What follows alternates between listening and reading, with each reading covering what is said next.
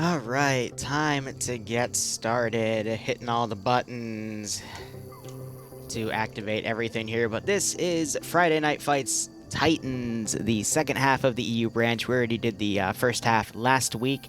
And now I've gone from, instead of covering server 2 to covering server 1. And Barb is not covering the other half because he got a job and now he is at work. But otherwise, this is going to be Scandi Recon versus... Why am I blanking on the name? Hold up, I think it's, let me check my mission command. 1RW, that's it. Alright, so 1RW is taking Op4 for the first round, doing Russian-based stuff, and Scandi Recon is doing Marine Marpat here. Quick role breakdown is Infidel has the light AT weapon. Geez, I am struggling today. Sergeant Danny has the light AT weapon, Infidel with the medium machine gun, Yanni taking SL, Nemesis taking medic. And we have Arcor, who's a fill-in for Scandi Recon today, doing the light machine gun. I believe Flying Finn is taking demo, and Nafs is playing a second medic.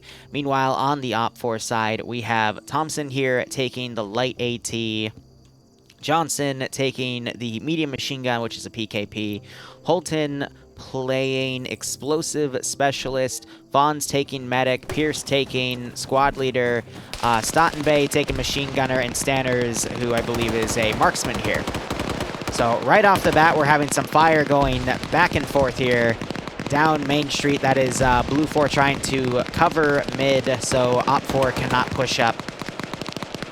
Otherwise, this is a very open map in certain areas, so a lot of lanes that people can engage each other. But we already had Danny get taken out back here, possibly by the marksman Stanners, who is up a kill. But otherwise, for these rounds, there's a terminal in the center of the map, so if the entire squad isn't wiped, another objective you can play is whoever takes the terminal first and holds it for 5 minutes to get 10 points total wins the round as well. So right now you're having a battle for middle here. Scandi Recon down 1 player. Stottenbay and Fonz trying to keep the middle secured so Blue 4 cannot touch the terminal here.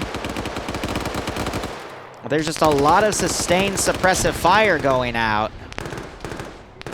And Op4 is opting to try to overwatch their methods here, as they're also trying to come around, find corners to bandage. Nemesis getting knocked unconscious, and Yanni also getting taken out. And so far, Op4 is leading with all of their manpower still up. So depending on how many shots Nemesis took, he might not be able to wake up here. Arcor, though, getting some flanking shots and taking out Stottenbay. The title is updated. Here, let me hit the update again. Make sure you refresh your page.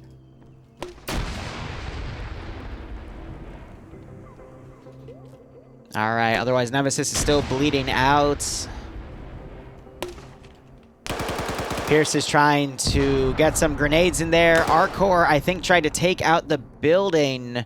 Nope, that was Flying Finn running over there, almost killing his own guys, but now you got Arcor running to this building.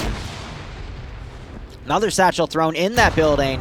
Takes it out. Arcor's able to get out. And this has been a very lengthy first round. Op4 finally getting the terminal connected. That would be Fonz grabbing it. And Infidel trying to tap him in the rear. Meanwhile, Arcor trying to get behind this building to use this cover, but he gets picked off by Thompson. And now it is 6v4. Actually, no, 6v3 because Nemesis is still down. Infidel trying to come around with that medium machine gun. Manages to drop Fonz by hitting him multiple times in the face. He is hit himself, though. And now it is 3v4. Stanners has come around with that marksman rifle. And Flying Finn is trying to maintain Stanners there, but he's going to go down because he is heavily wounded. Finn trying to get a grenade, but it goes under. And Stanners now going inside. Meanwhile, looking around, Nafs has knocked out Holt here. but Infidel appears to have gone down inside this building, potentially taken out by either Thompson or Jonathan. And now Nafs is going to come around this wrecked area, make sure that Holton is down. So it is a 2v3 right now, because I doubt Nemesis is going to wake back up. So Thompson now looking around. Nafs trying to get through that little barrage right there, put some more shots on Thompson. And Thompson does not know where he is being engaged from. I think he might have just seen Nafs' rifle right there. Finn, meanwhile, pushing into the building. Terminal has been halfway ticked up. Nafs now pushing, manages to get the kill on Thompson. It is now 2v2. Blue 4 needs to get someone to the terminal, though. Johnson is going to potentially try to come around. He's overwatching Stanners instead, and I believe Stanners has gotten medical done, and now his legs are A-okay. This is a very tough fight for a first round. I do agree, Gorski. Less than 2 minutes left on that terminal. Nafs quickly doing some bandaging. Finn, I don't know what he's doing. I think he's trying to wait out Stanners, but if these guys aren't quick and careful, they're going to lose because of the terminal. Johnson, I don't think he spotted Nafs here.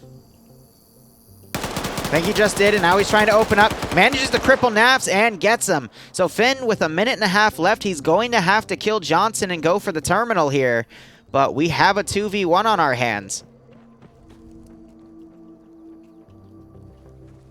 Johnson might have heard those distant footsteps. But Finn is at least going to touch the terminal. That's going to prop Johnson where he is. He quickly gets up, comes around. He's going to find a really good fire port on Finn.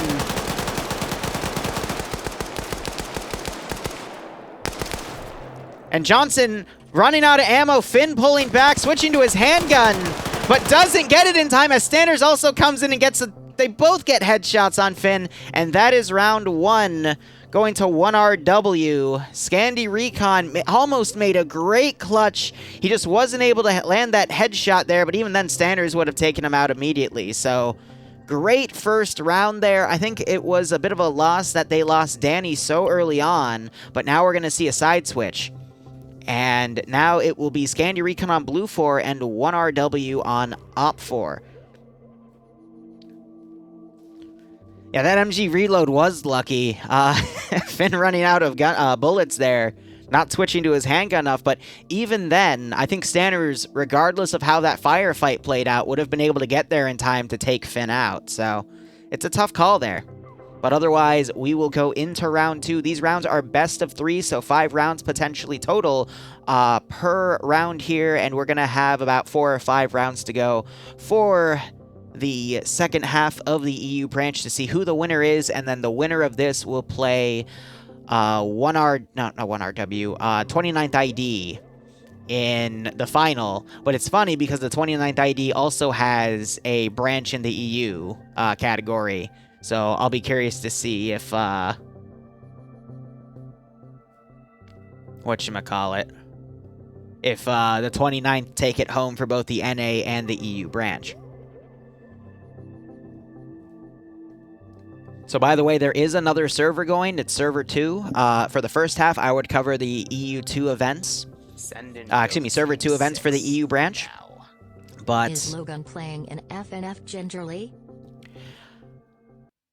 Why did it call Titans gingerly? What, because of the word tit in Titans? I swear, that bot is so weird. But Nomas, no, Logan is not playing. I haven't seen him in Titans, unfortunately. But otherwise, thank you for the 7-month resub. I hope you keep enjoying the operations, and I hope you get a kick out of this scenario. But there's other matches. For example, UPSE is going to be playing... Who is it? I've got the roster on Discord for this round. But while this round is going on... to quickly check, where is my chat box with Nemesis? There it is. On the other server, it's RCC fighting the 29th ID. And both of the maps are on Susari right now, so... These are supposed to be 35 minutes total.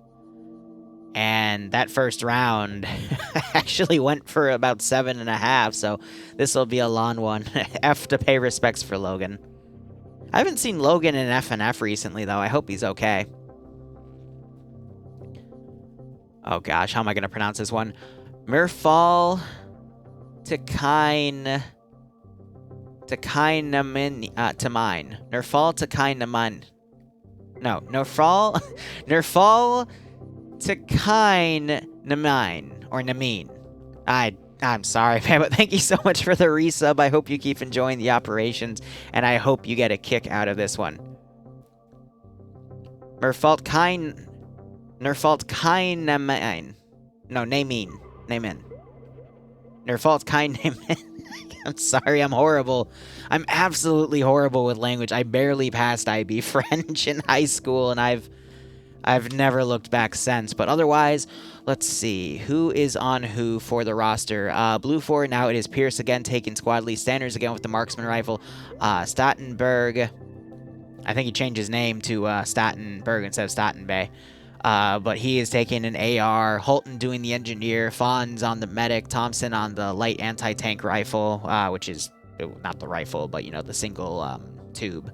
And Johnson as the machine gunner for the 240 Bravo. And the round begins. Yeah, IB. God. That made high school a trip.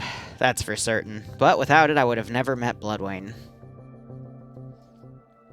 But I have some crazy high school stories from back in the day. Regardless, this map's kind of interesting, because compared to the NA finale we saw on Lagasola, this map has a lot more open area, and we'll see a lot of different maps today instead of Lagasola for 9 rounds, so. Stottenberg heard that you won't call him Stattenberger, so he switched back. I call him Stottenbay or Stottenberger, whichever happens. I usually just call him Stattenberger, and then I know because he used to be Stattenbay, right? And now I call him Stattenbay because he switches to Stattenberger. Alright, but we already covered Blue 4. What is Op 4 doing for this round? Actually, I can page down a lot because it doesn't really matter for render distance. We have some people still rendering in, but our core is going to be the not the machine gun, the auto rifleman with the PKM. Nemesis playing, is that medic, I believe? Yep. Infidel being the machine gunner with the PKP. Nafs as the medic. Nemesis as the other medic, Flying Finn as the explosive specialist again, Arcor as that auto rifleman, excuse me, and Sergeant Danny as the light AT, and Yanni as the squad lead. So should be good. I'd love to see the PTRS in FnF, maybe because I know World War II is gonna be a theme in FnF for a month, so maybe they could sneak in the PTRS. Because we have one in TSB, and it's a freaking riot to have one. Otherwise, some people are subbing out some weaponry here. Either magazines or grenades, but we'll see if there is a continued Op 4 bias on this mission file, similar to what we saw on the finale for Lagasola. If Op 4, in this case, Scandi Recon, can pull a victory here. But I could see a really nice direct rush to the terminal on the northern side. On the Op 4 side, but we'll just have to see how things go. Give that bitch a cannon. Bitches love cannons, exactly. And Crypto, things are going alright. Had to call the bank today for pre-approval loan letter stuff. That was interesting. And then even weirder, I think our banker sent something for someone else because he sent a picture of his bed with the phrase, "oh no," but with multiple O's in the no. And to the group chat where Bloodway and I are in, it's interesting. But anyway, round begins. Liru's life is always weird. But let's keep it on track. So, no opening kills this time as Op 4 with Scandi Recon pushes up hard here. Naps also pushing up really aggressively. We saw him do really well in the last round and got a few kills for himself. He's going to quickly try to take that. Yanni taking the terminal early on to get that ticking for Scandi Recon. That's a good call. Naps, I think, is going to try to set up right here so he can get some shots. Gets a headshot on Fonz there. Holton now looking up on that window, trying to get a grenade in there, but Naps already repositioning, knowing that he's going to be watched right there. Gets a second kill on Thompson. Now he's going to go left as Holton is now looking down that angle. Stottenbay coming around here. Great opening play by Nafs as now Arcor is slowly coming around. And Nafs trying to do a flanking shot. Gets a third kill on Pierce. They heard that satchel beep. That's about to go off. That's going to kill Arcor. And it kills Nafs. But not before Nafs is able to take Holton out and get those 2 kills credited. But Nafs up 4 kills. And now it's 5v3 in Scandi Recon's ballpark. That is what I was waiting for. How you doing, Barb? You got your name business cards? Nice. But I've been waiting to see Scandi Recon utilize Nafs a bit more, because Nafs' background is from King of the Hill and doing crazy solo PvP stuff on those servers. So with that, he's a very powerful asset to utilize on his own in these small team v team fights. So as long as he is properly utilized, I don't see how Scandi Recon can lose against 1RW, but Stander's getting a good pickoff kill on Infidel. And Nemesis trying to do a flank around here, getting into extended firefight, knocking Johnson out. That was a lot of wounds. We also have Stottenbay knocked out. He took a few additional shots, though, but the shooter pulled back instead. And now you got Sanders moving up, and Scandi Recon is forming a really good wall here. Marksman just got picked off, I believe, by Yanni.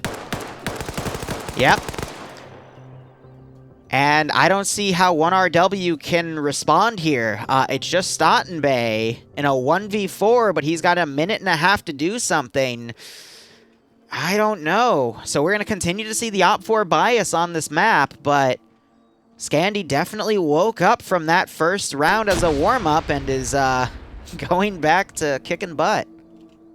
But I'd love to see Scandi continue on to have a rematch with UPSC, because UPSC in the first half completely wiped Scandi Recon 3-0.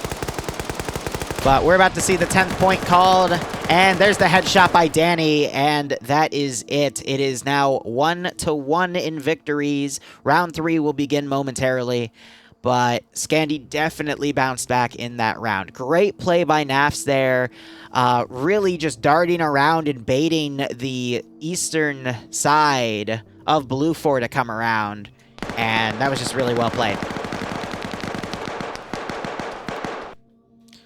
Well, you know, you don't have to always go and raid. You can come play in that one-off of FnF Titans to support your team members in Scandi Recon. But don't worry, they're doing fine so far.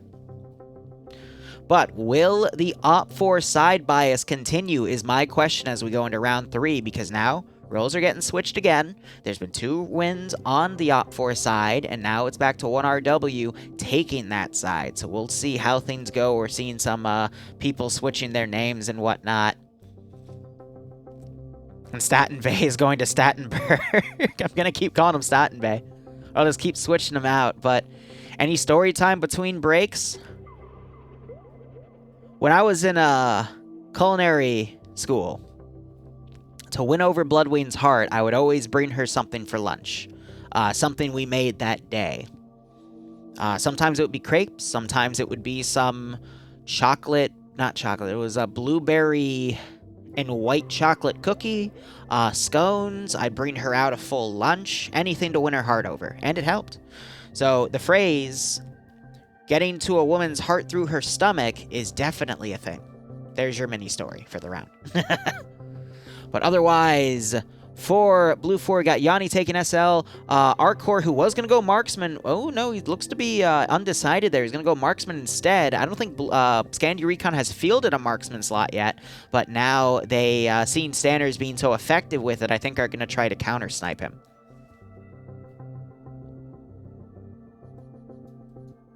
All right, Sparky, then yeah, you probably don't want to be in culinary school then. But otherwise, round will begin momentarily for seeing who can get out on top in the first of 3 rounds. But it is still first to 3 for these, so we'll just have to see how things go. What food am I best at cooking at? Oh, man. I never really developed my own personal culinary style in the time I was in there. I just cooked a lot of various different things.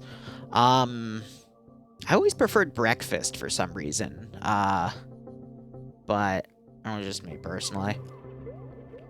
As long as you give me a recipe in like 10 minutes to look it over, I can cook it. Because at least I know, like, in my kitchen, how everything cooks. So I've got 2 burners that go slightly hotter than the other 3. My oven has a slight issue where it's slightly open even when you close it. So you have to turn everything up by about 15 to 20 degrees over of what the recipe says, because it's going to leak out and it'll still get the same results. But really, it's just a matter of how well you know your own kitchen. And then from there, you adjust the recipes based off of that info. But otherwise, warm-up has begun. Is there an actual terminal in here, or is it just a prop? Oh my gosh, they actually did throw a terminal in there. So the reason they do it is just so it doesn't break any scripts. So, you know, they can just recycle things. But, all right, going down the list here, we were doing Scandi Recon first. So we have Nemesis again playing as a medic. Flying Finn's going to play the explosive specialist. Danny taking the light AT weapon. Arcor taking marksman. Yanni Finn as SL. Infidel, I believe, is going to be the medium machine gunner in that case with the 240 Bravo. And Nafs is going to play the other medic, but he is already putting his weapon on his back because he's going to triple time up there and try to be quick on his feet again. So that is a good call. Also, yeah, apparently this lighthouse is blocked off because it was causing issues when it was first used in the NA branch. But otherwise, looking at Op4 here, we have Stanners taking Marksman again. He is going to be running up Nafs' side, so he might be able to deny him that advance. We have Pierce taking SL again. Johnson here is going to be taking the PKP, the machine gun. Stottenbay is taking the auto rifle, which is a PKM. Fonz is going to play medic. Thompson is going to play light AT, and he's going to fire that from the get-go. It's not an RPG SH or whatever, whichever one has the thermal barrack. It's just an RPG 26. So it's not expected to do too much damage. And Holton, I believe, is playing engineer for those demo charges. So Op4 is going to open up by putting AT down range, and Blue 4 is going to open by having NAF sprint ahead again to try to get some early on kills. It's a good strat.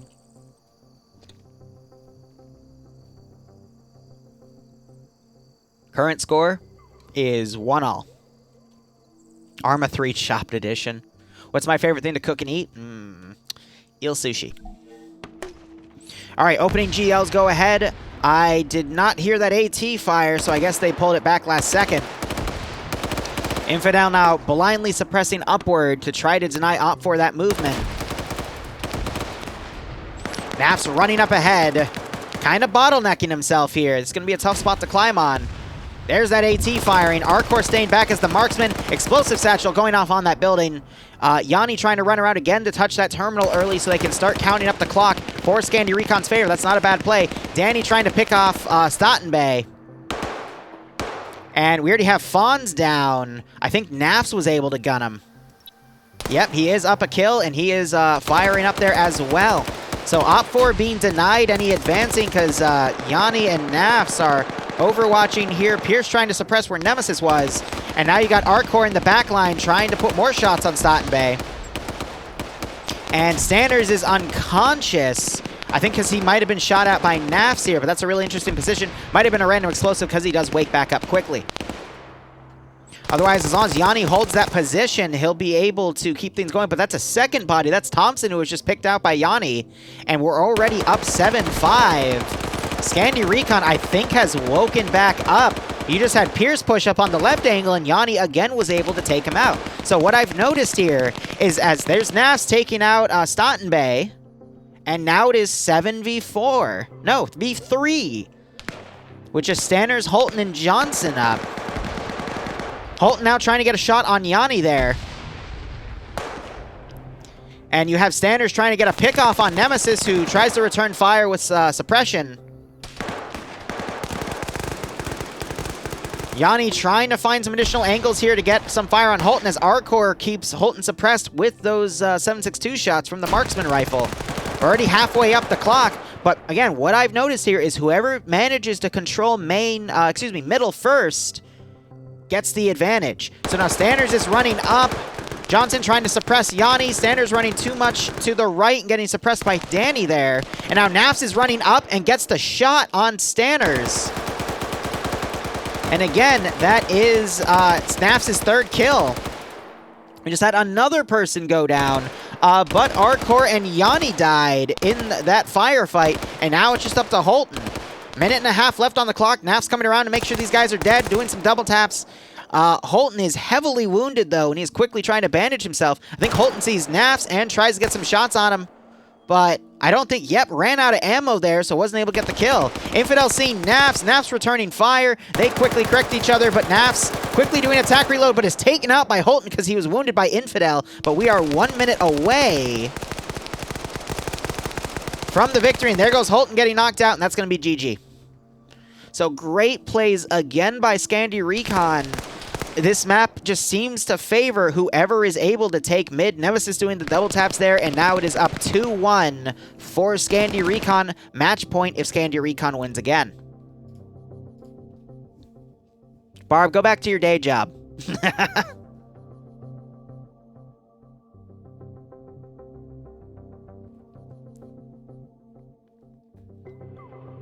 NS, I'm glad you find it relaxing.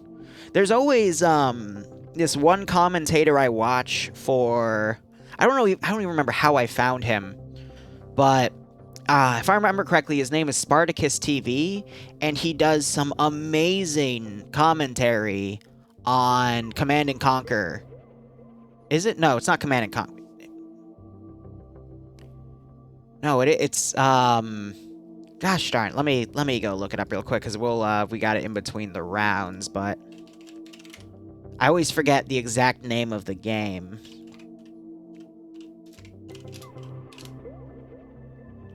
It's Kane's Wrath, that's it. Command & Conquer 3, Kane's Wrath. And he just always does an excellent job with commentating those events, but he hasn't done anything in years, and he said a few months ago he might come back, but I'm still waiting. But he, I would say, is the reason I do PvP commentaries in the first place, because I just love what he would do with it, so.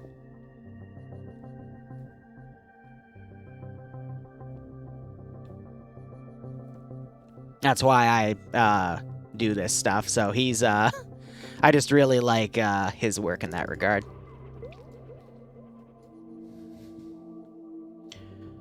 Oh yeah, no, Redneck was, he was messing around in one of my chat channels in Discord, and then he was adding me saying people are bullying him, so I told everyone that they're free to bully him, because I don't know why you're adding me about it. Just have fun, you know, like, just go have fun.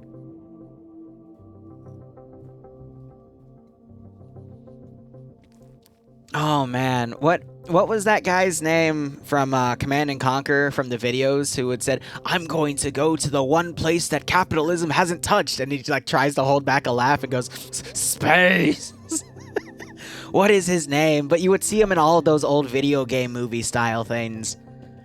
Was it was Tim something. But good God, old video games were just amazing with the amount of work. Tim Curry, that's it. Yeah. But you would see him in like almost everything. But back in the day, man, that's what, there was just so much effort put in video games now, and you don't see that anymore except for like whatchamacallits, either indie development, or once in a while you find a AAA that's had a lot of work developed in it. And then you have all this overhyped stuff like, what was it, Anthem? That turns out to be Garbo. But regardless, let's get back to the round here. So Arcor with the PKM. So he is the auto rifleman. Nafs again playing medic. He's going to go triple time here. Yanni Finn doing squad leader. Let my camera go on the outskirts there. Nafs is going, yep, no, I covered Nafs. It was Nemesis who's playing the other medic. Flying Finn going to play explosive specialist. Infidel with the machine gun, which is the PKP, and Sergeant Danny with the light AT. I've been kind of curious how Scandi Recon has not been playing most of these rounds with that marksman rifle. instead opting to go for the AT weapon just to have another rifleman here. But I feel like a marksman rifle would actually be really good in some areas of this map. Otherwise, looking at Blue 4 here for 1RW, we have Johnson on the machine gun for the 240 Bravo, Pierce taking squad leader, Thompson taking, I believe that's light AT, yep, Staten Bay with the light machine gun. This is Fonz here. Is he explosive? Nope, he's playing medic. Standers is playing explosive specialist, and Holton is taking the marksman rifle this time. So Standers and Holton subbing out roles to see if they can perform better with the other rifle. But I expect to see Op4 rush up again. Nafs is probably going to play that same strategy. But so far from what we've seen in all 3 rounds, this is all about whoever is able to take control of mid is able to win. But Danny falling short by an early explosive from the 40mm underbarrel. And an explosive satchel thrown on this building. I think they're going to deny that building, so Nafs can't use it again. Sanders now running back, and now Nafs is forced to stop short. Yanni getting connections on the terminal here. Another explosive satchel thrown on this building, I believe, by Sanders again. And Pierce is now running up the western flank of Op for Scandi Recon. Danny waking back up. Pierce trying to find an angle here. I think Danny's going to be able to just get outside of his grasp, but Fawn's taken out potentially by Nafs as Nafs returns fire, manages to pick off Standers there. Staten Bay coming around. Pierce, though, able to get some flanking attacks, gets Arcor knocked out. Finn is also knocked out, and Infidel is knocked out. Yanni is also knocked out. Danny wising up to what Pierce is doing, gets a lot of hits on him, but otherwise no results. Danny takes one small wound of his own, or that's just when he wasn't able to medic. So Pierce now in a little bit of a pickle here, but Op for Scandi Recon in total is in a bit of trouble. Danny getting hit by another one of those GLs, and I think is going to try to get revenge. Finn waking back up, and he is able to pick Pierce off. All right, so it is now 3v4. No one on Op 4 is technically dead yet, but Blue 4 is going to rush in here and potentially take the terminal back. And that's going to force Op 4 to have to rush back and try to take it. Nemesis running in, though, gets a shot on Staten Bay, though, denying him access to that terminal. Blue 4 is just not capitalizing on the advantage they got because they don't know that they knocked so many of Op 4's players out. So Thompson up on the spot. I guess the terminal was touched. I didn't see the pop-up, though. So in death, Staten Bay was able to get it, and now it's going to start taking up for Blue 4. But Nafs actually getting dropped by a lucky headshot by Thompson there. Nafs had the drop on Thompson, but I guess just wasn't able to land any connections. So 3 kills up for Nafs, but he is unfortunately down. So now Nemesis is probably going to run in here to try to get the terminal touch to continue points counting for Op 4 here, but we've got a bit of a lull on our hands as Op 4 tries to... Hold on. Nemesis just touched the terminal. He sees Thompson's rifle, tries to land a shot on him, pulls back in time, took a hit though. He is bleeding actively. Now Thompson is trying to find a different angle on Nemesis here. Danny might come up. No, he's going to stay in the under area. Nemesis getting the drop on Thompson there. And now it's just up to Johnson here, who has the medium machine gun. He has a good bit of elevation, but he is going to easily contrast against this white background. And it is once again a 1v3. I stand corrected. Finn getting a nice keyhole shot from under a power generator. And now that is GG. Scandi Recon will be continuing the competition, but I believe 1RW has been eliminated from it, but I could be wrong in that regard because I think this was a loser's match. But let me, we'll let this go to the next round. I will quickly clarify that. This is match 13 technically, and there is no loser of match 13 that I see here. So, yep, 1RW was eliminated. So, these next rounds will be between not Scandi Recon. It will be against FK and PLH. Okay. So, we'll see this go into the next round. This next map is going to be on Bohemia. So this is technically going to be round 2. Give me 1 second here. I gotta now change up my commands. But overall, a good first round to go on for what we're doing here. Okay, so let's get the command switch. This is going to be, again, between FK Gaming and PLH.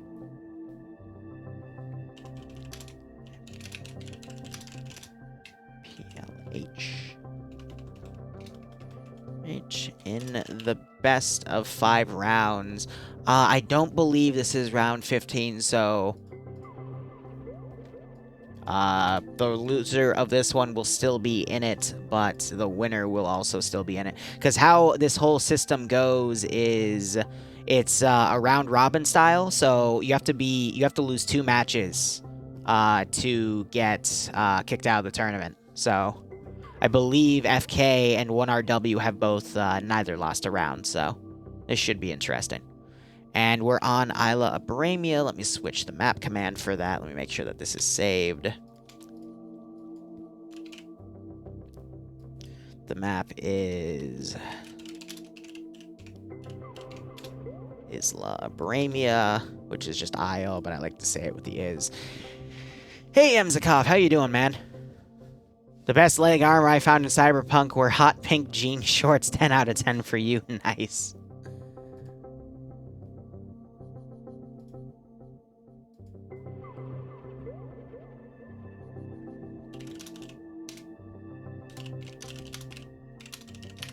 Danny is saying, hey, did you see the fact that I got dropped by the GL at that last round? I'm like, yep. That's fun. People seem to be having fun with this event. That's the most important thing, so. Barb, get back to work. You have a job now. You have to go do job stuff. And we'll begin this round ASAP.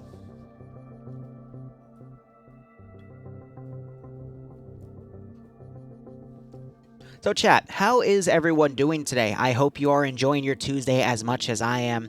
Personally, it's been a little bit of a late start for myself because I woke up late, forgot to upload stuff in the morning, at least schedule it, and I had to call the bank because Bloodway and I were trying to get, a pre-approval letter for a loan so we can start looking at houses, which would just be townhouses, but it was funny because Bloodwayne's like, all right, can you text the bank guy about this, this, and this? But she texted him about it this morning while I was asleep. So I'm like, but didn't you already? And she's like, yeah, but I need you to text him. And I'm like, okay, do you want to do it in the group chat or do you want me to do it individually? And then she got mad at me and hung up on the phone. And I'm like, but what do you want me to do? Because you already did it, so I'm just being confused now. That was a fun one. But otherwise, what do you guys think about this round here? Again, it is going to be between PLH and FK Gaming. So if you want PLH to win, feel free to spam PLH in my chat. If you want FK to win, feel free to spam FK in my chat.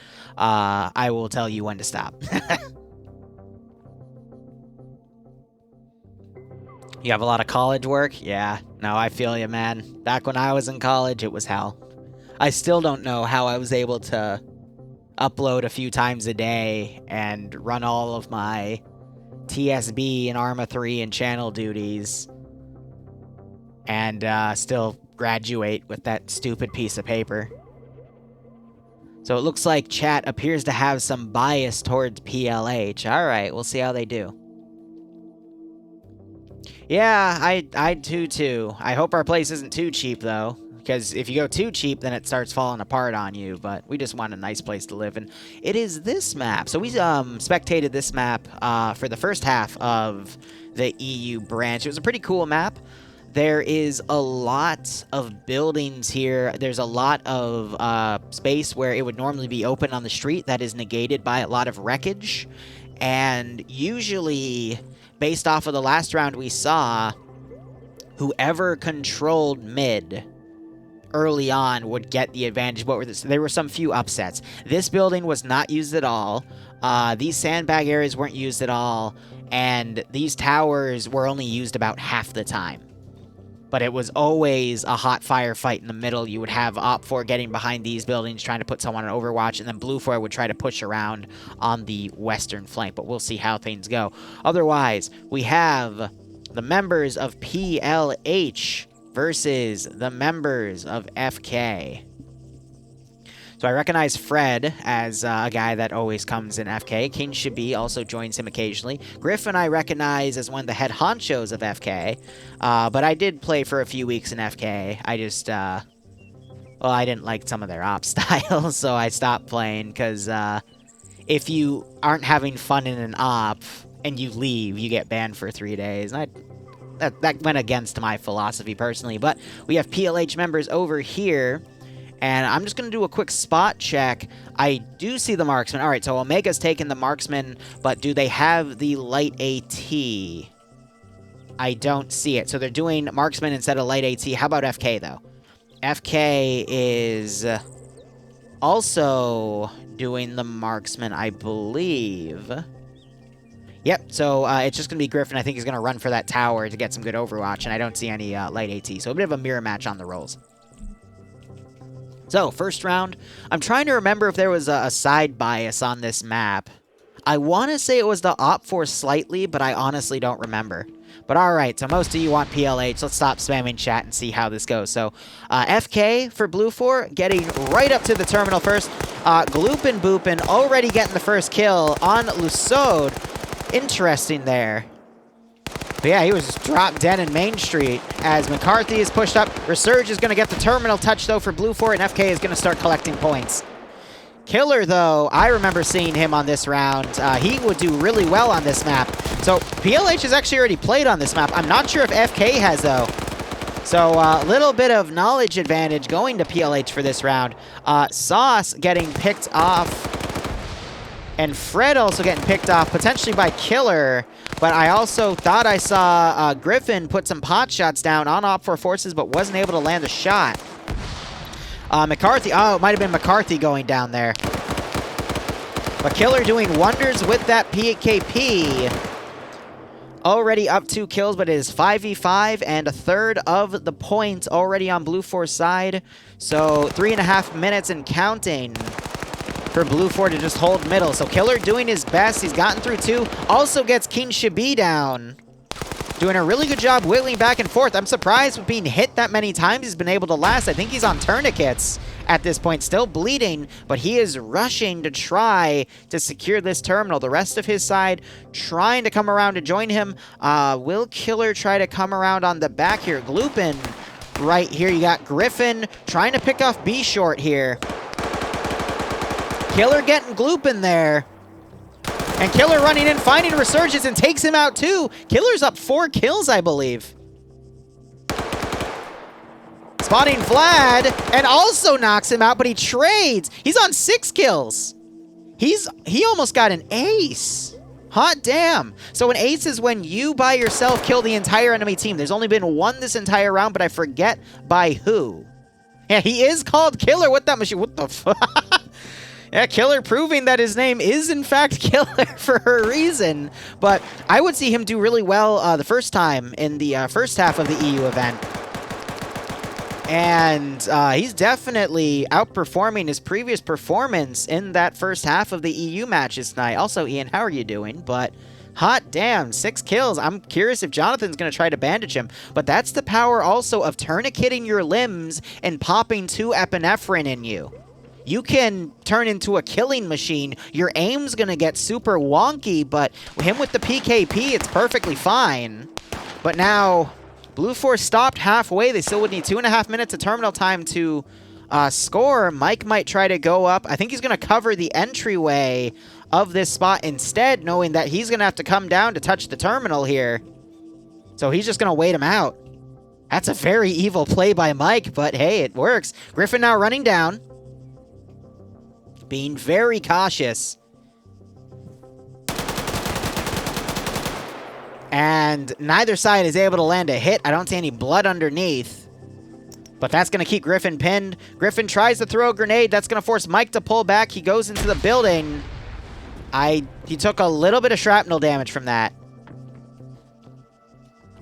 Killer's still bleeding out.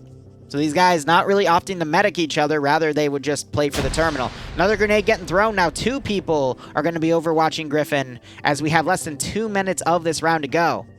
Doping and Arma, unthinkable. And yeah, Ian, I'm doing pretty good. Thank you for asking.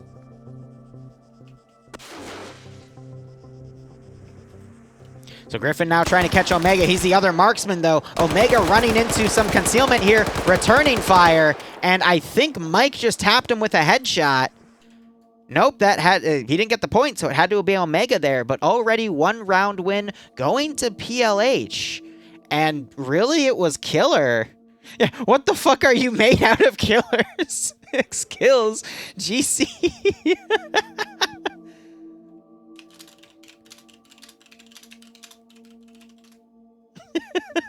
I'm stealing your joke, I'm sorry. But 6 off the bat, that's pretty impressive. Also, I just realized my monitor's glitching out here. Sometimes it has a line of dead pixels in the middle, so turning it off and back on fixes it. Actually, I don't even think it's dead pixels. It just, like, syncs the middle improperly, so, like, half of it is slightly above the other half. It's just weird. But yeah, Bloodway and I are doing okay.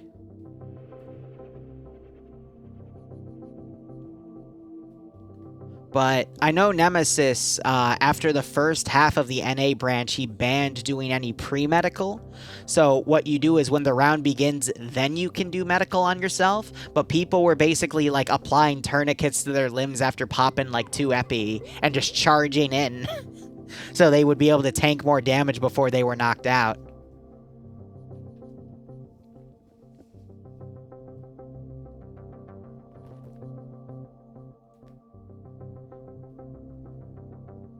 I have 0 idea what's going on, but Mike is the best, and why are 114 people watching this? Cack.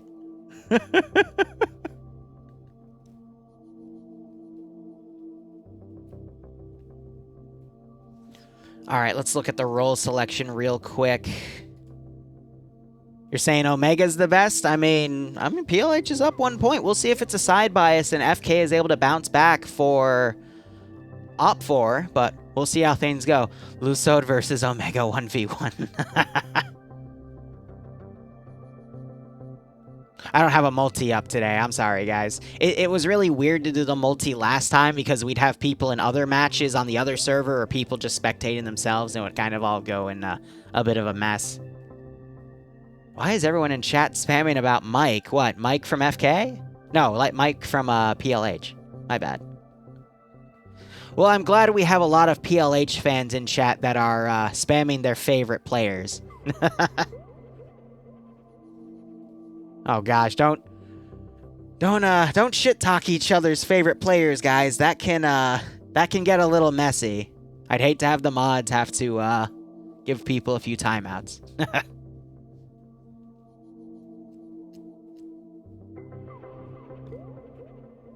Alright, next round should be starting momentarily here.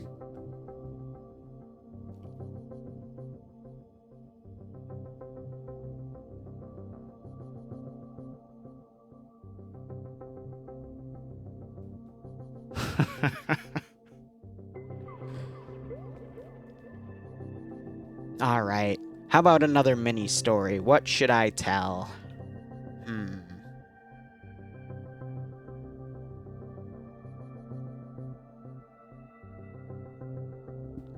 Can't think of one of my mini stories on the top of my head. Other than one time I ate, I had a bite of Bloodwayne's ice cream without asking, and she beat me up. But it was good. So I don't learn my lesson there. Just, if you see an opportunity in life, just take it, have a bite, and enjoy it. I know, I'm still alive. The doctors thought it was a miracle. It was definitely worth it. Was it with the dragon? No. It was with the backside of her hand.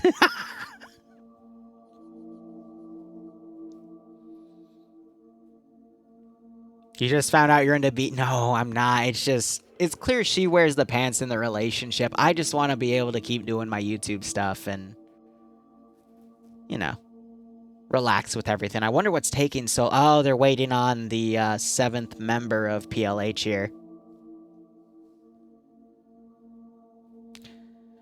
All right, chat. I'm gonna ask my mods to start calming people down because I understand how some of you are hyped up for PLH, but you gotta calm down. All right? Can't be too rowdy. This is also kind of entertaining to read through. Oh man, stonks. Get out the shock batons. If What's That were here, though, you'd all be... you all would have been timed out already. Yeah, I wish I was as popular as Mike in high school there. I was a bit more of a loner. I was the weird guy that went from, what, saber fencing to bioengineering to cybersecurity. No, to culinary, then cybersecurity. That was interesting. But I remember in middle school I was supposed to go to a different high school, but I punched my bully out, and then people spread a bunch of really vicious rumors about me after I did that. And I instead transferred to an IB school to have a fresh start in life. But yeah, I was an internationally ranked saber fencer for a few years. That was fun. Oh god, I told this story recently, but my partner in fencing, who I would often spar with, his name was Stewie. He was about my skill level, but then our coach one day taught us how to flunge, which is basically when you do a lunge, it means you're doing an extended attack to try to hit your opponent in a target area, but when you flunge, you leap at the guy. So after they taught Stewie how to flunge, he was he was a force to be reckoned with. Because imagine this, slightly scrawny kid, like a thin pencil, and then they say, on guard, ready, fence. And then he just leaps at you from the start board. And he was always able to nail you, too. Like, you had to know it was coming to, like, back away really quickly so you could avoid him. But when we'd go to competition, people wouldn't know that. People wouldn't go in knowing that they need to back up. So for the first round, he'd always do it as a shock value, where he would just flunge at these poor kids. And sometimes they'd scream, too. It was pretty funny. But otherwise, we'll get started momentarily. I think they're still waiting for Thompson to connect. And there it is. So, let's hit our buttons here, make some of those interface options go away. But round 2, one victory is already up to PLH, but PLH is now on the Blue Force side. And, yes, they are sprouting out of the ground with their kits here. So it's only when they're ready to go, when they're fully developed, you see them sprout out of the ground. So, B Short and Killer. Killer, mostly out of the ground here, but he still needs a second. But Short here, proving that he is indeed a short one. And Blue 4 apparently got eliminated. Interesting. So the hints for the, section are going off, but now Short has disappeared. 1, 2, 3, 4, 5, 6. And there he is. Okay, he reappeared. He was just taking his time to develop. But otherwise, we have FK on the Op4 side. So let's actually go through and review who everyone's playing as. Vlad is playing as the medic.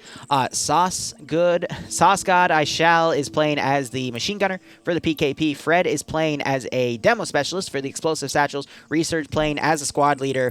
We have Gloopin Bloopin playing as the light AT with the rifle. King Shabi playing as that auto rifleman with the PKM. And we're having Griffin once again take the marksman rifle, so not really any slot switching out there. Meanwhile, on Blue 4, Omega is playing the marksman. Killer, once again, going for a machine gun, in this case, the 240 Bravo. We have Lusode as the squad leader, who else gets the grenadier weapon. McCarthy going in as a medic. Jonathan going as the explosive specialist. B Short is playing as the medic, and Mike doing the automatic rifle, which will be the 249 gunner.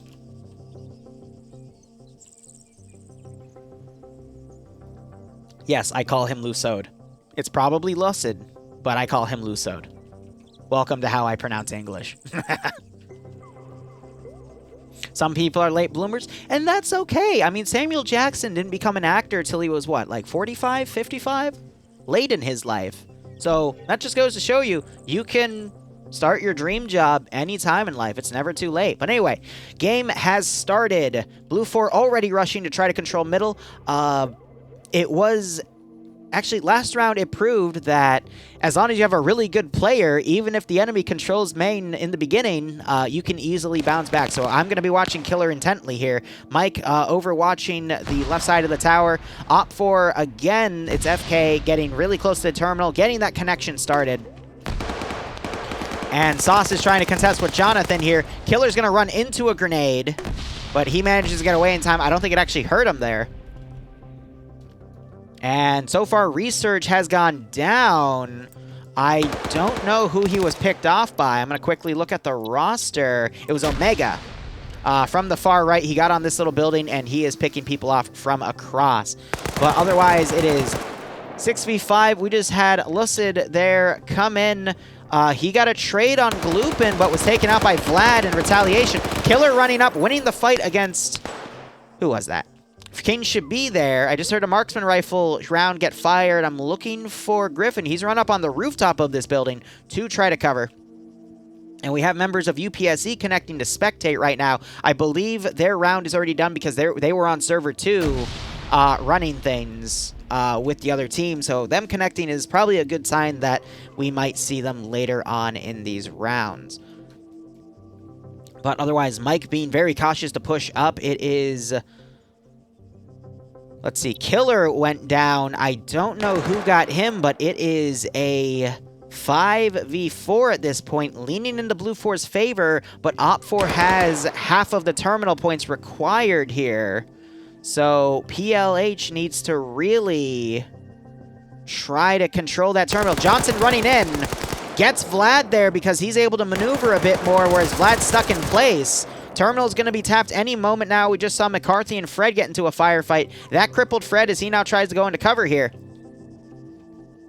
And I'm waiting to see Jonathan capture that terminal. Grenade knocking McCarthy on his feet. Another grenade getting thrown. That's a smoke grenade, though, as Mike is trying to overwatch for Sauce here. And I think they just spotted each other. Mike now trying to find a good angle. But with that terminal connected... And Blue 4 now guarding that. It's going to make it a bit tougher. Satchel charge thrown. That cripples Fred and knocks Sauce aside. McCarthy getting picked off by Griffin and double tapped. But now it is 1, 2, 3, 4 versus 1, 2, and 1 unconscious. But he just woke back up. So Mike now going to run around, spots Sauce there, and executes him as Sauce wakes up and doesn't realize what's going on. And it is now 4v2, leaning on PLH's favor.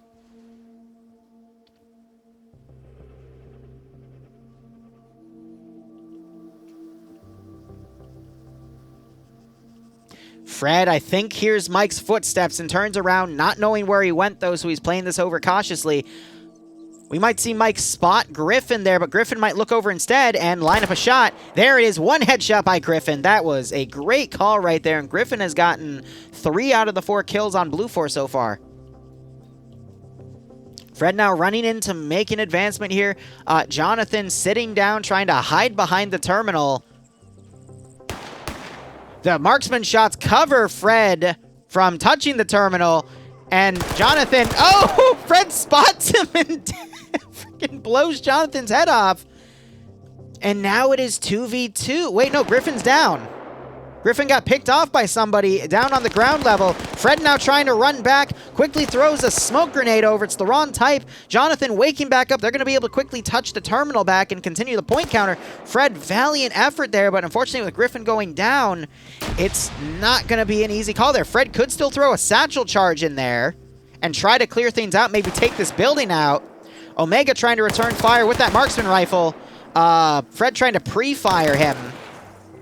And now Fred's running around, but Omega's able to spray him down with that 7.62 marksman rifle.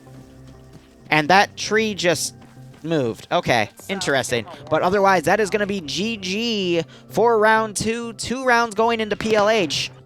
And now it will be match point if PLH goes 3-0, which is entirely possible. We saw that a lot with the EU branch for the first half. This is, again, the second half of the EU branch here, but I'm not surprised that we're seeing some 3-0 still happen, especially since PLH already has played on this map, so they are already familiar with it. I'm not sure about FK, though, so could be a nice advantage there, but really, Killer just going strong in that first round to win it for round 1, and then round 2, Killer went out earlier, but just PLH was able to dominate the playing field a bit earlier, and that just gave them that early on advantage. Despite that FK has been able to tap the terminal first both rounds, they just haven't been able to maintain control of middle because there's so many ways to get up there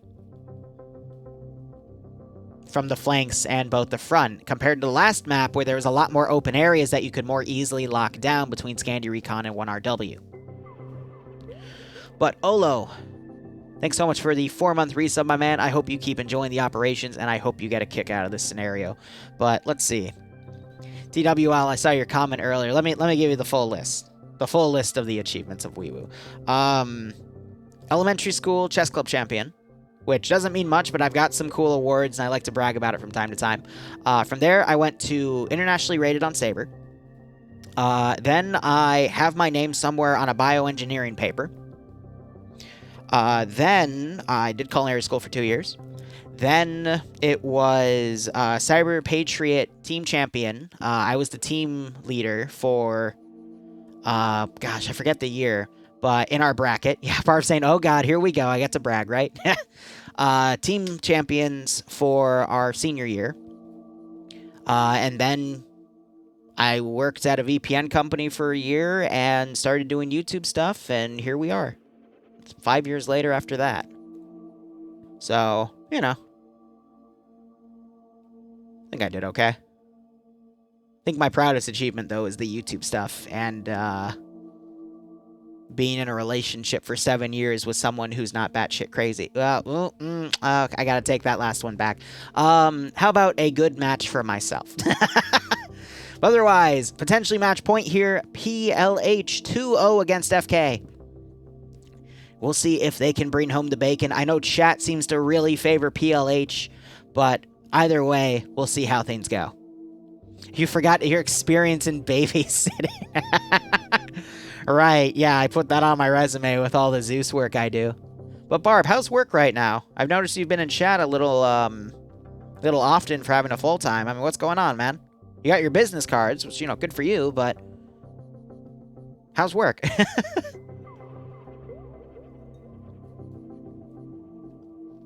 Is it possible for any group of people to join this sort of stuff? In the future, yes, but the main bread and butter of Friday night fights are the actual Friday night events, which are like 124 players. But I have heard they're going to start experimenting with getting the player cap past 124 again.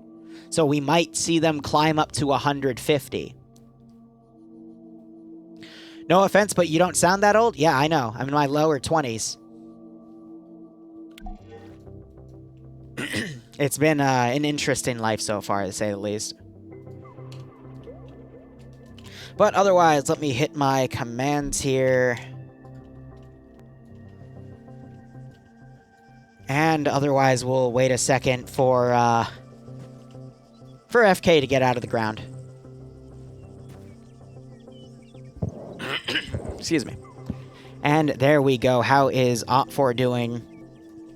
Cool. So, PLH on Op4, let's quickly go down their kits. So, Mike is going to be the auto rifle with the PKM. Lusso taking the GL as the squad leader here. We have Short taking, is that the medic loadout? Yep. Short and McCarthy both taking medics. Jonathan taking explosive specialist. Killer again going with that PKP. Let's see if he can have a repeat of the first round with those 6 kills. And Omega again taking the marksman. Meanwhile, Blue 4 looks like a lot of them are going triple time, putting their weapons on their back. They're going to try to rush in to try to dominate mid again. That is all right. But Bloopin going light AT. Resurge, I'm going to have to use the map symbols here because they put all the guns on their back. Resurge going squad leader with the GL. Vlad going medic. Fred going demolition specialist. King Shabi, I'm going to have to actually look and see what weapon platform he has. He is auto rifleman with the 249, which means Sauce God is the 240 Bravo auto rifleman, machine gunner. and Griffin is the marksman. The difference between an auto rifleman and a machine gunner is auto riflemen are usually a light machine gun, which is more often than not a 5.56 caliber, but for Russians it's still 7.62. And then the machine gunners are the medium machine gunners, which usually have a bigger caliber, and their weapon and ammo weighs more, and they usually have an assistant work with them.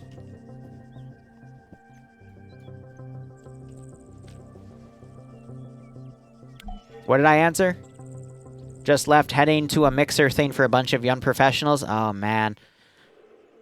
I've gone to a few with Bloodwayne, and I personally hate those. And she kind of does too. But anyway, back to the round. I'll cover it after this round. But Mike trying to put a really well-placed GL round, but unfortunately his lawn, if he got it short and landed right in the middle of those 4 guys, he would have done a massive amount of damage. We're seeing both smokes and frags being popped as Blue 4 for FK, once again, maintaining control of the terminal early on.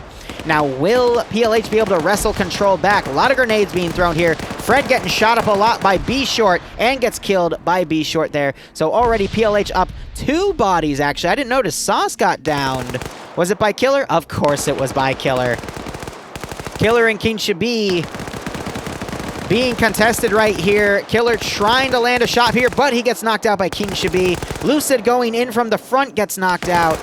And Vlad died on the outside. McCarthy getting another kill off of, let's see, Gloopin. And now it is 5v3. McCarthy and Jonathan coming around. Research prone. He's going to get Hillary Clinton there. Shot twice in the back of the head. And now Johnson maintaining control of that terminal. And it is 5-2. Not looking good for FK. Yeah, the name says it all for his profession, man.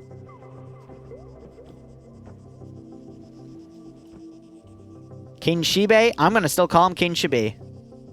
It says Shibe. Easy. English. It's perfect. Anyway, Op 4 collecting points now. It's up to King Shibe and Griffin here to try to bounce back. Griffin got hit a few times, but managed to do some bandaging. He's going to try to overwatch King Shibe here.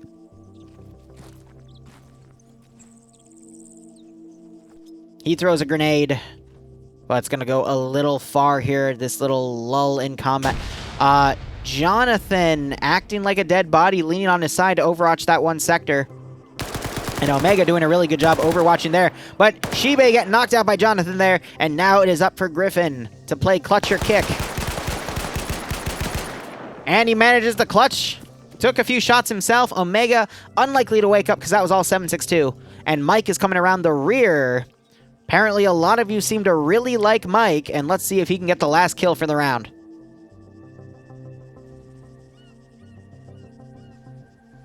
And TWL giving some recipe advice for how to grow your Marines properly. I love it. So Mike now overwatching to cut off Griffin if he wants to try to come around. Jonathan still going to be overwatching this vector. I don't know how Griffin's going to be able to do this one. He has the marksman rifle, so he has a good caliber advantage in firefights, but is he crippled or is he walking slow? He's walking slow. All right. And I don't see any active wounds on him, so that might not even be his blood. But he has 2.5 minutes, now less than 2 minutes.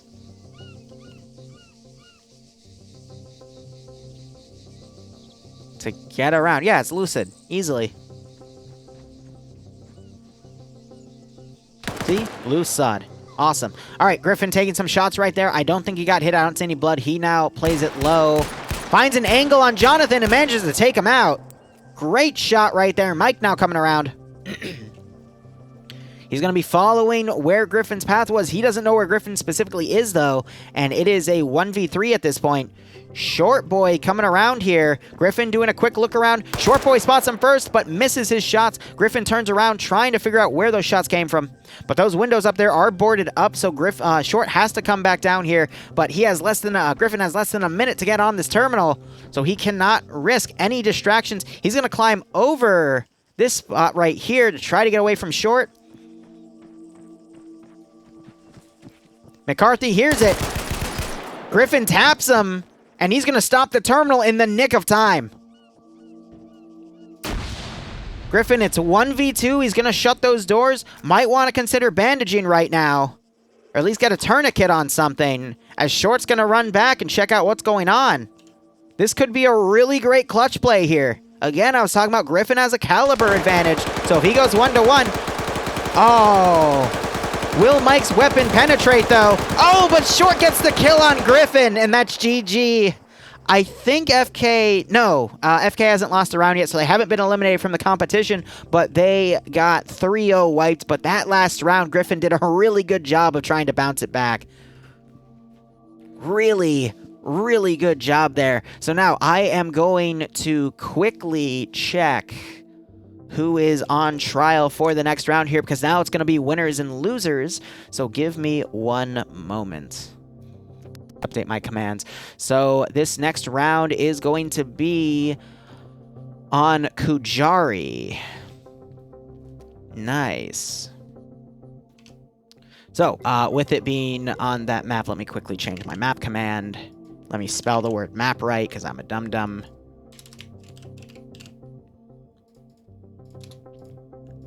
And go to mission here. This is round 3 between the loser of match 15, which was FK Gaming, versus the winner of match 14, so it's Scandi Recon versus FK Gaming.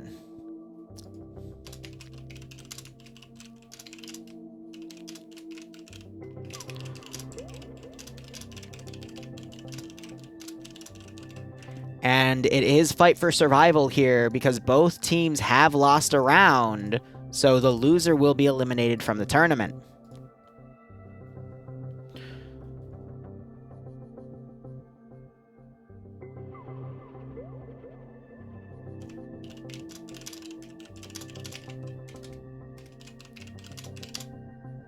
Should be Scandi versus FK. On Kujari.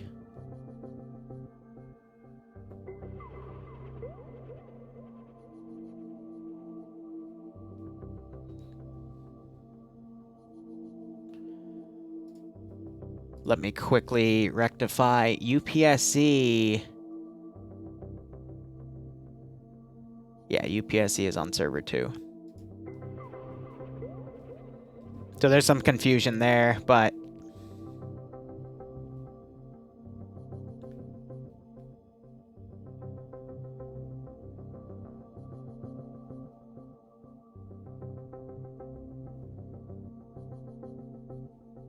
yeah, so they're disconnecting.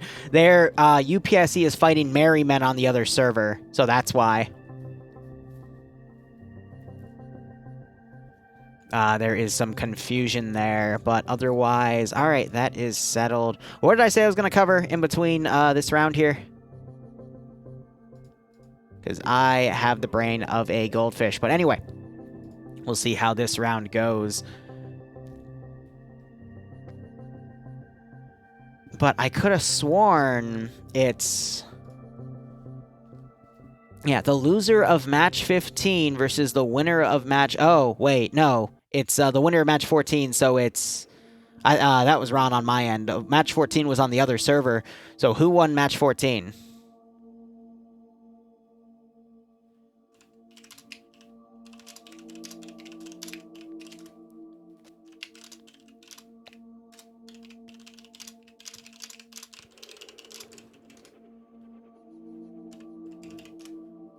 Okay, so it's FK versus 1RCC. But it's still fight for survival. So that would mean the 29th ID got eliminated from the EU branch, but they still won the NA branch. So we'll still see them in the finals out of everything, because there'll be a final match between, a grand final match between the NA and EU branches. So this would be between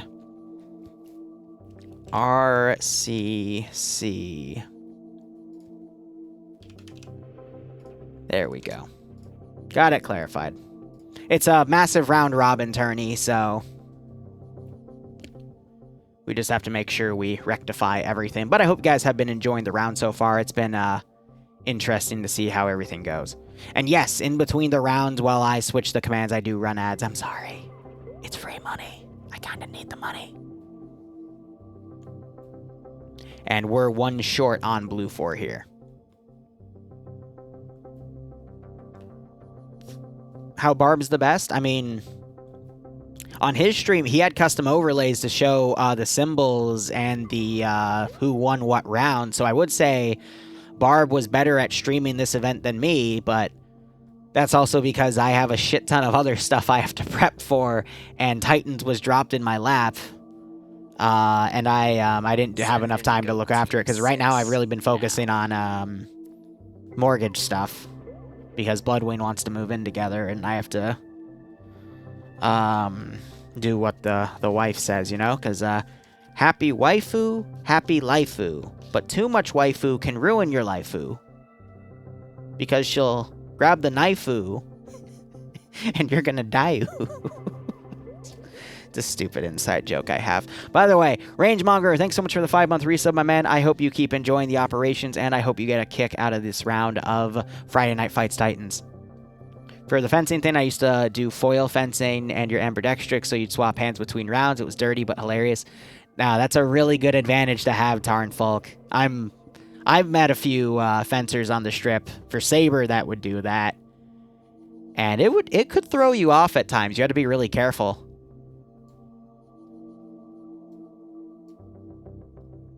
There's a line right here. I thought these were dead pixels for a second. I was about to freak the fuck out. Like, my monitor better not be dying, but there's a very fine line right here. Oh my god, I was at a fucking panic attack.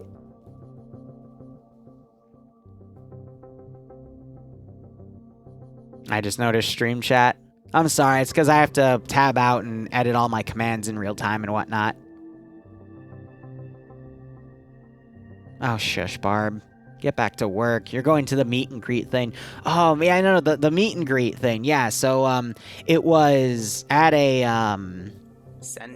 it was at a brewery, and they were having a game night. It was a trivia night. 7 long months. We're all in the madness. Tom Reject, I feel you, man. It has been 7 long... It's been actually just a long year, but regardless, man, thank you for spending it here. Thanks for the 11-month resub. I hope you keep enjoying the operations, and I hope you are getting a kick out of the stream and staying safe among COVID. Definitely. But it was a trivia night, and there were 2 military questions. And I knew the answers to both of them, and her coworker was like, how does he know that? And I'm like, don't ask. I would explain it to you, but I really don't want to explain what I do for a living. It's too complicated. But otherwise, FK is going to be taking Op 4 here, and we have RCC taking Blue 4 here. And if I recall correctly, RCC played this match against, I think it was Scandi Recon, or am I thinking of a different... No, I'm thinking of a different group. So I don't think either side's played on this map before, and Modadic giving out 15 gift subs. If you got a sub from Mod, make sure you thank him. But Mod, how are you doing, my man? I was getting your name confused with Wolves yesterday while I was doing some dev work for the Toyota stuff. So hope you're doing all right, man. Hope everything's going well, and thank you again for those gift subs, my man. It's always appreciated. He is the sub Santa of the channel. But real quick, we got 1 minute left. King Shabi taking the PKM as the auto rifleman. Research taking the GL as the squad leader. Gloopin Bloopin taking AT. Vlad taking the medical role. Fred taking Demo Specialist. Sauce God is going to be taking the PKP for the machine gun. And Griffin again going on the marksman. On the RCC side, we have Snoof taking the light AT. Thicky taking the squad leader weapon with the GL. We've got Purim here with a medical role. Skip taking the explosive specialist role. Send in Goat Team 6. Cardi taking marksman rifle, and Axel taking 249. But where is their 7th member? Goat Team 6 now. Blue 4's down a member. Yes, they're down a member. So what's going on? Are they going to push this off, or... Blue 4 is going to go in with 6 players. So RCC handicapping themselves here. Let's see if it's worth it. But this map has a really interesting mid-game here because it's by a turned-over Minaret tower and a bunch of rocks in the middle. Otherwise, Axel, I think, freaked out and is shooting at Skip here. And he gets picked off by Griffin in a crater. And it is now 5-7. 1ER said they'd be down. RCC would be down 1. Yeah, 1ER, that's them too. Bit of a risk to play. Purim getting a headshot there. Research coming up to attack the terminal. That was King Shabi going down. So it is now 5v6.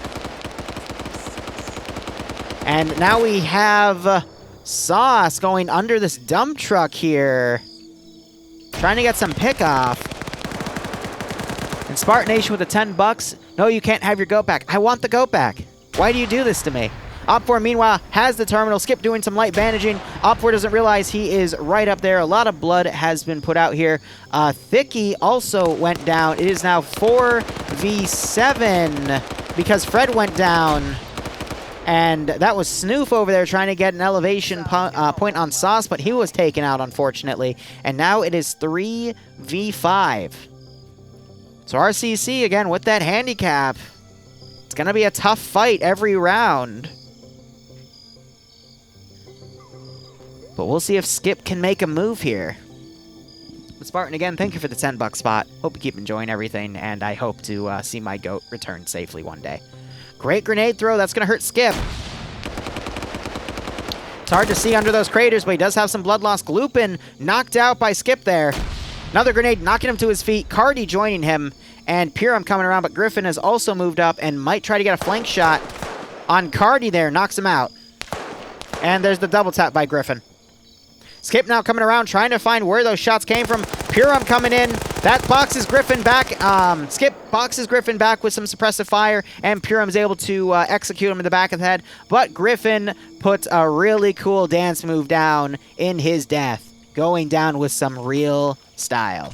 All right. Less than 2 minutes left on the CSAT timer here.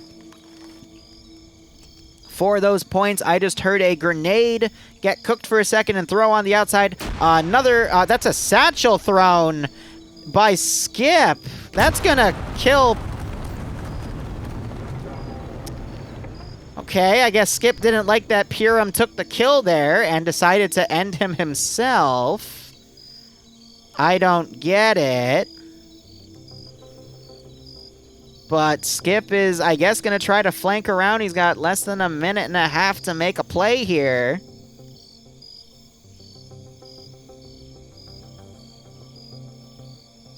I don't know. I'll consider it, Spartan. I've got a big front log of ops to run, but I will add that to the list. Less than a minute now for Skip. I don't think he's going to be able to make it. There's just too much time he's spending maneuvering. It's still going to be a 3v1. I scratched that. Less than 30 seconds. No way. I mean, maybe if he didn't kill his buddy, then we wouldn't be here. So he makes Sauce God panic, but then Vlad turns around and takes him out. And that is GG for round 1. Blue 4 getting eliminated at the same time as the 10 points get picked off, but RCC being down a man is not really going to do them any favors.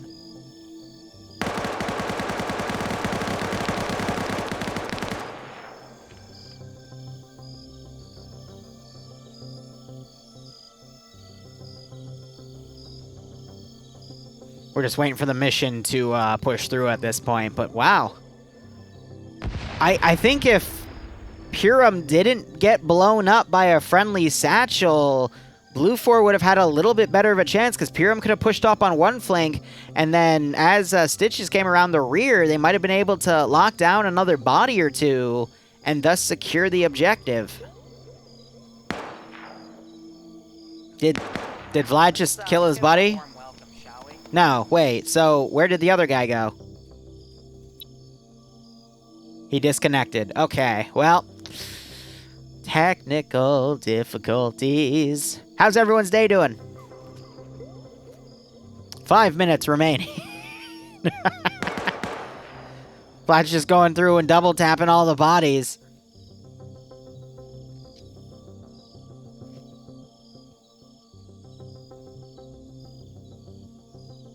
You made a joke with some goats? Righto, Tarn. Is that, that's for FnF, right? Because you're one of the main mission makers for that department. So normally an admin auto-indexes the round, but I don't know. I guess one of the admins just got kidnapped, so now we're stuck here.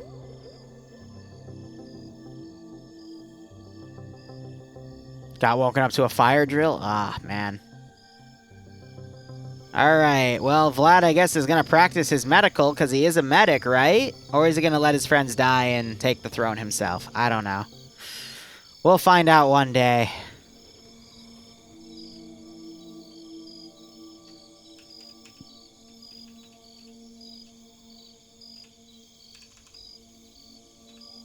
I can't type. Oh, well. Yeah, they disabled it. I was going to just write, I guess, a goat got in the server room. Everyone is disconnected.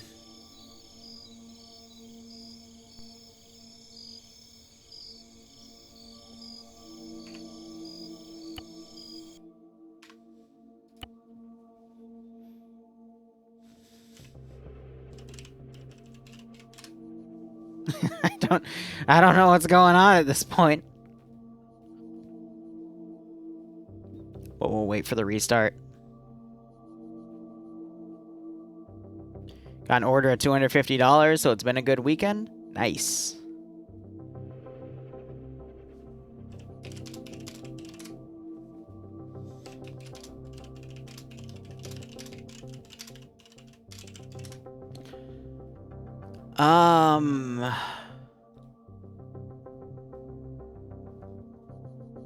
Yeah, no, I don't know where the admins went at all, so... What the... I don't see Nemesis around either.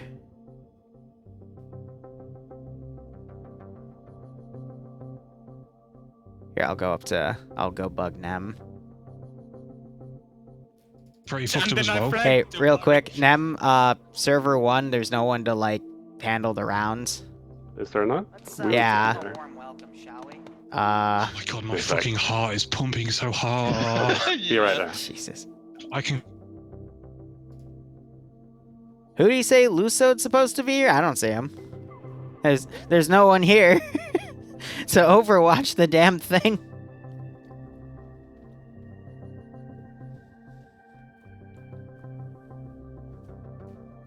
Self-promotion.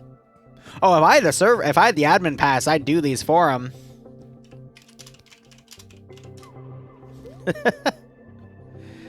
Ah, yes. Message Lewis Sod. His name is Lucid, and he'll be keeping it that way. Alright, but otherwise, for our third round of the day... Hey, Liru, did they start on server 1, though? Yeah, they already went through round 1. Okay. Wien is AFK, so it might be in something. Okay. I can't reach him right now. I'll try. Alright, if you give me the admin pass, I'll restart it for you. I don't care. Yeah, no. I'll try and get Whedon on. Okay. Like, what the heck? Yo, RCC, you want a reserve man? We have a spare. Oh, that's dirty. They're gonna stay at 6, though. Alright, chat. Well, as we relax in this hold, I will also say... He's coming now. Alright, cool. We will have a Vietnam op within TSB at 10 p.m., which will be in about 4 hours, 15 minutes. It's going to be an Australian RAF... actually, no, not RAF. SAS mission, which is going to basically try to hunt a few NVA caches on a map that I have not used before within the Unsun mod. It got a fresh coat of paint and a really good update. Actually about a month ago, and it's just I haven't touched that map yet, so we'll have a pretty cool mission on that regard. open to anyone who's tiered, and hardcore medical, but everyone's set to medics, and we're you know, playing with L1A2s, and there's a platoon sniper that has a Smiley Lee Enfield, and trying to think, there's some there's some F1s, which I believe are Owen's guns. We have some Sterlings, and you know, it should be an interesting round. I say. Nah, it's gonna be a a full-on operation. But what's some other notes? Pay for Pain, I think, is gonna be on April 8th, but I have to confirm it with Paw Patrol. Trying to think what else here.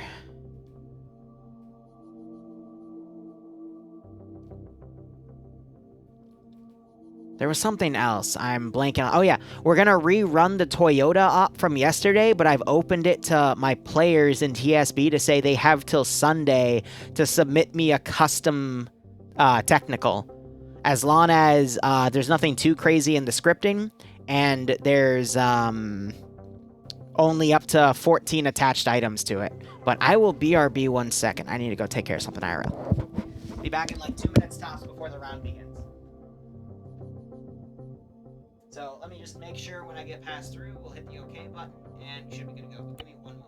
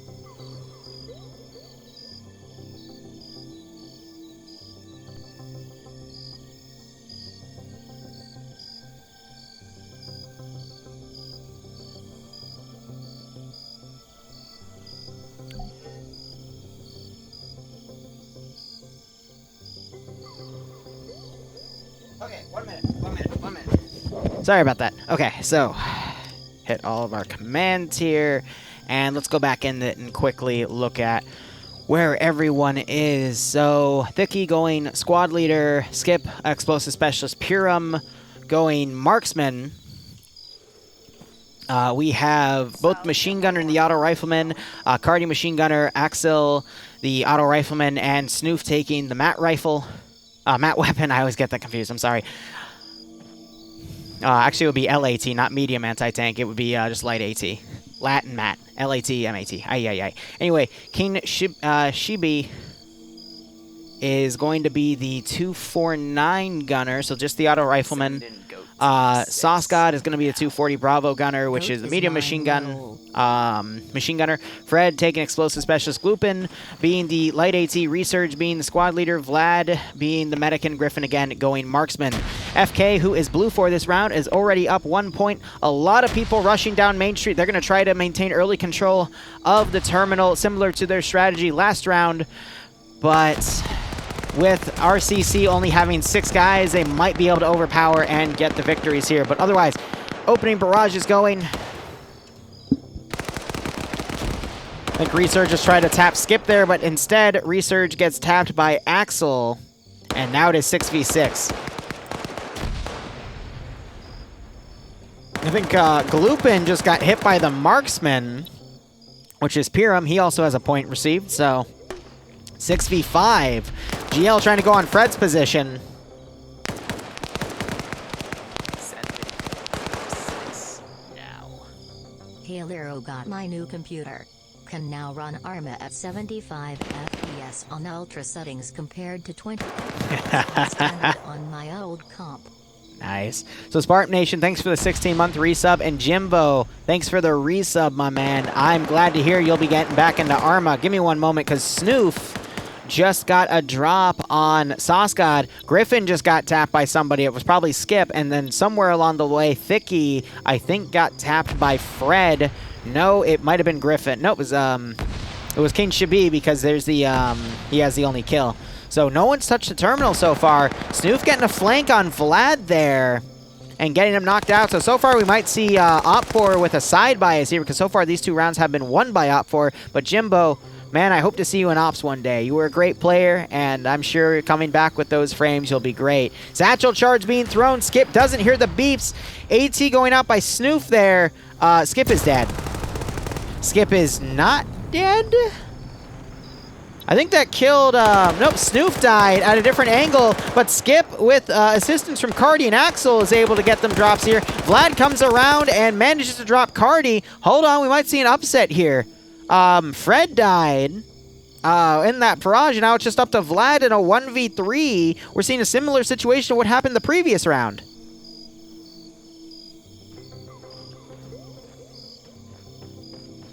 So Axel's probably going to hear those footsteps coming around. Yep, and Vlad doesn't think there's anyone there, and he gets tapped by Axel. So now, RCC, even though they're handicapped and they're only going in with 6 instead of 7, we're able to warm up effectively, and now each side has a single victory. Remember, it is best of 3. When we get to the later rounds tonight, it'll be best of, not best of 3, first of 3, best of 5. But the later rounds will be best of 7, first of 4. So those will be for those final rounds. But let's see how this next one does. Both sides with a victory. And again, a side switch. So now that FK has Op4 again, Op4 has won 2 out of the 2 rounds so far. So we'll see if there is a side bias here. But it's a very interesting match. And it looks like Scandi Recon's coming onto the server to also spectate.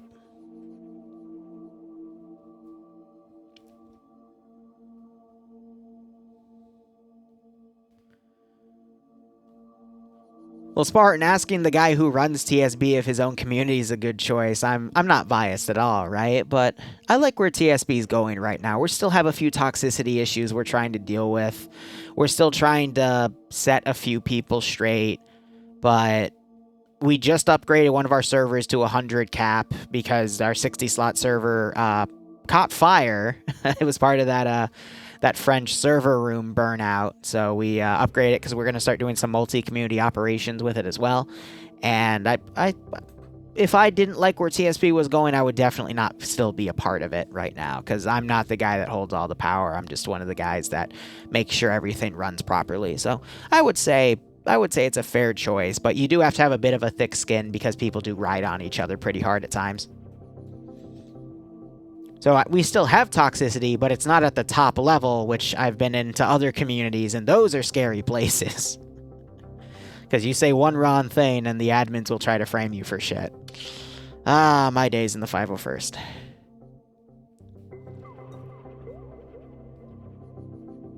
Righto, Jimbo. I know our mod sets are a bit extensive, but again, I've got some really cool stuff, as I always do, for TSB coming out. You know, we're going to have another Toyota war. I'm letting people make their own technicals for that. And we also, Gorechild, who right now runs the 40K mod, he has an experimental mod for some new assets. And he is giving me access to them to run an op for TSB. So we're going to see some new orc weaponry. And he also wants some new stuff in the Mechanicus tested. My days in the 5... Don't even get me started. Like KTD and the potluck and the other night. Yeah. Oh my god. And Sniper Wolf kept riding on him. It's because we have a website as well as the Discord, which we don't even know why we have that website anymore. It's just the head honcho of TSB itself, who doesn't really have anything to do with the armor branch, really likes his website, but we used to require intros. So when KTD joined the community years ago, he said, yeah, you know, I'm a really good Project Reality player, and I can easily beat any Arma player in a 1v1. So we've always, ever since, given him shit for it.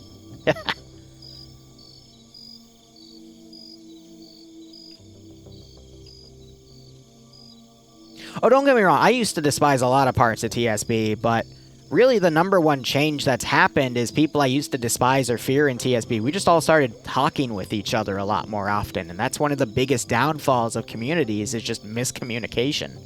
Now, whenever there's an issue, we get it talked about within 24 hours, and we get everything set straight, and if it involves the entire community, we message the people involved and get everything sorted. If 2 people are having a problem, we get them together and they talk about it. And because if you don't, things just fester and everything falls apart. But that's enough of community talk. Round 3 starting here. Both FK and PLH are up around. GL round going a little far there. Op4 returning with one of their own. Again, RCC is coming in with 6 players instead of 7. FK up 1. Both round wins have been on the Op4 side so far. We're gonna see if FK can repeat that magic for Op4. But so far, I don't think anyone switched out their roles. But otherwise, there's the terminal connected for Op4 once again. Cardi trying to run up and throw a grenade up. It gets caught under a command striker. Actually, is that a command striker? No, it's no, wait, yes it is. Otherwise, opening shots going up on all sides. It's Op4 trying to maintain the far lanes here. But they're just not able to land it. Skip draws first blood. No, he doesn't. Research went down. What was that to Cardi? Yep, so Cardi draws first blood. Skip gets a shot on Vlad and knocks him out. Cardi gets spotted by Bloopin, though. I combined his name. Gloopin, Boopin, that's it. Cardi pulls back to do medical. And Griffin, I think, just got hit by the marksman, which in this case is Purim who's taking it. Yep, he is up a kill. So Blue 4 doing a good job of just cycling out their roles here and getting a nice early advantage above FK. Cardi, meanwhile, corner camping because he was doing medical, has Vlad go around him and takes him out. And King Shibe, I apologize, I'm trying to correct myself there, also goes down. So it is 6v3 at this point. Op4 still has control of the terminal. And Blue 4's probably going to take some casualties to try to mount people over to go take it back, but if Op4 can just hold for another 2.5 minutes, they're golden, but their numbers are getting cut down pretty hard. Fred coming around the corner, might spot Thicky. No, he doesn't. Thicky spots Fred, though, and tries to fire at him. Meanwhile, Skip comes up and eliminates Gloopin. And now Fred's running over, noticing Gloopin's dead. Thicky now running over, though. We do have Purim dead. But Skip now finds Sauce and knocks him out, and it is now 5v1. Snoof getting the double tap, and now Blue 4 has 2 minutes to get onto this terminal. Or find Fred and eliminate him. Either way, they will win. So Snoof getting some double taps to make absolute sure that he's dead. Fred spots Axel and takes him out. Skip, though, spots Fred and takes him out. There's Op4 eliminated before the 10 points can go on, so it is a Blue 4 victory. Oh, that was going to get close. But hot damn, only 2 deaths on Blue 4. So RCC tonight showing just because they're down a man doesn't mean that they are easy prey for this competition. And they're doing a lot of damage to FK. So match point now for RCC. And they get Op4 side now, which got 2 out of the 3 victories. But the last time this happened, in the last round when it was FK in RCC's position, FK got the, FK won the round. No. No, it was FK versus, I'm blanking on him. FK was in the same position with another group, and they lost because the other group was in the exact same position, 2-1 match point, but the other side had the side advantage based off of where the victories were going. So not really looking good for FK, even though they are up a player.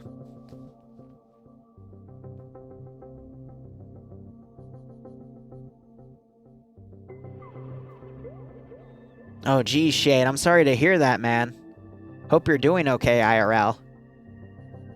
Research is always going to the same spot and dying instantly. Yeah, you have to understand that adapting in these rounds is really, really important. We saw a lot of player adaptions in the final round of NA, which we posted on the main channel. Actually, I think it went live a few hours ago. But Ryan, who was the marksman for TF121, kept going to the exact same 2 spots on the sides. And then in the later half of the rounds, the 29th was able to start getting an advantage because they were able to pick Ryan off because they knew where he was going to go. And that's what allowed the 29th ID to start getting a little ahead in the points and eventually win that entire match.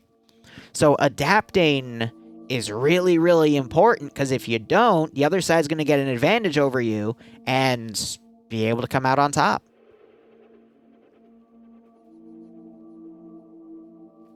Aries, I'm with you. I kind of prefer the big PvPs, because someone like Nafs or Killer, who you can tell by their play style, play a lot of King of the Hill. I mean, this was made for them to just do really well in an enclosed space, especially with a machine gun. But in the larger matches, there's a lot more room for the groups to maneuver and do a lot of damage. Now, I'm going to be honest with you. I prefer OFCRA over FnF, because FnF is a really nice, like, 50-minute brawl. But OFCRA is literally a 2-hour planning session,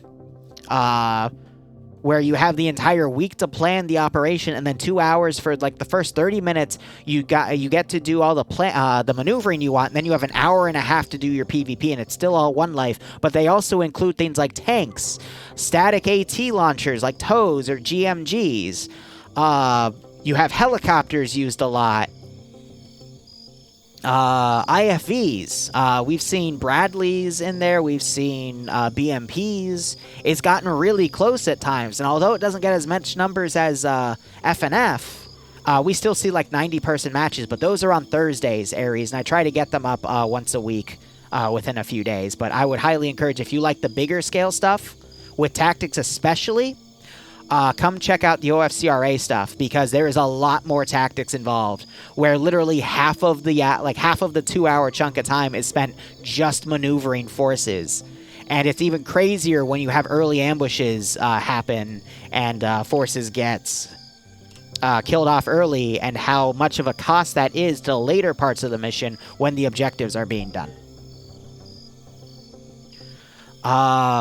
Do I have a link? I mean, I have a link to their Discord here.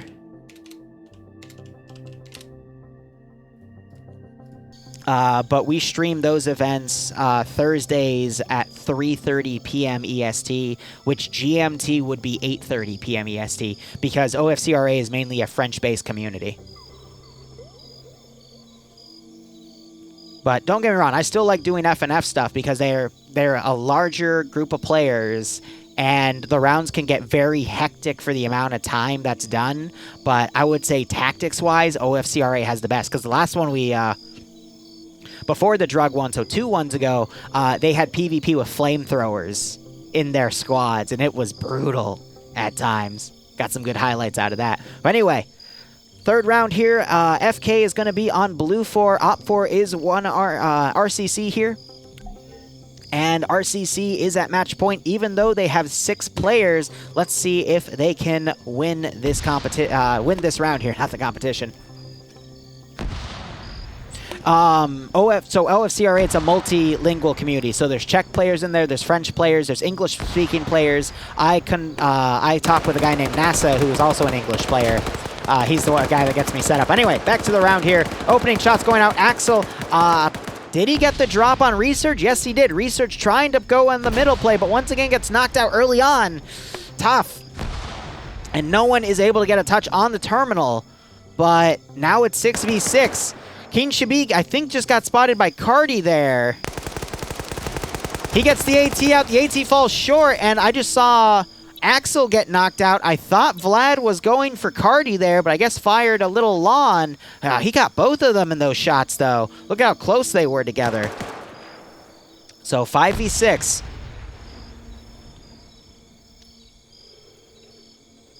So how is Op4 going to bounce back? Lupin here is blinded. There's some more grenades being thrown here. Skip trying to go for the terminal. I think gets his legs taken out. Fred was the shooter. I think he's going to try to come around now. Vlad spots him as Cardi spots Fred. Now you got the marksman, Purim, trying to put some shots on Fred. He gets knocked out. Another Blue 4 guy. That was Bloopin gets taken. No, it wasn't Bloopin. It was Shibi. I'm going to say that name wrong all the damn time. Skip puts some shots on Griffin, but goes back. Griffin did not get hit. He takes a bit of damage from those grenades.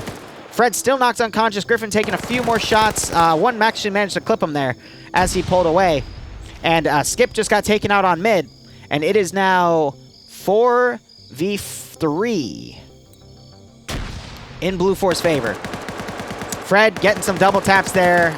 Thicky, I think, yeah, Fred's not going to wake up at this point without some proper medical attention. Gloopin hearing those shots, though, he is going to move up. And no one's been able to take control of the terminal just yet. I think at this point, though, it's going to be too late to count that as a factor here. The PvP is going to be done before it's handled.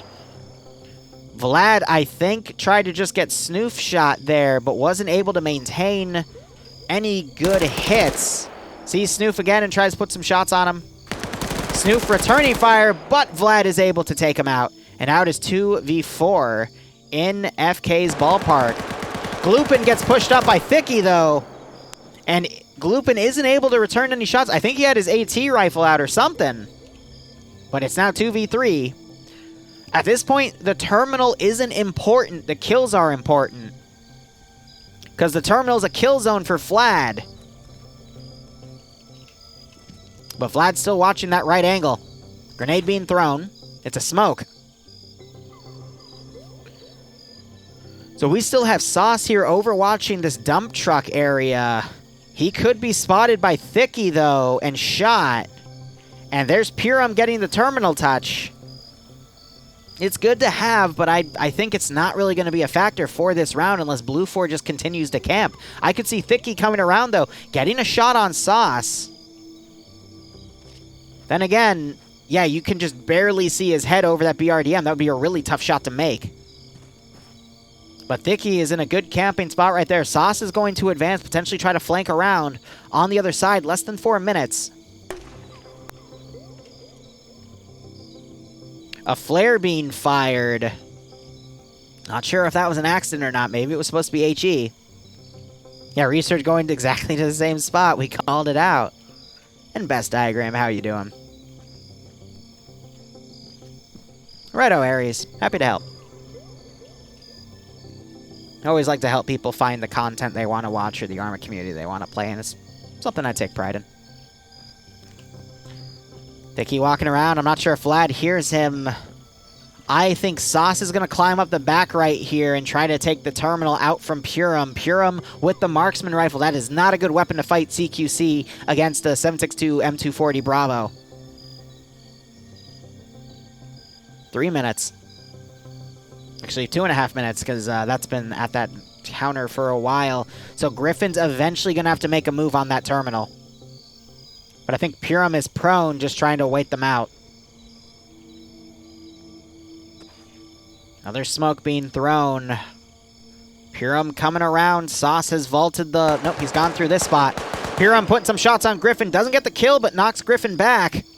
Sauce is going to move up on Purim, so Purim needs to stay mobile. Thicky, meanwhile, coming around. Griffin trying to return fire.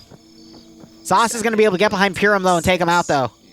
Vlad jumping from the rooftop. He is now running.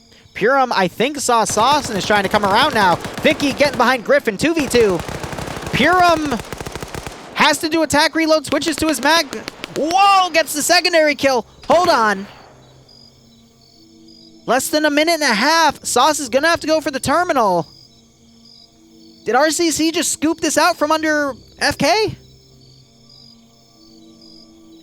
Purim got a great headshot with that 9mm handgun there.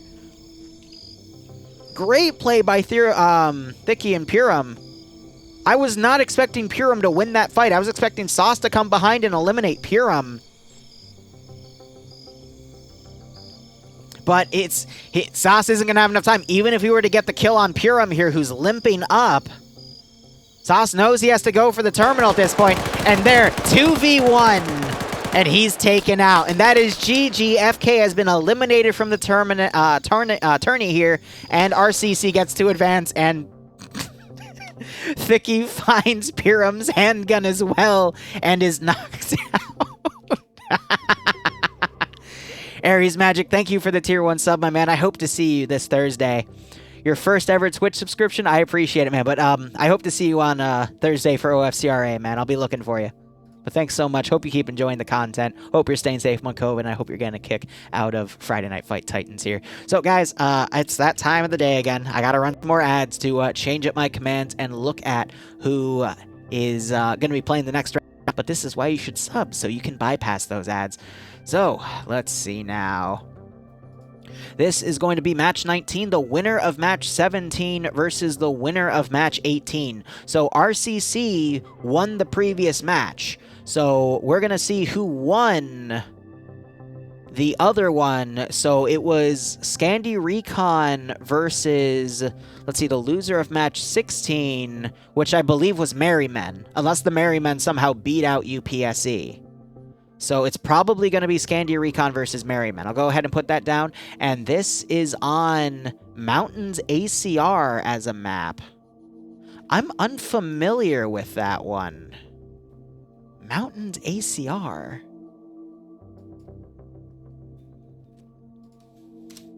At least that's the name of the map mission file in terms of its PBO key. So this will be RCC... I call them RCC Recon because I've got to delete the word Scandi, Recon and Scandi Recon. So, and Scandi Recon and the loser will be eliminated from the tourney because both of them have lost a round. It's just Takistani Mountains? That's it. Okay. Yeah, because I was thinking, like, what map would be mountainous? Because my head went to Mountain Wilderness, but I'm like, no, we don't have that in this mod set. But you're right, it would be the Takistani Mountains map. For those of you who don't know what that is, it is a niche map made by Cup to basically take the mountain range of Takistan and put it in a single map.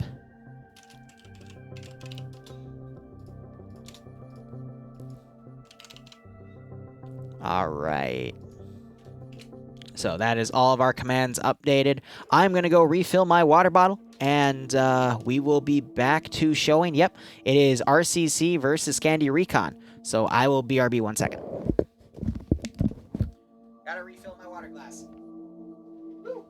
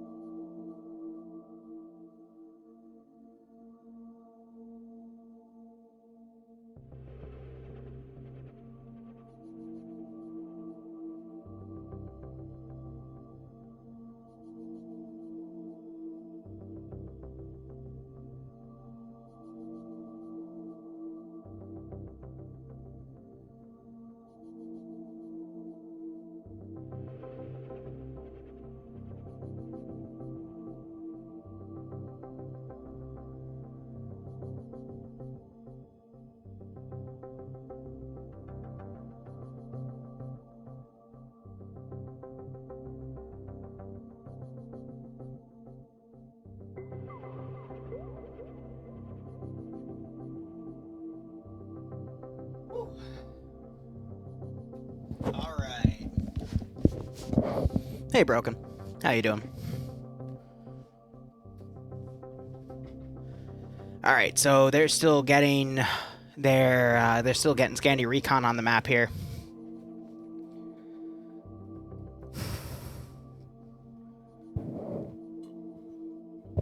Drank my water too fast there, but We'll see who their 6th member is. Maybe it'll be Azariah, but he's too busy raiding, unfortunately. But I have to give my good luck to Scandi Recon because of my personal bias with them, because all of them are also TSB players. You're sorting mods and coming in? Nice. Because I didn't see Arcor on, so I figured you might actually be showing up. Good luck, Az. He gonna die. Alright, story time. Quick story, quick story.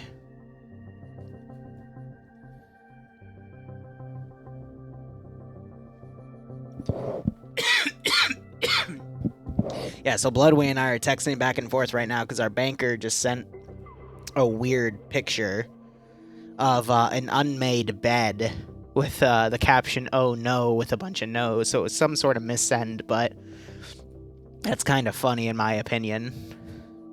I have to wonder what the actual implication of that text was, but we can only speculate.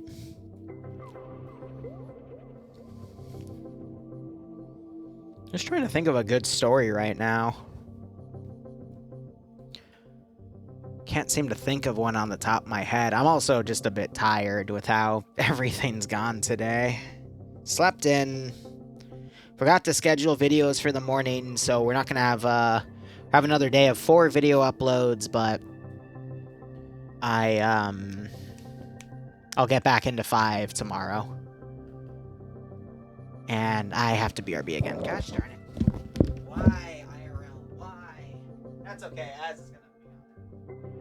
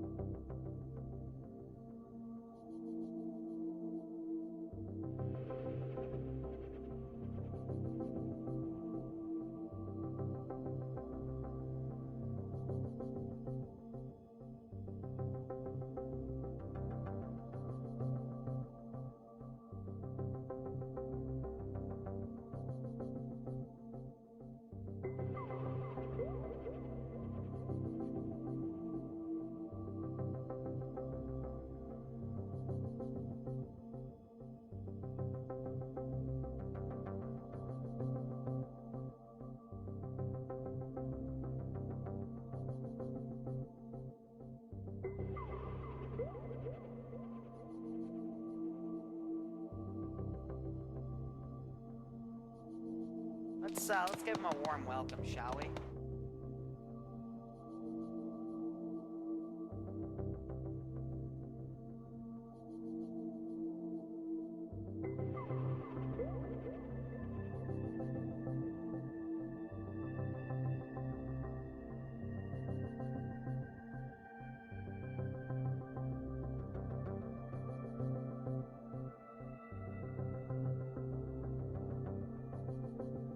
Oh, they still haven't started yet. Where is Azariah? That is the question.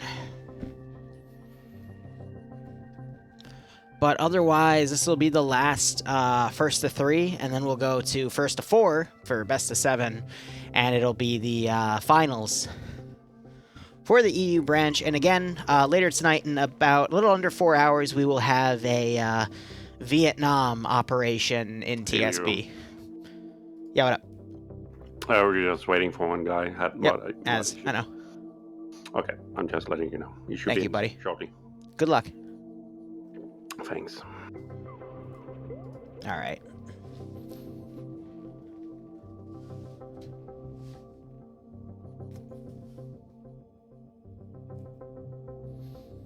Oh yeah, they Killen's bringing up a good point.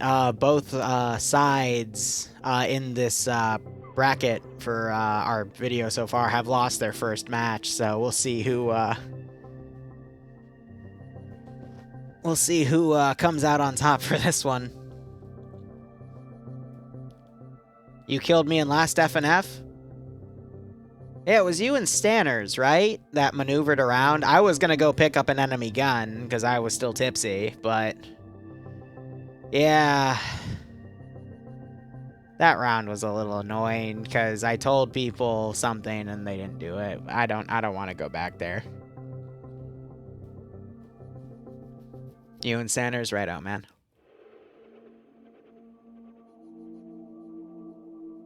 Bassbeard, is this one of the 2 new ones that wasn't tested? I hope it doesn't break, because that would be pretty funny.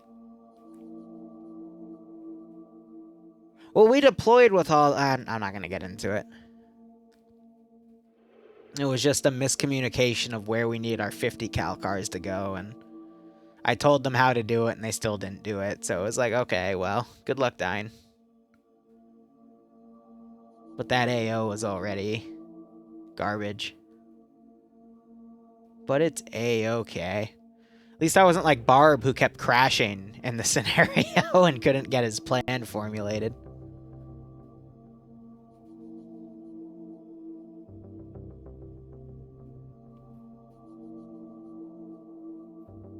UPSC lost their round on here and immediately wanted a map switch? Not complex enough to break? Nice. That's pretty funny. Question from I Am Legion to a story about learning to Zeus. Alright, I'll give my my classic story. There's Azariah, so we'll start soon. The easiest way to learn how to Zeus is to communicate with your players on what they want to do. So if you openly communicate with your players about stuff, then you should be fine as a Zeus. Take their feedback after the op ends. What did they like? What did they not like? What should you do in the future? What should you try in the future? What you should definitely not do in the future? That sort of thing. As long as you can do that, then you should be golden to learn at your own pace.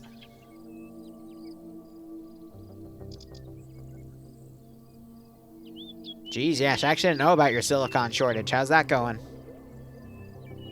Also, for those who don't know, Yash here, he's my audio guy. And Yash, I'll probably be moving into the new place by May, if not June. Unless in the closing deals, they make us wait like 90 days, in which case I'll let you know. But new acoustics to deal with in a new house, so I'd love your help on getting stuff set up for that.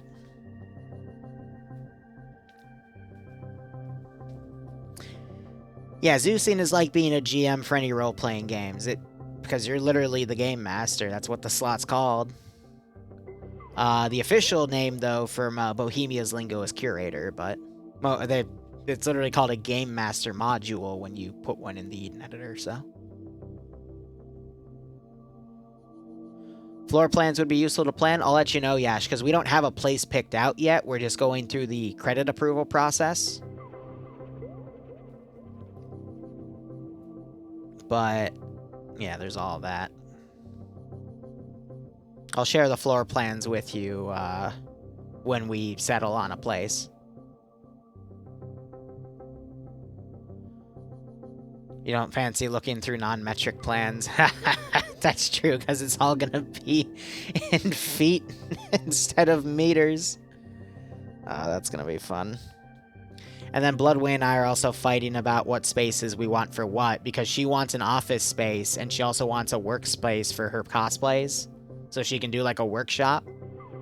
But she wants her office to be where I stream, so we can work together on stuff, and I'm like, I'm gonna be yelling a lot.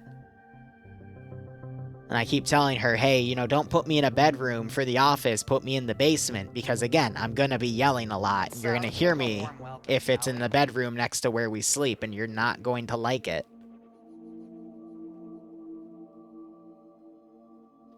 Physics and acoustics care about precise lengths, exactly. Now, I prefer the metric system too. Especially in culinary, it just makes it easier, in my opinion. But, you know, that's just me. Is this Tanoa? Because UPSC lost, they're switching it to Tanoa instead. Oh, man. That's pretty funny.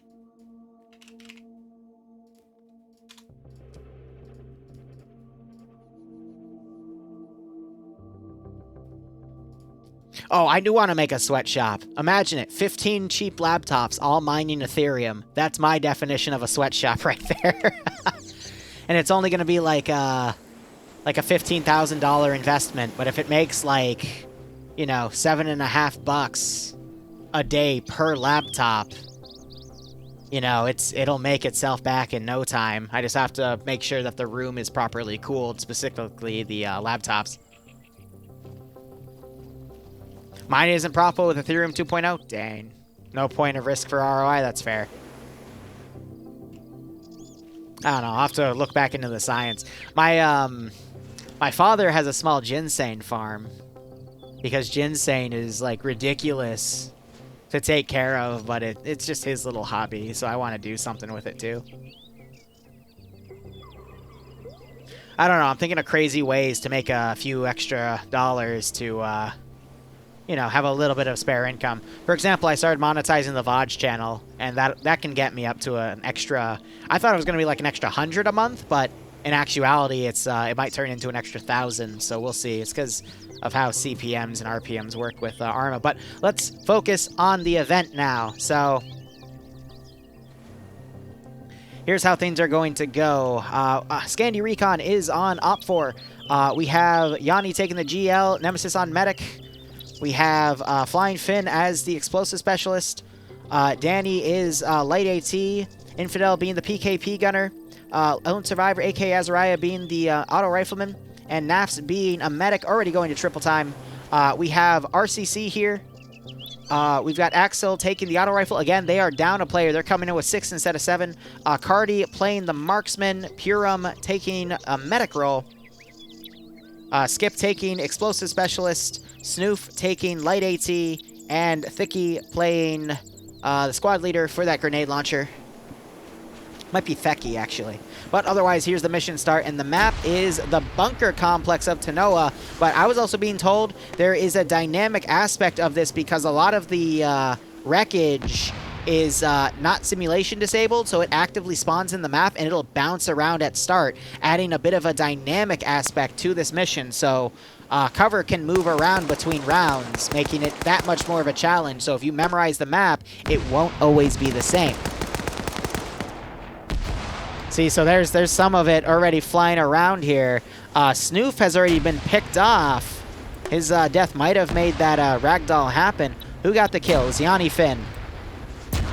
Explosive Satchel knocking Purum out. I don't know if that was Skip doing a misthrow there, but that's just putting the pressure even harder on 1RCC.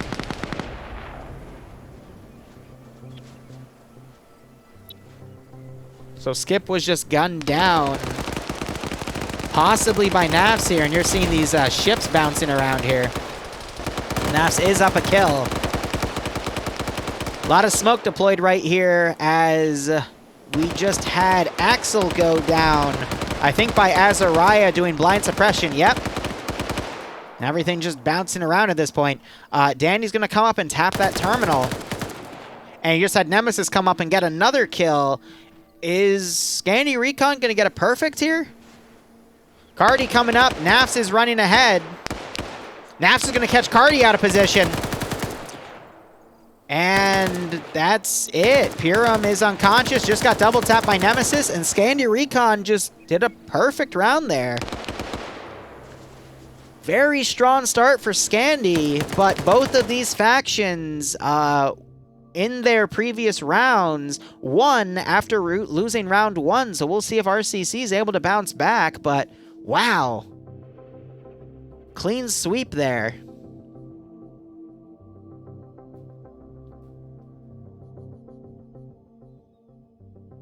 It was a pretty good play by Scandi Recon there. Just the tactics they utilized in pushing through. It didn't help that a friendly satchel was thrown on the RCC side, knocking out one of their players, but we'll see if they're able to bounce back after that round of a warm-up. If I've learned anything watching Liru, you don't win against Scandi Recon unless you're UPSE. If you're UPSE, then you'll win, at least in Titans. But I really like watching UPSE and Scandi Recon on the Friday Night Fight stuff get into firefights against each other. Because both sides are actually a lot quicker to pull away from each other if it's them specifically. What are the results so far? We're in the 4th round. 1RW's been eliminated from the tourney. FK Gaming's been eliminated from the tourney. And I think that's it, because the second round we covered, both of them were on the winning bracket. So it was... Gosh, I forget who got knocked to the loser bracket there. But for this round, both of these guys are on the loser bracket. That see, that piece that was bouncing around the previous round is now spawned outside of the map here because it bounced from the ground. But this is the final round of the loser bracket before it's winner v winner and then loser v loser. No. So there's going to be 2 more rounds after this. The decider of the winner bracket and then the decider... this is, I believe, the decider of the loser bracket. This in another round. And then those matches will be played out as best of 4. I'll look it up again in the terminal. But so far, this is a best of 3. And... no, goddamn it. It's a best of 5, first to 3. And Scandi Recon, who is now on blue 4, is up 1 round win. No TFAR beta. I don't turn it on. But they are using TFAR beta. I don't like to turn it on when I do commentaries, though, because nothing is more interesting than when you're doing a standard commentary and then someone dies and somewhere you're not looking and you just hear, God fucking damn it, you know? While you're talking, you just have to take a pause and just laugh at that, you know, so...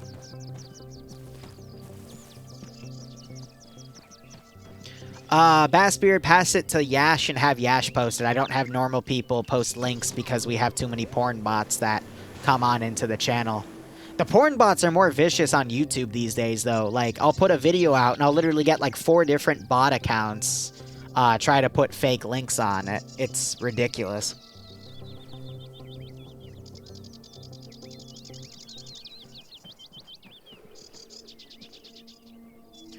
TFAR is easier to use, Acre 2 is more complex, but I would say Acre 2 is better for PvP because the babble system they have, where it scrambles the other side's language. If, let's say, you're having US fight Taliban, obviously the Taliban are going to speak Farsi and the US are going to speak English, so you can't understand what the other guy is saying. I think that system in Acre is really, really cool in the times I used it. But, yeah, I used them in Coalition CCOs. They were pretty good. But anyway, back to the round here. Snoof coming up, trying to spray down Nemesis, but is forced to pull back. Cardi coming up on the low ground here. And Yanni trying to overwatch down the hill. Doesn't manage to catch Cardi out of position there. Infidel doing some sustained fire down the middle section here. And Yanni finds Cardi and takes him out. And it is now 7v5. An early... advantage here going to Scandi Recon for getting that early kill. Snoof, though, gets some revenge. It's probably Snauf. And knocks out Yanni there. But let's see. Azariah just went up and tapped the terminal for Blue 4 and is going to start counting down points. And with how Op4 has stopped short here for RCC, I think that advantage for having control of the terminal is going to do them a few favors. Danny being hesitant to push out because that's all open ground. He might decide to do it, but that's really risky. And once again, the... actually, no, that chip piece has still been out there. I thought we went up another round. Naf's getting a great shot on Skip and knocking him out. Nemesis coming around the right flank, trying to knock Snoof out. Gets a few hits. Snoof missed with that RPG-26. Nemesis switched to his handgun there. Finn, I think, just took somebody out. Yes, he took out Purum there. And I think Skip was able to wake back up. Danny, meanwhile, coming up, and I think just... Did Danny just kill Nemesis? No, he has 1 kill, so that would have been Cardi who got the... No, Snoof that got the kill, so he's up 2 kills there for killing Yanni and Nemesis. So Danny trying to pre-fire that corner. They end up trading, though. Infidel trying to suppress down to cover on Skip. And what has happened here? Nafs was also down. Thicky pushed up on the right, I think took Nafs out, and somebody else. So now it's 2v1. Skip has gone into this bunker, though, and is trying to find the right time to touch that terminal. He's got a little over 2 minutes to do it, but Infidel and Azariah here, aka Lone Survivor of Us, are probably going to come up and tap that terminal as soon as they get the prompt. Infidel is not going to be able to see anything through that smoke. Azariah coming around. And Skip is corner camping with that marksman rifle. Not a good gun to have against a machine gun. And Azariah is able to land the shots, and that is GG. 2 points to Scandi Recon. They are within match point for the next round, and we might see a clean 3-0 sweep. And yes, Titans is a great way for FnF to diversify some of their content. Instead, actually having the communities fight each other in a small-scale setting to give the winners bragging rights. I think it's pretty cool that we get a little bit of everything. But otherwise, Scandi Recon dominating this round. That second round, though, got a little bit messy. We didn't see Thicky make his move, but getting 2 kills and then going down is nothing to be ashamed about. It's just Cardi was being a little ballsy when he went up on his own and started the chain of events to get RCC fully wiped there.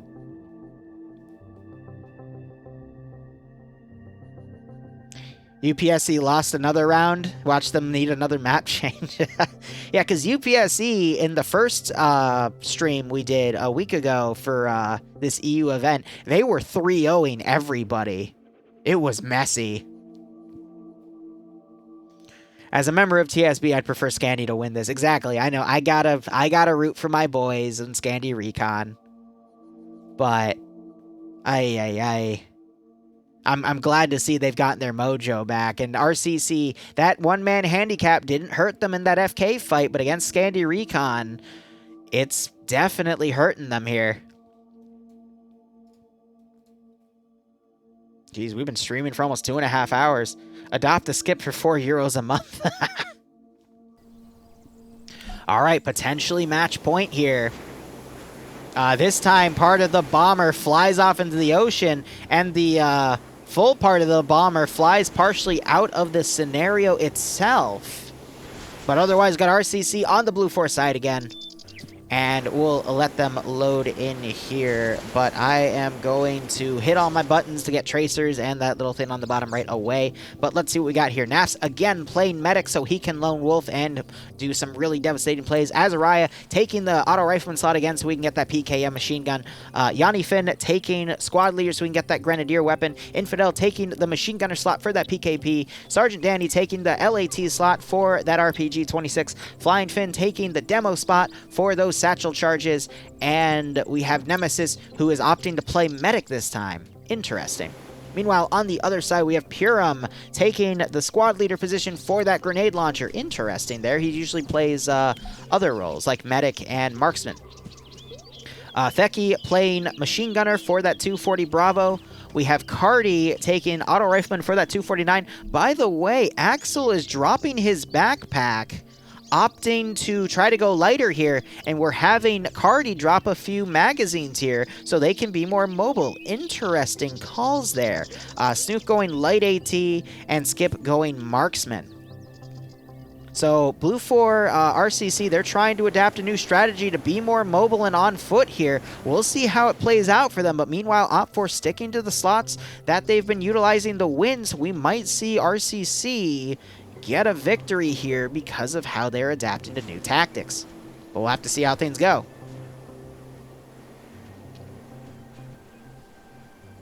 Possibly, Yash. I mean, if anyone wants my voice, then sure. I personally have a very low self-esteem when it comes to my voice, but some people have told me they like it, so maybe.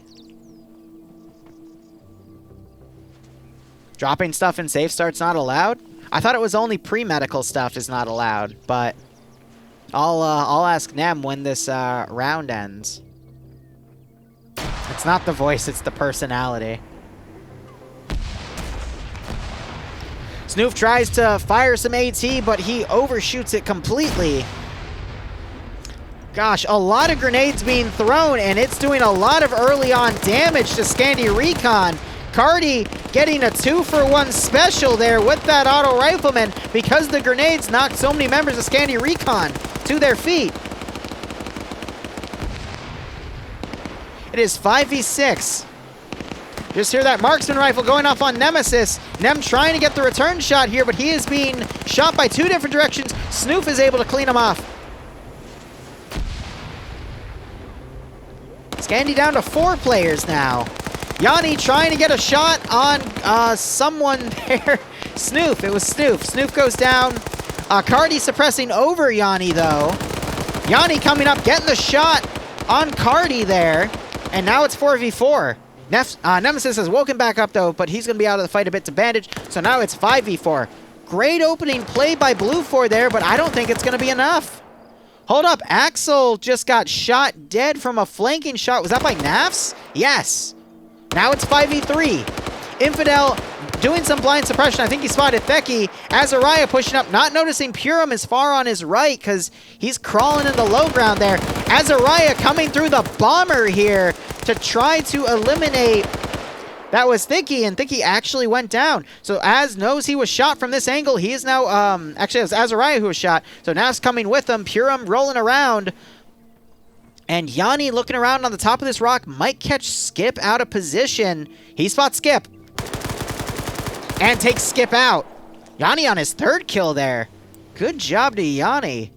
And now it's just up to Purim, but I think this might be GG for RCC for this tourney. That turned around quick. I thought RCC was going to have a really clean sweep out with those early grenade throws. I think Nem just fired at Yanni, but quickly realizing he was friendly. And Infidel's going to go up and touch the terminal, so it starts counting for Op4, but RCC had the advantage there and lost it. And there goes Yanni on his 4th kill, and that is GG. Now we're going to start moving into the finalist rounds.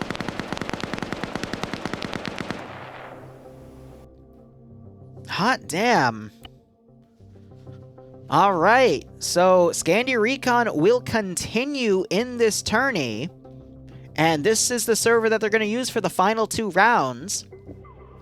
And we'll see how things go. But yeah, Yanni on 4 kills right there. That was crazy. Seeing Scandi Recon do 3-0 in that scenario. Let's give him a warm one. Hot damn. All right. It's that time again, guys. Don't hate me, but I'm going to play a few ads because now I need to look into seeing where... what we're going to be doing for the next few rounds. Alright, who was that? The Wolves Boys. I'm sorry if I butchered that name. Thank you for the tier 1 sub. You now get to bypass the ads. I hope you keep enjoying the operation, man. Hope you're getting a kick out of FnF Titans here, and I hope you're staying safe among COVID. I can't wait till I can stop saying that. But let's see. This is going to be technically match 21. These are best of 4, and it's going to be on Roche. All right, let me get this changed. Roche, Germany.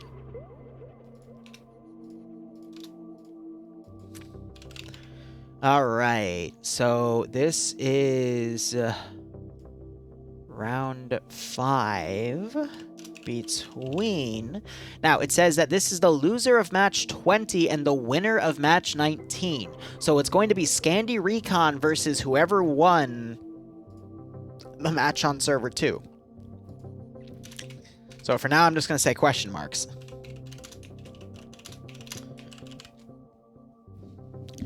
Between Scandi Recon, and it is first to 4 best of 7. And is the second,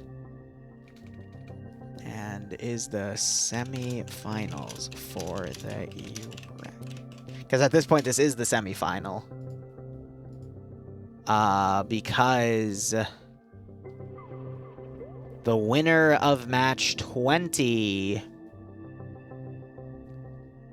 is going to play the winner of this match. So this is the loser bracket final, because the winner of this round will play the winner of the winner bracket, which was just done on the other server.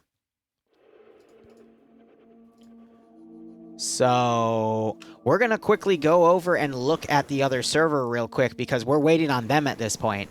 So let me put my BRB screen up because I don't want to stream any passwords here.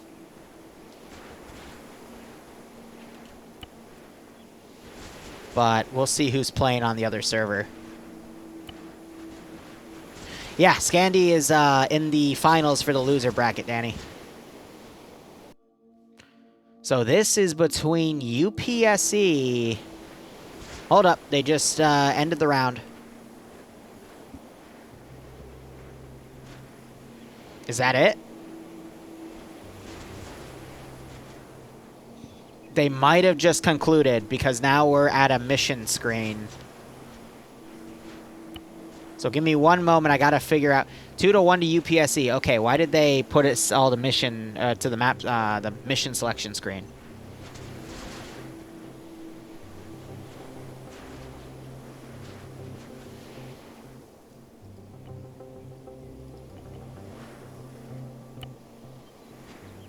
Did UPSE just, yeah, no, I do wish you good luck. You're the guys I've been rooting for this entire thing, but I think, Bass, did UPSE just win, or who are they fighting? Give me some intel here.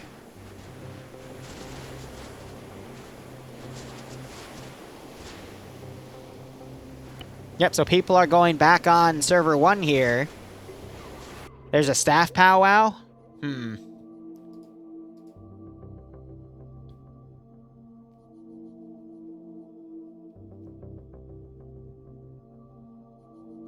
Well, I can drop the BRB screen because we're back on the server. They counted the first map, so it would have been 3-2. So that would mean that this... It's the loser... Oh, so it's UP... Oh, it's the rematch! It's the rematch! SR and UPSE already fought, and UPSE won 3-0, so this is a rematch. Oh, UPSE won maybe? Oh, okay, because I saw legal action. I'm seeing some people get on, so I'll...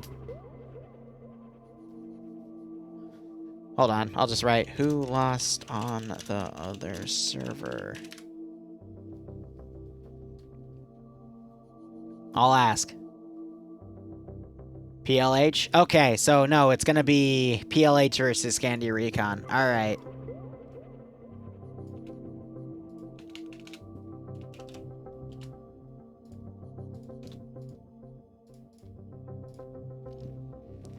Nope, so, the winner of this round will fight UPSH, who have been the newer community that's been kicking everyone's butts, both in Titans and on the rounds, so this should be a good one. But we're back in another intermission here. Again, these are going to be best of 7. And we'll just have to see how things go. What? Drink a little bit of water. And you know what? I'll BRB. I'm going to go pour myself some of the remaining Stoli that I didn't get to drinking on, whatchamacallit, Pay for Pain. So I need to go finish that. So I'm going to go pour myself some of that. I'll be back in a minute as they set things up.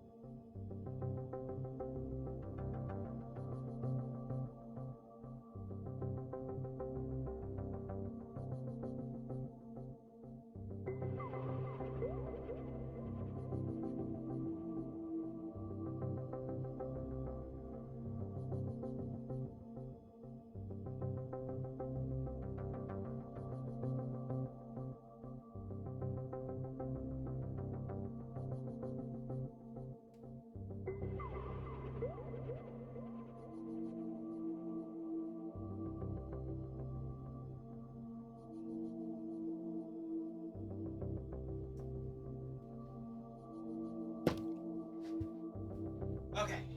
No, wait.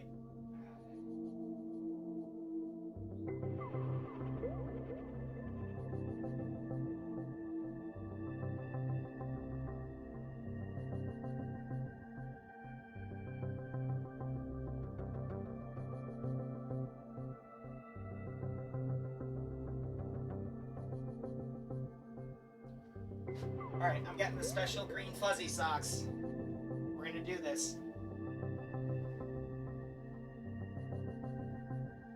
The special green fuzzy socks.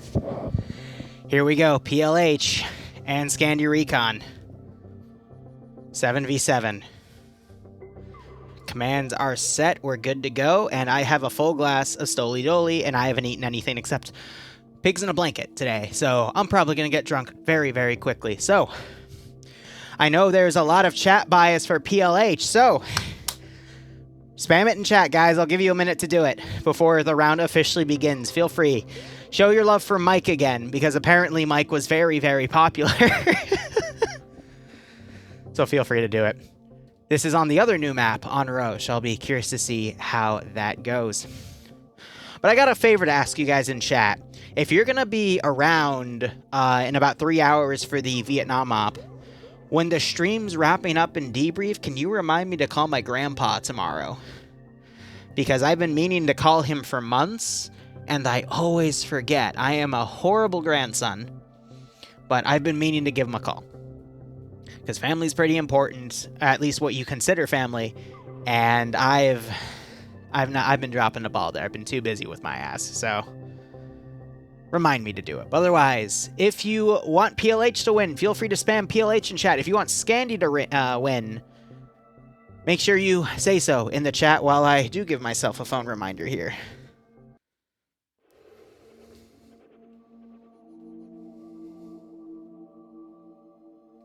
Oh god, Bloodwayne wants to talk about bank stuff after stream. No, I don't want to do bank stuff anymore.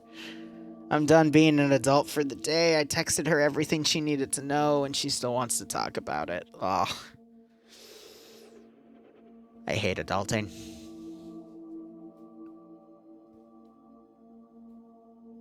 I see that forgetting is something Liru does quite often. No, it's because I juggle way too many freaking balls in the air, and occasionally I drop one without noticing. Because I'm too focused trying to keep the other ones up.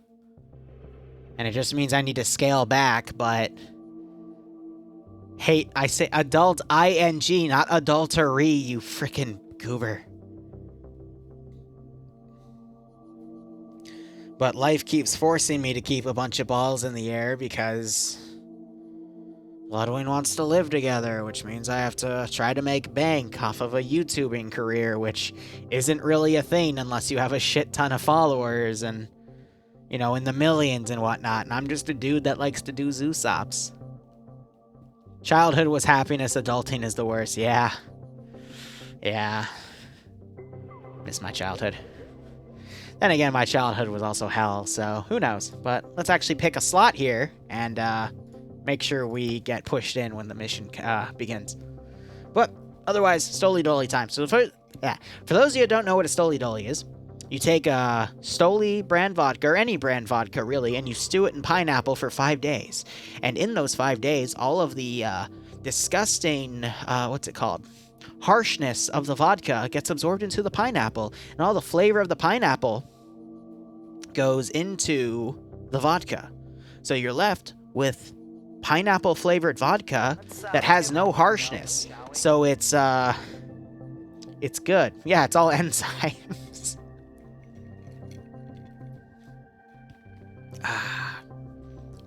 And it goes down like you're literally drinking some sort of pineapple fizz or something with no bite. And it's pure vodka.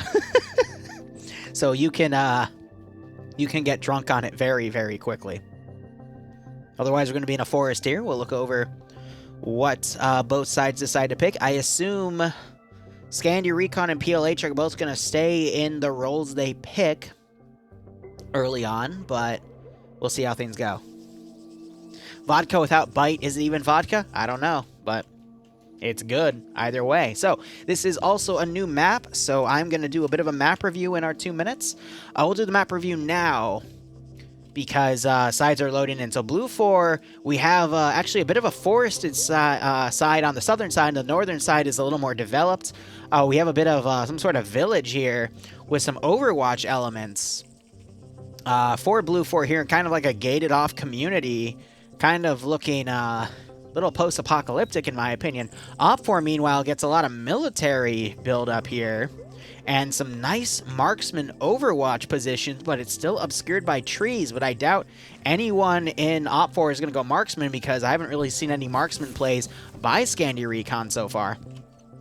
But the terminal itself is in a blown out church building, which you can get up to via this ladder and get some pretty nasty Overwatch on the terminal itself there. So it's tucked away, but there's also a nice angle where the church doesn't cover. So there's a lot of elements to this map. It's definitely a larger map too in terms of its length. There's a lot more to work with here, but I could see Blue 4 charging up on this side and getting up to this wall and, you know, trying to make a defensive line. I could see Op 4 playing defensive with Overwatch, but Scandi's more of a charging style faction. But let's quickly go through what everyone's picked so far. So Infidel, Machine Gunner with the PKP. Sergeant Danny, the light anti-tank weapon. Flying Finn with the Demo Specialist. Lone Survivor, a.k.a. Azariah, with the Auto Rifle. PKM. Nemesis playing Medic. Nafs is also playing Medic. He's going to triple time with Yanni, who is playing Squad Leader with the Grenadier weapon. Now, on Blue 4, we have Lusod, who I always butcher the name of, as the Squad Leader with the Grenadier weapon. Mike with the Auto Rifle M249. Omega going to triple time with the Marksman Rifle. Jonathan going up with the Explosive Specialist role. And we have McCarthy and Short, I think, are both playing medics as well. Yes, they are. And Killer, I forgot about him. He is the machine gunner here. But he is also the type to go in and lone wolf and get a lot of kills. So him and Nafs being on opposing teams should be quite interesting. But Mike, running up ahead on the wall, gets taken out by Nafs, who set up some Overwatch over here, and he's pulled back as Yanni is covering. So Nemesis, he's going to run up and I think tap the terminal early here and get the timer started as Blue 4 kind of explores this map because none of this is marked on the map itself. So Blue 4 getting bogged down a little bit. They're going to have time to work with here as Op 4 is also kind of separated out. A lot of Op 4 members going into buildings.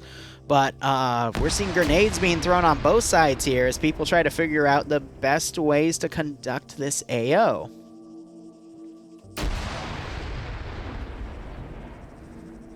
So McCarthy's going to come around, go for the terminal. He is taking fire, though, from Azariah, a.k.a. Lone Survivor of Us. Killer getting shot at by Infidel. Omega trying to pre-fire around that corner. But he gets taken out because he tried to charge a PKP. Not the best thing to try to come around the corner and pre-fire. There goes Blue 4 connecting the terminal. Op 4 got a few points on it, but I think that was Jonathan getting some points. So Infidel's going to fold back and try to figure out what happened there. Mike and McCarthy down. Nemesis and Nafs down. Nafs got picked out earlier, I think, by Lusod there. So it's 5v5. Infidel coming in, knocking Jonathan out, though. Killer coming up to Danny's position, but getting killed by Flying Finn. This is looking like Op 4 is getting a slight advantage here. The edge, I would say. Short getting fired at by Danny. Omega doesn't manage to look up in time, though. He is wounded. So he's not going to be able to maneuver and try to flank Danny here. Johnson pre-fires Infidel, but Infidel is able to get around him with that PKP and take him out. Yanni coming around, getting a flank on B Short there, and manages to take him out. And now it is 2v4? 2v5. Scandi Recon can get very aggressive with that maneuvering, and if you give them a little bit of an opening to take that aggressive maneuver route, they will get behind you and start dealing a lot of damage. So Infidel doesn't notice that Lusod's coming around, but Azariah covering that terminal from that blind spot. That spot is, wow. I'm surprised that spot exists, because you can fully cover the terminal there. Lusode winning the fight against Infidel there. Cargo crate coming out. Yanni coming out, trying to kill Omega. Danny assisting Yanni and knocking him down. But yeah, that spot overwatching that terminal is really, really cheeky. I'm surprised that passed inspection. Yanni double tapping Omega, not getting the kill, but making sure Omega's not going to wake back up. Lusode now hiding in the wreckage, waiting to hear people. Lusode now getting up, spots Azariah, and trades with him. Unable to land the headshot, but because he's prone, Azariah is able to get a bullet in front of him, and that's going to be GG for Scandi Recon. But wow, that one spot right there, both of these spots, because this tree's in the way, are really, really cheeky because they overwatch the entirety of the terminal. I mean, I guess Blue 4 has a close spot right here to do the same thing, but that is definitely an Op4 biased advantage point. So we'll see if PLH is able to use it in their own rounds, but we're about to see 10 points get clicked up, and that's going to be it for Omega bleeds out before we get it, and there's the round end. Crazy start for Scandi there. But let's see if PLH is able to return the favor.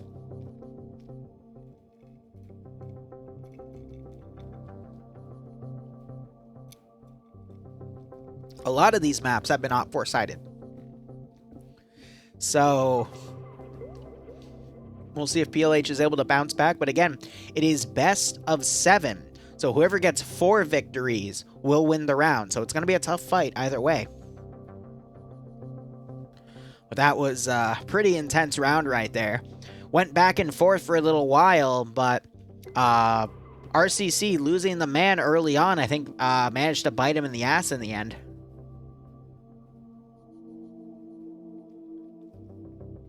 Don't dox me next round, thanks. Apparently Short crashed after he was shot. But I agree.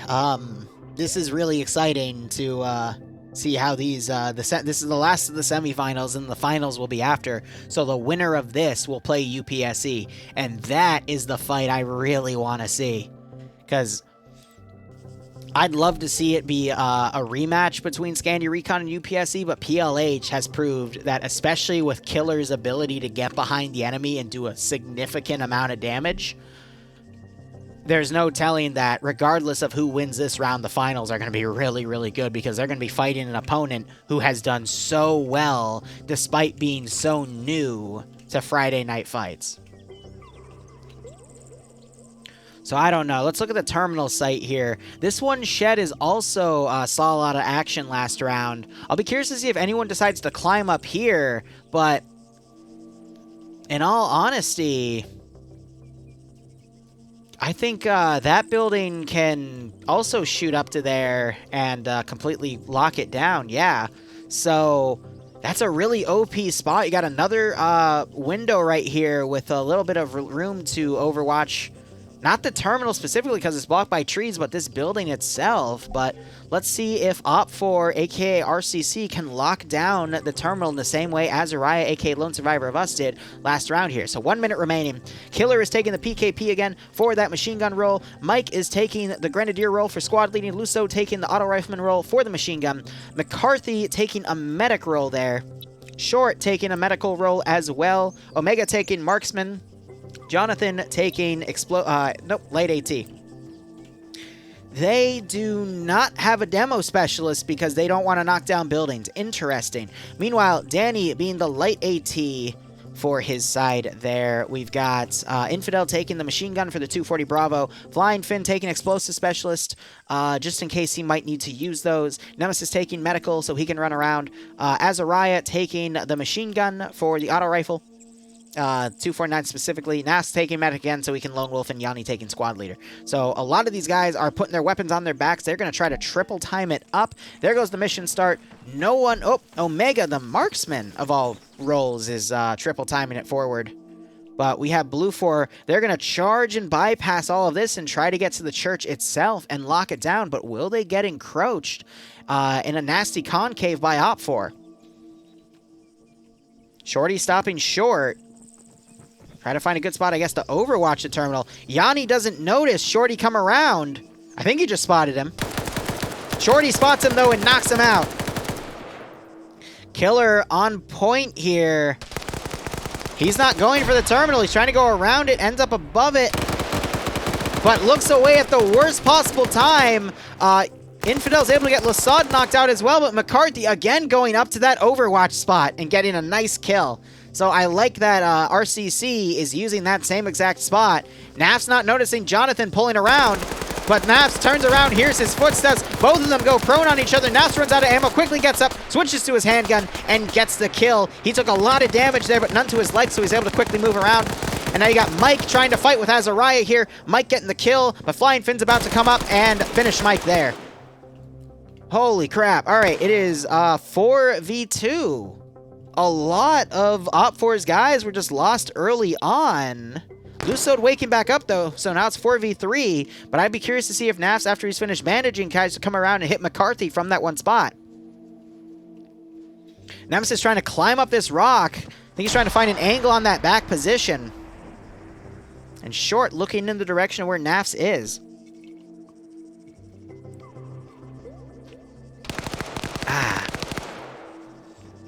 And I think Short just got taken out by Nafs. And Nemesis is now potentially going to run in and try to make a play on the terminal with Danny backing him up. Nemesis instead opting to climb up on the building itself, trying to find an angle, spots McCarthy's gun and tries suppressing that. Danny joins the fray, trades with Lusod, and now Nemesis is going to get the touch on the terminal. As McCarthy pulls back, and Nafs, I think, is coming up to try to catch this building here. He comes out and gets Hillary Clinton. Naf with the double headshots from the back of his head. And that is GG. Scandi Recon on their second point victory. Now, again, this is best of 7, so match point isn't till someone has 3 match points instead of 4.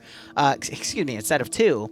So we still have a little ways to go, but let's see if RCC has warmed up at this point and if they will do better in the next round. So great 2-0 start for Scandi Recon so far, but it is still anyone's game. I would say it is Op4 sided simply because of that really overpowered Overwatch spot on the terminal, but both sides get to use it.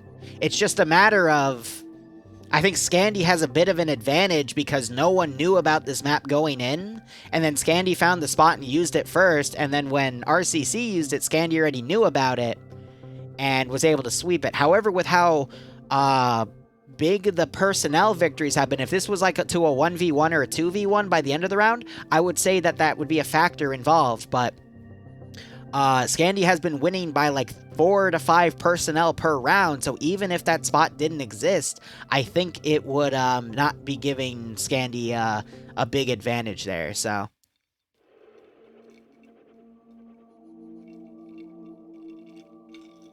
That's my 2 cents.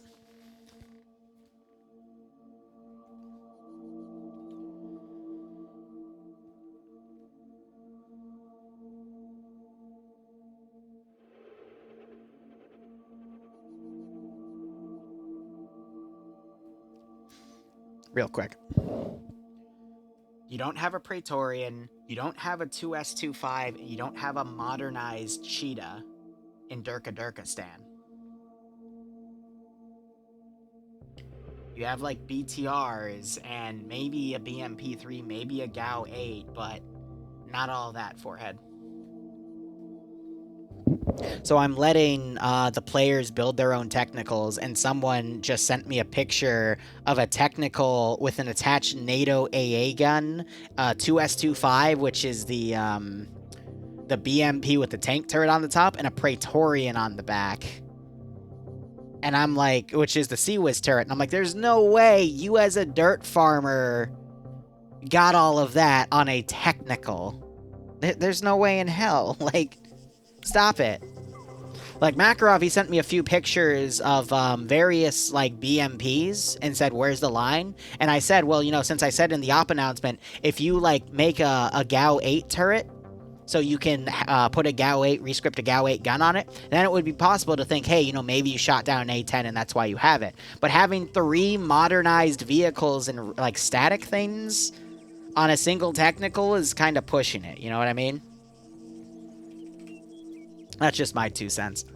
But all right, Scandi Recon back on the OpForce side here. We got Danny playing Light AT, Infidel playing Machine Gunner for that PKP, Nemesis playing Medic so he can run around and be aggressive, Flying Finn playing Explosive Specialist for those throwable satchels, Azariah playing Auto Rifleman for that PKM, Yanni and Nafs already going to triple time and run up the left sector here, being a medic and a squad leader for that 40mm respectively. Meanwhile, Blue 4, first round they went more on the right side. Now it looks like they're going to come around on the left side instead to come around, I guess, get closer to the terminal, not wanting to go through the open areas and get picked off again like what happened in the early rounds. So, Jonathan playing Light AT, but he dropped his Light AT. Okay. So he just wants to play Rifleman at that point. Killer going Medium Machine Gun. I agree with that pick. He is really good with that weapon. McCarthy going with the Medical Kit, so he can play a Standard Rifleman. Omega going with the Marksman Rifle with an ACOG Scope, so he can get some good headshots with that 7.62 rifle. Short going with the Medical Kit, again, to play Rifleman and run around. Lusode going with the Squad Leader role for that GL, and Mike going with that 249 as the Auto Rifleman. So, good stuff overall here, but we'll see if Scandi Recon can score the W to make it match point, or if PLH will be able to finally get a point on the board. And there goes the mission. So once again, Omega charging forward with Jonathan, though, on triple time. And Mike is not triple time, though, but Nafs and Yanni on triple time. And Az, I think, is going to immediately try to run up into this building so he can overwatch the terminal. And he is going to have Nemesis go on the low ground to potentially touch that terminal first. But Blue 4 definitely going for a mid-charge here. And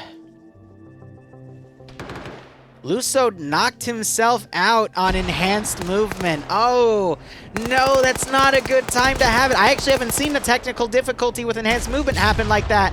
But, oh, that's going to put, he wakes back up, though.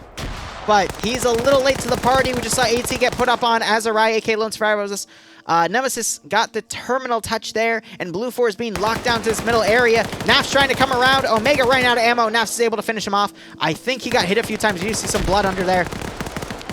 Danny in those windows overwatching. Op4, I think, has Blue 4 boxed in really well, but Blue 4 having some really good grenade throws, doing some damage on both of these guys up here and crippling them. So great throws by Mike in retaliation, but Yanni has gotten behind the Blue 4 line here. Tries to hit Jonathan, but isn't able to land a killing blow, and they just turn around and bitch slap him back for that plan. McCarthy is also dead. He pushed into the cathedral by himself. And it is 5v6 with Op4 slowly scoring some points. Nemesis climbing up here. He's going to overwatch close by with that terminal. Lusode getting knocked out again on the same spot he tried to enhance movement on. I think he's stuck in here. And he's not going to be able to get out. So Lusode's in jail. He's going to medic himself. And as we were looking at that, Short is down and Killer is down because they were pushed up by Nafs and potentially Nemesis. How many kills is Nafs on? Oh, hold on. I think they're calling it a technical, Here, let me type it.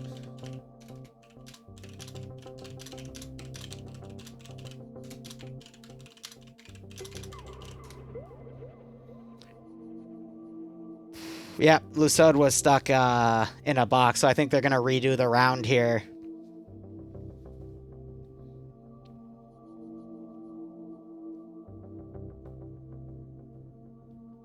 I think that's the right call to make here. Because Scandi's up 2-0, and I think one person might have been able to make the difference, but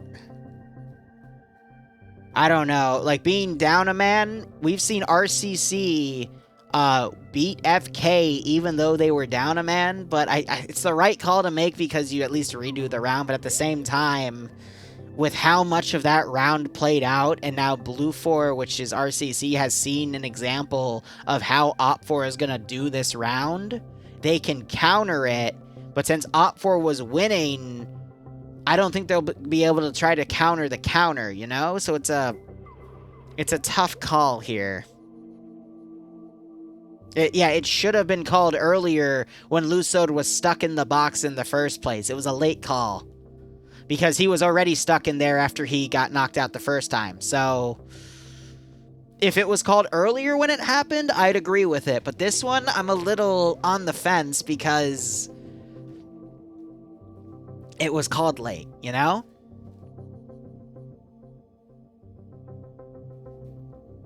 So, we're going to reslot now. I think Scandi Recon's going to be fine with it either way because they're up 2. But it's a little... It's one of those things, you know? Because... it's costed them a little bit. Oh, Yash, I agree with you. I'm gonna wait till... restart in the 3rd round, yep. I'm probably gonna wait till the 480, 490 series is for NVIDIA come out, and I'll, in like a year or 2, and then I'll buy in, you know? But I'm also, later in the week, gonna get into the Star Wars Squad mod. I've been saying that for 2 weeks, but that's because I'm finally wrapping up some of my, like, other projects. And I should be able to, finally have some time to do that. And, I think with the 1080 Ti, I'll still be fine in that regard, but we'll see.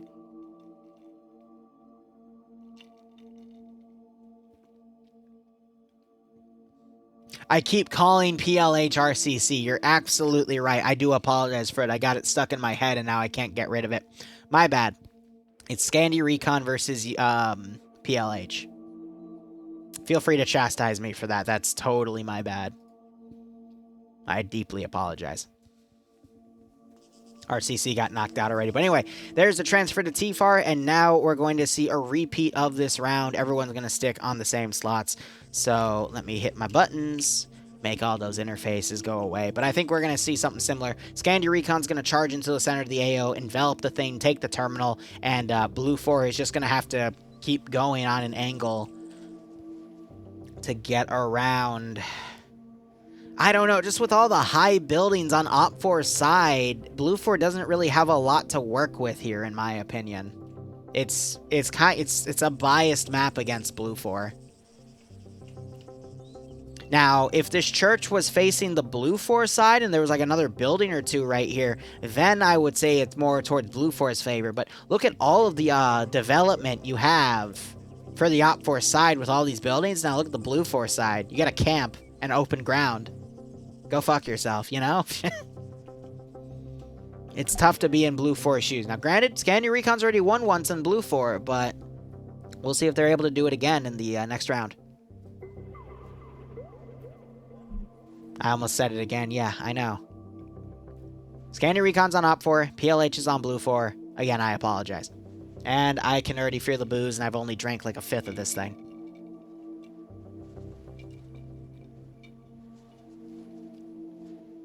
First run of things is always the roughest, yep. Don't get me wrong, I like the map development here. It's really good. It's just, I feel like Blue 4 needed a little bit more love. Drunk wee woo is fun wee woo. Yeah, I mean, people that handle my drunk Zeusing beg to differ sometimes, but...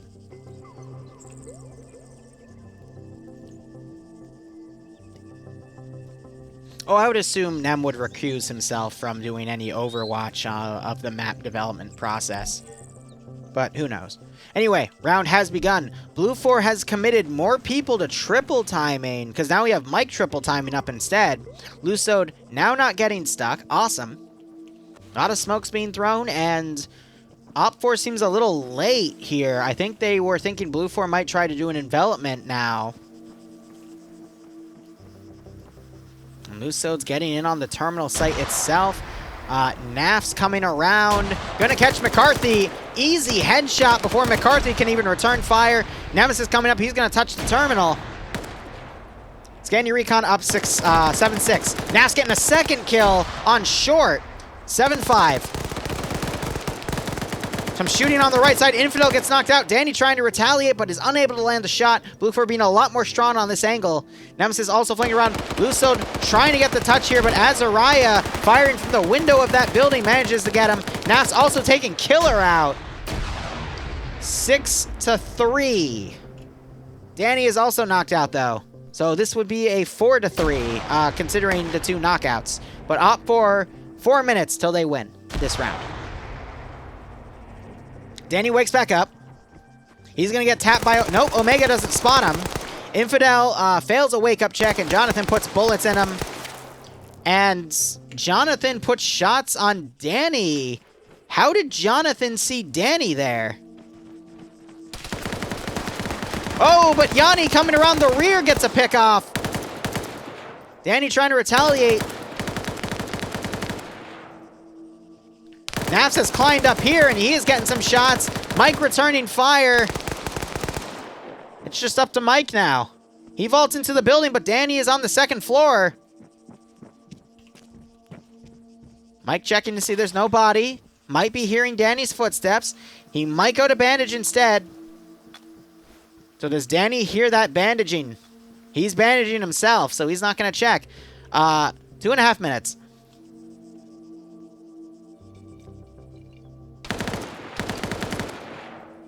Did Nafs just... Okay, no, he thought he saw something from the smoke. I thought he hit a friendly there. All right, Mike. Got a 249. It's a good weapon to clutch your kick with. He comes his little back area. He hears the footsteps. And he taps Yanni as he comes in thinking he sees someone, but instead gets himself killed right there. What did he see right here to shoot? That's the confusing part. I don't know what he was trying to engage. 1.5 minutes.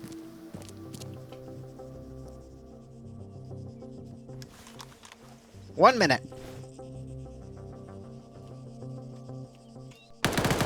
Oh, but Nemesis spots him and knocks him out. And now Scandi Recon is up 3-0. And it is match point.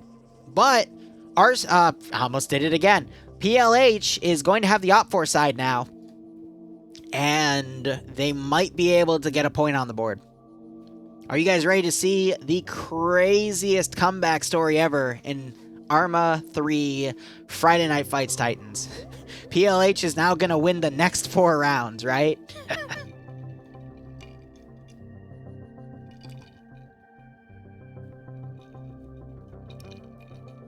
Ah, that's good. I'd love to see a map where it has probability mechanics for, like, its hard pieces of cover. Because you can set items in the mission file scenario to only have a percentage possibility of actually spawning in. So if you wanted to really change the dynamics of a map, have things only have, like, a 70% chance to spawn in. And then... c'est la vie, you know? Like, the house you normally use for overwatching, like this house right here. Let's say one round it doesn't spawn. And you're shit out of luck at that point for using it for cover. It would be a really true test of adapting to the scenarios. But hey, maybe for FnF Titans too. We tinkered with that. It's coming in the next Titans. Nice. Ask and you shall receive, right? Anyway, Nemesis is, he's AFK for a second, taking a potty break, and we'll see how things go. Didn't want to hard spice things up? I getcha. I mean, yeah, that would open the possibility that if the stars really align, nothing spawns and you just fight in a forest for the round.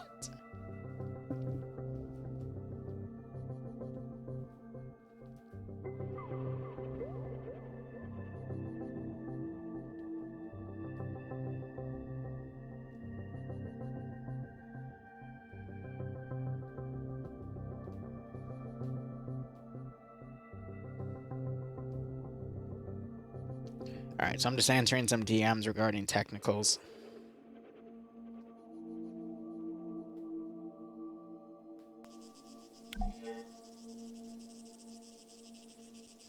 Alright, cool. So let's see. Buttons to hit PJ F1 to make that menu go away. And let's see who has what. So Infidel is going to go auto rifleman or machine gunner. He's going to go machine gunner because I see the auto rifle right there. So it's going to give him the 240 Bravo. We have Danny taking the light AT weapon again. We have Nafs going medic again. We'll see him go to triple time in a second when he puts that gun on his back. Yanni going SL. Azariah going with the machine gun right there. Finn, I think I already covered, is the explosive specialist. No, it was Danny who I already covered. And Nemesis, excuse me, also being the medic. So Nafs and Nemesis, medic buddies, so they can just play rifleman for this scenario. And they're going to be on the Blue Force side. Meanwhile, Killer, again, going with that medium machine gun for the machine gunner. Gets the PKP with the scope. Nice little red dot. That's the PK scope on it. But otherwise, McCarthy going medic, so we can just play rifleman. Johnson already going to triple time as the light anti-tank weapon guy. Short going with the medical kit. Lusode going with the machine gun this time around. Omega going for the marksman. And Mike going for the squad leader. I'm going to be honest, I feel like the marksman role has been a little underutilized this round. We have this really nice Overwatch element Op4 could be using, but has instead opted to not use it. I feel like that is kind of a little bit of an untapped potential possibility there, but both PLH and Scandi Recon are really powerful rush factions. You see that with the plays by Nafs and the plays by Killer, respectively, when they've been fighting other communities. So I think that rush strategy is why you're seeing the marksman not utilized to a long-range role. But that means these rounds are being quicker and they're a lot more intense in these small bursts of action. I agree, this is obvious with little cover, but if you have a marksman and your opponent doesn't have a marksman and they only have red dots and shit, the range you have right here could far exceed those risks, but you'd have to see. So Jonathan rushing right up to the terminal to touch it from the get-go. Nafs and Yanni have pushed up on the right side. Blue 4 taking the southern building on Op4's side. Grenades being thrown. Nafs now overwatching this one spot. He doesn't see... Oh, yes, he does see McCarthy, and he takes him out. Gives a lot of double shots. Misthrows a grenade, but actually it throws right in front of Lusode. I think you just heard Lusode there. Does attack reload. Lusode trying to catch him out of position, but he trades with Nafs instead.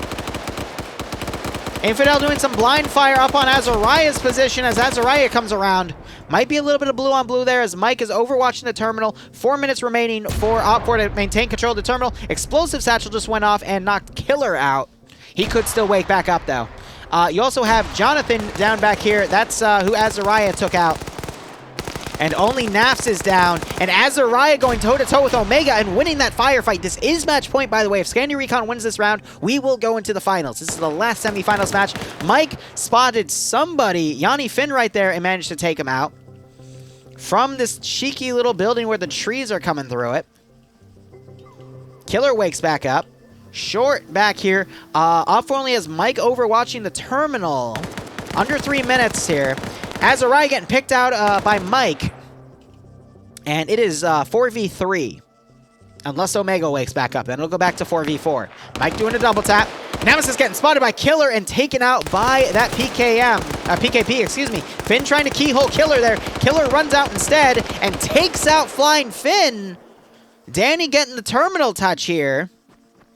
But it is now 2v3. Killer coming back around.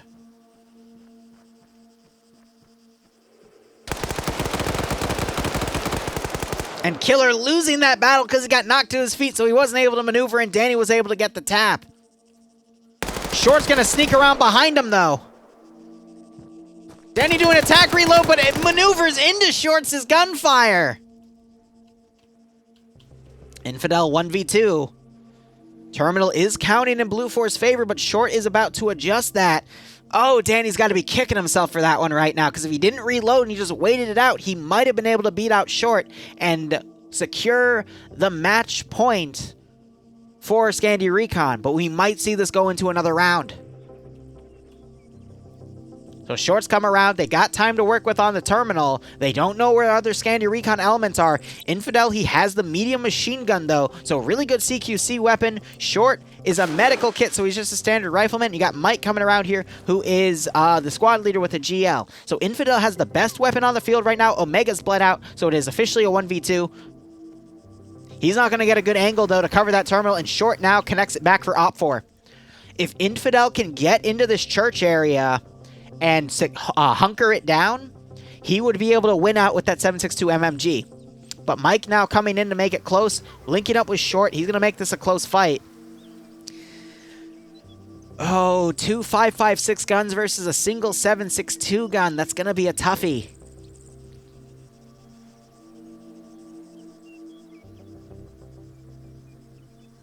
Oh, I agree. Arma isn't the most fair of shooters because of that older netcode, and, you know, you have some lag issues and you see trades a lot. But Infidel going to play this very cautiously. I mean, you just saw that frickin' smoke grenade spam.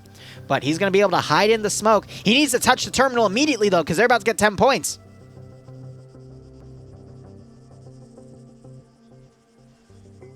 Okay, so if Op4 controls that terminal for another few seconds... Oh, but Short knocks him out! Will Infidel wake back up, and will Op4 be able to take the terminal back?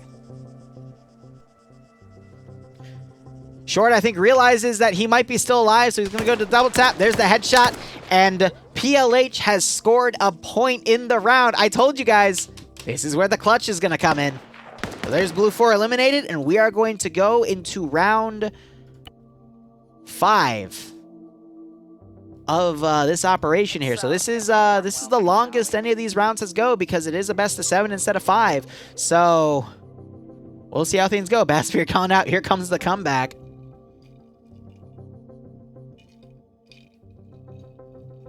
We'll see how things go with that. Oh, yeah, I didn't actually hear about Bohemia having HR problems. I'll have to look into that.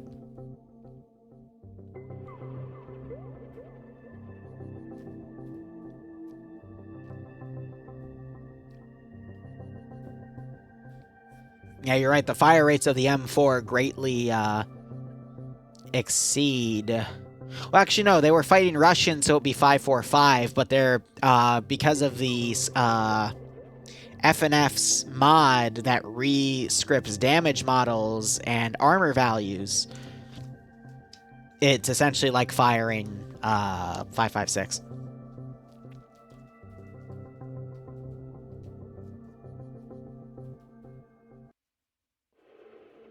All right. Still match point for Scandi. PLH has a point on the board, and UPSC is laying in wait for the finals. Will Scandi be able to secure another round so we can take it to the finals, or is this the start of PLH's comeback for the semifinal? Let's find out. Hitting all my buttons. And let's see, PLH is going to be on Blue for today. Short is going to play Medic. McCarthy is also going to play Medic.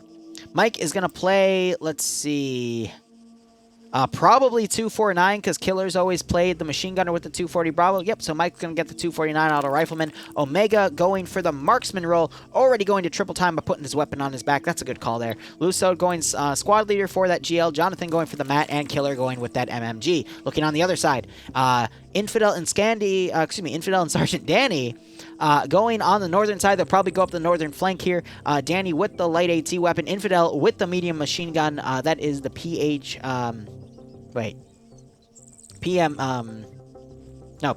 Jeez, I'm blanking on my words there. I apologize. So he's the medium machine gunner with that weapon. We have Azariah, who is doing attack reload on the PKM. Running around down middle here. We've got Finn with the explosive specialist. Nemesis with the medical kit. And I assume Nafs and Yanni, they're going to triple time up this left flank again. And we've got a grenade launcher and another medic kit for Nafs, respectively. So with Op4... Okay, with Scandi Recon on Op4 in this map having an Op4 bias, it's unlikely PLH is going to win this one, but I believe in miracles. So hopefully we'll see something amazing happen. Maybe Luso will get himself stuck in another box and they'll have to redo the round so they can analyze Scandi Recon's tactics to get another W. I do like the implication of this map. There's a lot of development on it. I just wish there was more development on the Blue 4 side to match it. I do like, though, that these crates are a bit dynamic in how they get thrown around. They can knock down trees, add to some of that dynamic stuff, but Op4 just has much more development in this side, and that's why I feel like this map is leaning towards Op4's advantage here. I need to stop saying, God damn it. All right, so otherwise, round has started. Blue 4 charging into the terminal site. Mike and Lusso get into the building before Danny and Infidel can do it. That's why triple time is so powerful, but if you get caught out of position with triple time, you're a sitting duck. Infidel running up to the rooftop, not checking his rear. Lusso also not checking to see Infidel's run in front of him. Meanwhile, gunshots going out to the north. McCarthy getting taken out by Yanni and Nafs. Infidel now firing on Jonathan. Lusso doesn't realize that he has a hostile with him. And Infidel's just doing some blind suppression here. Nemesis ran up, got the tap on the terminal. Azariah has been knocked unconscious. Lusso, Hillary Clinton, oh my god. Hillary Clinton and Infidel. Danielle's getting taken out by Mike. And Azariah waking back up here, but both sides are down a few players, but Scandi Recon is down a player. Yanni might be able to get that back, but he doesn't see Omega through this thick tree here. What's it called? The concealment of the trees. I'm blanking on the exact term. Yanni tries to put some shots on, but he is retaliated on by Jonathan here, and I think Omega might have come out there and given him a shot. But you have Nemesis up on that Overwatch position. I think he just scored a kill on short there. And it is now 4v5. The terminal reconnected for Blue 4, but Naf's coming up and getting Killer. When Killer gets outflanked, it falls apart for him, unfortunately. That's what I've noticed. But if Killer keeps mobile and gets on the flank of the enemy, he's able to do so much damage. Meanwhile, Flying Finn, I think, just got another kill on... Who was that? That was Mike. And now Scandi Recon is coming back and slowly getting that player advantage. Terminal's still counting for Blue 4, though. I think Nemesis is going to go up and tap it, though, because there's no one overwatching the terminal at the moment. But Nemesis goes into the shack instead. Mike gets spotted as Finn is firing up. Lusso returning fire. Naf's flanking around. Mike gets spotted by Omega. Grenades going back and forth. Nemesis instead opting to run to the tower. The terminal did get tapped for Op 4. It's now on 5 instead of 4. I missed that little pop-up. And Nafs is up here, trying to spray into the building to hit Lussod. Satchel going off. Nem needs to get out of there. I don't think that building can blow up anymore. I could be wrong. Satchel going off. One of the Blue 4 members just died. I believe that was Mike. Nope, that was somebody else. It was potentially Jonathan. I have lost track of my players there. So it's just Lussod and Omega. Omega's still camping these trees, trying to find some good Overwatch. Op 4 AK Scandi Recon on 7 points. We will be done in about a minute to a minute and a half. Lussod's come around, trying to find more Op 4 to eliminate. Omega's going to have to make a play to touch that terminal, but Nafs is going to stop him. As will. Omega gets Az. But Omega is wounded, and he's got less than a minute to make a play here. He's going to have to risk it. There's Nafs firing. Nafs getting him knocked unconscious. Lusso's going to have to come up to touch the terminal. There's Nafs with some double tap. Nemesis joining him. Nafs took his handgun out to get those double taps. Lusso's got less than 30 seconds to make a play. Oh, I don't think he's going to be able to do it. Nafs has too good Overwatch right here. Flying Finn's also Overwatching. He's sprinting for it. Nafs is away, though. He might be able to get the touch. Nemesis coming on the rear. Tries to vault over. Lusso, though, has his back to Nafs. Nemesis doesn't notice. Nemesis finally notices as Flying Finn takes a shot. Nemesis eliminates him, and that is GG. 10 points for Op 4 as well, and we are going to go in the finals. It is going to be UPSC versus Scandi Recon, and this is going to be a rematch because UPSC fought Scandi Recon and went 3-0 against them, but these are, in my opinion, the two best communities in Friday Night Fights fighting it out in a best of 7. So a great round by PLH. They were able to get a win on Scandi Recon and bounce things back, but it just wasn't enough because, in my opinion, that map was a bit on Op 4's bias side, but good God, that was great. So, we are now going to wait this out, and we'll see how things go. So, I'm going to handle some of my DMs here. We'll see where they decide to go, but this will be the last time I do it tonight, I promise. We're going to play a few ads so I can change up my commands, because I need to look up what this map will be, because they might change it too, because they changed it last second. But this is the finale for the EU branch. It's Scandi Recon vs UPSC. Best of 7, aka first to 4.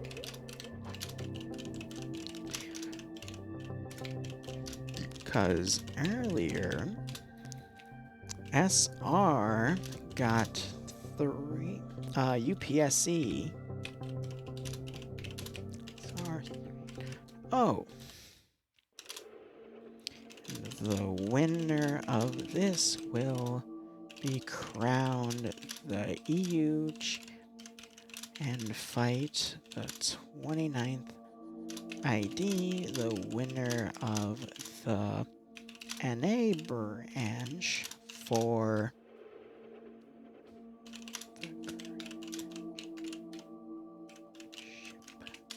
cool. At least I think there's going to be a grand championship after this. I don't know. I'd like to see it, though. It's going to be on Lagasola. Oh, if it's on that same Gulag map in Shantytown, I'm going to laugh.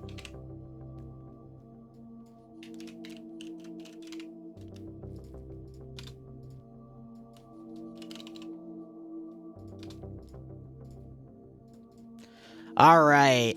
Otherwise, UPSC is going to start up on blue. Wait. Nope, there's a little bit of side confusion. It looks like we got people on both sides right now. Most of them are on blue 4 here. Op 4 is mostly for Scandi Recon. But we'll see what they decide to do.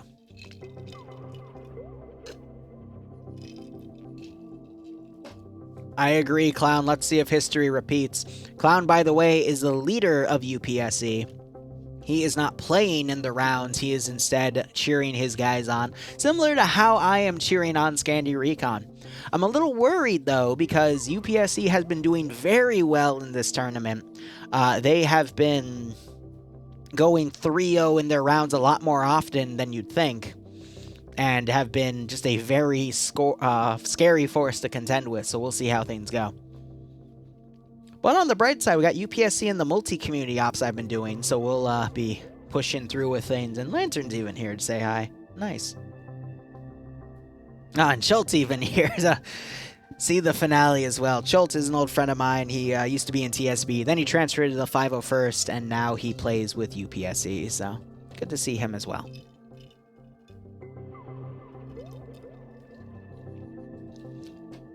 Strubrew, I would recommend you play through the campaign until you get bored of it.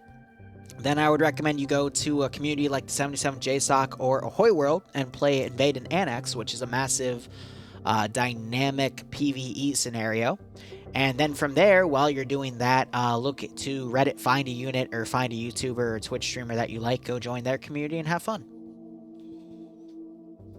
That would be my advice to you. You're going to play in the next Titans. There will be another Titans. I just don't know when they'll run it officially. But let me go ahead and get a slot here. And they already pushed in. I sometimes forget to do that. Pick a slot and get pushed in with everything. Let's see how things go. All right. This is the finals, guys. And it's going to be on Shantytown. On day. Oh, no. So, this was the same exact map they played the NA finals on between the 29th ID and Task Force 121, but they decided to make it a best of 9. This one, I think, is still going to be a best of 7. So, I know Scandi Recon has played... Wait, isn't this the map that... This is the... Oh, my God. This is the map where UPSC 3-0'd Scandi Recon, if I remember correctly. Right? The suburb. Yeah, it's the same map. So is history going to repeat? Is UPSC going to 4-0 Scandi Recon? Or has Scandi Recon learned their lesson, and are they going to come up on top? This is actually exciting. This is actually very exciting here. So let's go through the numbers here. What do we have in terms of roles? Nafs is going to be playing medic so we can rush ahead and get some kills. Flying Finn playing explosive specialist. I agree with that call. You really need to have a demo specialist for this map. Infidel playing medium machine gunner for that PKP. Nemesis playing medic so he can run around in Lone Wolf. Azariah taking auto rifleman for that PKM. Yanni taking squad leader for that GL. Those opening GLs could be life or death in these rounds, knocking out people early, because we saw in a previous round, Danny, who's playing light AT, by the way, got knocked out in a round and almost cost it for his group. But they are fighting very, very good players. Arma Jesus is playing light AT, already set to triple time so he can run up ahead. So is Flux set to triple time as the auto rifleman. With that M249, Kane is playing as the marksman. He is one of my top players in FnF right now. So is Guy Fieri, who is going to triple time as a medic. Triple time again means their weapons on their back so they can sprint forward and go faster into the AO. Legal Action playing explosive specialist. Vonk playing medium machine gunner for that 240 Bravo. And Novix, who is the squad leader, trying to pop some early grenadiers, isn't able to land them in the lane, though. If he were to adjust slightly, he might have been able to get a hit on Nafs and the rest of Scandi Recon, who is pushing up down the southern lane here where the buildings are more pronounced. Explosive satchels will literally change the dynamics of this map, though, by blowing up multiple buildings, getting a lot of knockouts. Flux going up there is immediately engaged by Flying Finn, who knows that tactic, probably learning from when these guys originally duked it out. Explosive satchel going off. No kills, though, despite Vonk and Legal Action being very, very close to it, and no one's been able to top the terminal so far. Another explosive satchel going off, again taking out more buildings, but not getting any early kills. Legal Action getting some shots out, quickly pulls away as Azariah is suppressing down the street, and it's looking pretty even so far. No early advantage. Guy Fury trying to lock down this sector. Legal trying to fire at Az, but no KIA so far. And we're over a minute into this first round. A lot of grenadier fire going out. Hold up, Legal Action has been dropped dead. I think Azariah was able to come around and get a kill there. Let's check. No, it wasn't him. It was Yanni who fired across the way. Hold up. He might have gotten Novix instead. It was Nafs who probably got that kill. Yanni probably got the kill on Novix. Arma Jesus tried to push up, trying to crawl under this building to be cheeky, but he was knocked unconscious. Guy Fieri and Vonk getting a double tap here. Nemesis trying to push up on Vonk, but Vonk was waiting for him. Also, Guy Fieri is down. Azariah is dead. Nem is unconscious. Danny pushing up, fighting with Flux. But Yanni is able to kill Flux there and get the retaliation effort. Arma Jesus wakes back up, knocks out Yanni Finn. Wait, no, that wasn't Yanni Finn. That was Infidel, my bad.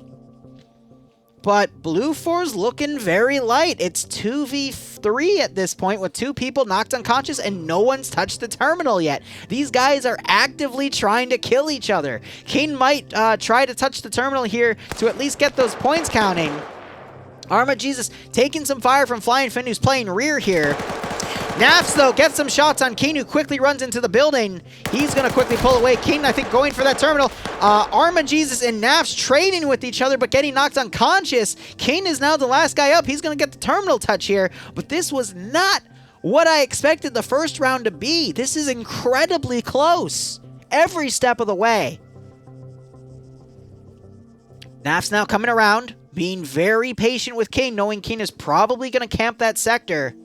So now Nafs is going to try to find an angle around. We'll probably see Finn come around as well. And whoever wakes up here first is going to give either side an advantage. If Yanni wakes up first and taps Arma Jesus, that'll turn this into a 3v1. If Arma Jesus wakes up first and taps Yanni, that'll make it a 2v2.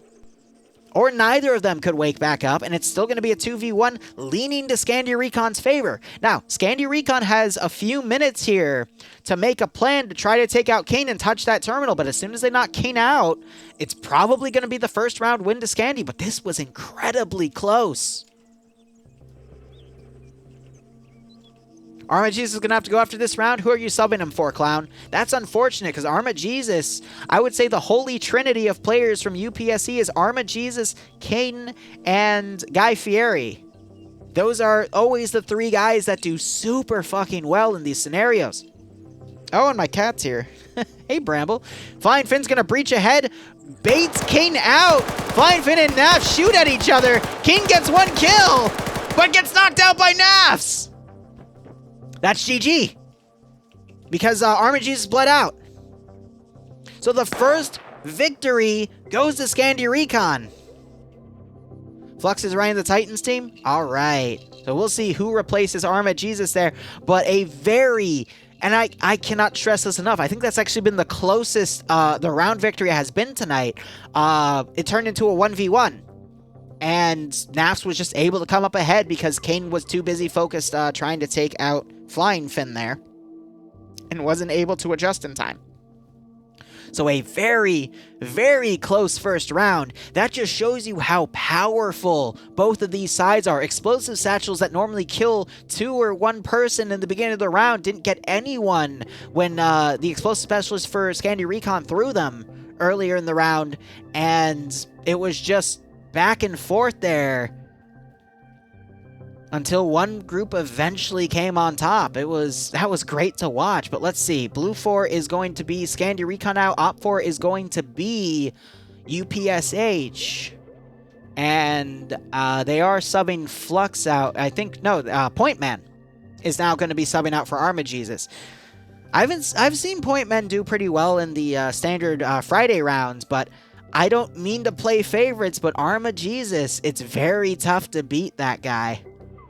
In terms of what he's capable of doing, what I've seen him do in the past. So, little bit of a minus there for UPSC, but I think they're still, regardless, going to be a very formidable team. Legal Action's been doing really well. Kane is a really good player, and they still have Guy Fieri, who's also really good. But, as a reminder, guys, UPSC is a bunch of ex-501st members who I knew from way back in the day in, like, 2018. So, I can attest, some of these guys are ex-ARCs, which are the best of the best in 501st, and a few are what was it, Airborne? But a lot of them are good because 501st, they have a really strict training regimen, and Clown can attest to that. First Platoon, he brings up, but Clown and I, we used to train people in AT in the 501st, and we had a very strict training regimen with a very high fail rate, so I don't say anything lightly when I say UPSC is a very good player base to see in these operations. Otherwise, Scandi Recon up 1 round. We're going to see if there's a side bias with Op4, if UPSC is able to clean house with the Op4 side. But even then, the first round was super close. I don't think I can even say side bias at this point because of how close that first round was. In fact, I think that's the closest round I've seen so far tonight. But that was the first freaking round of this final here. So it's going to be close either way. We'll see how things go. Clown saying first platoon, best platoon, but back in the day, third platoon in the 501st was trench platoon. Every 200 meters when we would do a short halt, we would dig 20 trenches. That's how it works. I can feel the booze now, Mr. Krabs. Anyway, let's see. Who is on what row? So Flux taking the PKM right there. Vonk is taking the PKP. Mission has started. Keen taking the marksman rifle. A lot of people going triple time. Novix on the squad leader. Guy Fieri on the medic. Point Man going light AT. Legal Action going explosive specialist. And we already have some combat going here. Azariah trying to lock down the southern lane, but is unable to land a headshot. Nemesis taking fire from Flux, I believe. And Novix has run right up to the terminal. He's going to quickly try to tap that. Will Yanni have a line in? No, he will not. And that is going to be UPSC playing objective early on, trying to use that as an advantage here to slowly pick up points. Flux got taken out, though. Who got him? Nafs was able to land a far headshot from that angle. Hot damn. So it is now 7v6, but the side with 6 UPSC has the terminal counting up for them. So not a lot of time for Scandi Recon to try to retort here, but I like how Nafs and Flying Finn have gotten in this rooftop. I haven't seen this specific rooftop used in any round so far. So great adaptability to fighting UPSC, because one of the issues Scandi Recon had in the first match from the other day where we streamed the first half of EU is that Scandi Recon did not adapt at all, and UPSC was able to go 3-0 against them. So Infidel spotted by legal action under that building. Infidel tried to return fire there. Now he's trying to suppress. Yanni running in, tapping the terminal for Scandi Recon Blue 4 there. And Infidel with that machine gun. That is the 240 Bravo. He's able to try to lock down that sector. Meanwhile, Nemesis and Yanni both got taken out in quick succession there. King going down as well, but Infidel also taken out by Novix. Still anyone's game. It's a very close round. Flying Finn trying to come up and hit Guy Fieri. He backs off to do attack reload. Guy Fieri is able to crawl in. Explosive Satchel going off. Did that just kill? That just killed legal action. So I think that wasn't Finn. I think that was legal action's own demo charge that killed him. Unfortunate there. Vonk and Sergeant Danny in between buildings. Danny, I think, just got a pickoff on somebody. That was Guy Fieri. And now it is 4v2 with the terminal counting up in Blue 4's favor. Now it's getting taken out by Vonk in a nice flank across the street. Across the block, heck. No, across the street would be a proper term. Danny now trying to find Vonk here as Vonk quickly repositions. Still a few minutes till Blue 4 Scandi Recon gets the terminal point victory. So can Scandi Recon maintain this advantage as it's now 3-2? In terms of 3 players on Scandi Recon, 2 players on UPSC. Vonk getting behind Sergeant Danny. But Sergeant Danny's in the building. Vonk's listening to those footsteps. And I apologize, my cat is being extra needy, trying to jump on my lap here. And I think Vonk might have just spotted Danny. No, he did not. There's a wall in the way. And did Pointman just get a kill? Danny just got knocked out. Yep, Pointman got a kill. I forget on who. Flying Finn trying to return fire on Vonk. Less than 2 minutes here. Can Flying Finn overwatch this terminal from that position to at least score the terminal victory? Pointman trying to come in. I mean, if Op4 wins, I can technically say Op4 has the side advantage based off the victories, but both of these rounds have been incredibly close. And Op4 is eventually going to have to make a maneuver to touch that terminal, but Finn is doing his best to lock it down. Pointman coming up. I think he's going to try to take control of the terminal here. Finn is not going to have a visual here. Grenade, that's a smoke.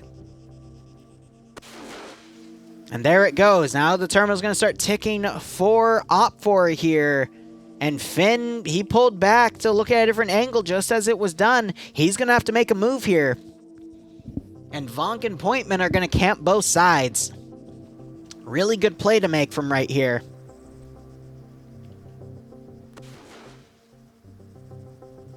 I don't know.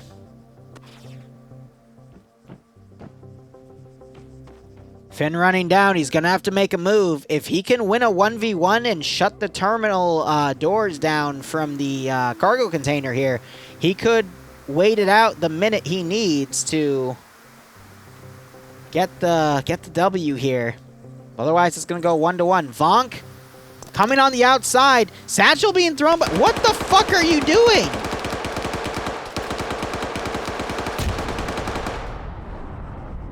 So Finn has just given himself some additional cover here. He's got some time to work with. I think he was thinking maybe that they were camping on the terminal itself, but UPSC, they're not going to cover the terminal. They're going to cover the outskirts of the terminal. UPSC, Pointman delivering a Hillary Clinton and tapping Finn in the back of the head. And there is the victory to UPSC. And it is 1-1 dead even. So Op4 has won both rounds, so we're going to technically say Op4 has a side advantage, but I think that's just the faction more than anything. That was close.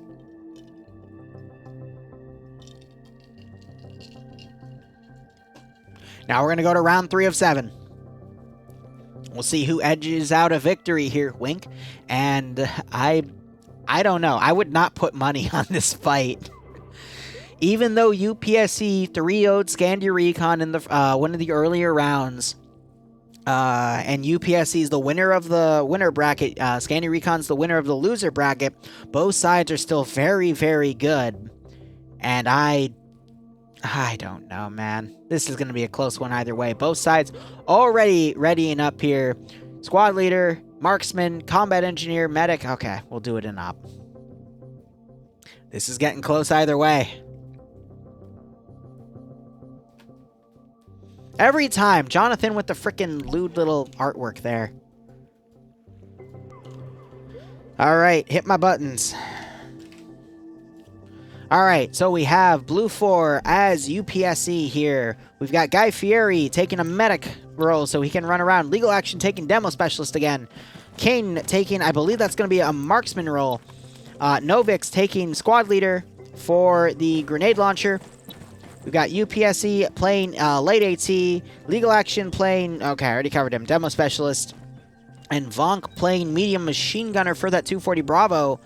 Did I miss someone? Yes, Flux, who has run all the way down here. He's already on triple time, going for that 249 Bravo. Meanwhile, Blue 4, Op 4, Scandi Recon, Infidel playing medium machine gunner, Flying Finn playing explosive specialist. I would always expect to see the explosive specialist along this lane, because you always see explosive charges thrown in this block to try to kill players out. But I'd love to see some satchels thrown in this area too to deny that Overwatch position. But anyway, going back to the review, Finn playing the Op 4 explosive specialist, Infidel playing medium machine gunner with that PKP, already covered that.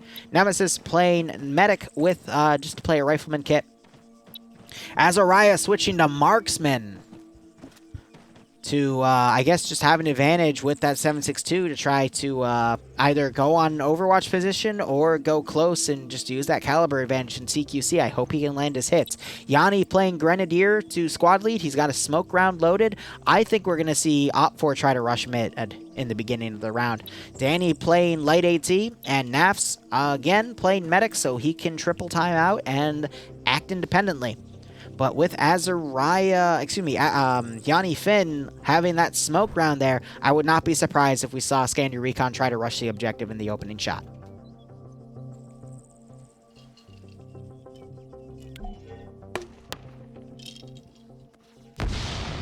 GL's fired on both sides.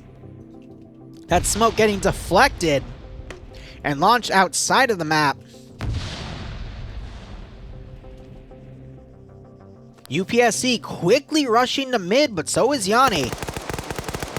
Opening shots by Guy Fieri to try to hit Danny. Infidel returning fire on the rear. Infidel being flanked by Flux, but the smoke is adding to a little bit of the confusion here. Yanni able to lock the terminal down immediately, and no opening kills are seen. Wait, I stand corrected. Someone on Scandi Recon just went down. That was Danny who was picked off. By who? Pointman across the street. More shots being delivered. No kills. So Scandi Recon instead relying on doing Overwatch positions and having Yanni take the terminal. So these Overwatch positions are going to try to cover the terminal site itself. This is, I don't think I've seen the strategy yet done. So Scandi Recon showing some really good adaptability. Guy Fieri getting taken out early on by... No, it was Nafs who took him out. So he's running around trying to get behind these guys. Infidel trying to stop Vonk in legal action as Nafs comes around. Yanni doing some Overwatch on this terminal from this corner. Not bad. Will Nafs come around in time, or is he too busy bandaging? Kane is still back here, though, overwatching with that marksman rifle. It's 6-6. Almost half the points are already in Op 4's ballpark. Vonk, did Vonk just do what I think he just did? No, Vonk! Infidel on the Overwatch position, kills Vonk because Vonk didn't check the balcony. Clown, what do you have to say about that? Your guys just fucked themselves over for this round. It's 6v3. Big F right there. Nafs just watched Kane run around. Kane's gliding. What the fuck is Kane doing? Kane has his lag switch and Nafs doesn't know what to do about that. Ah, yes.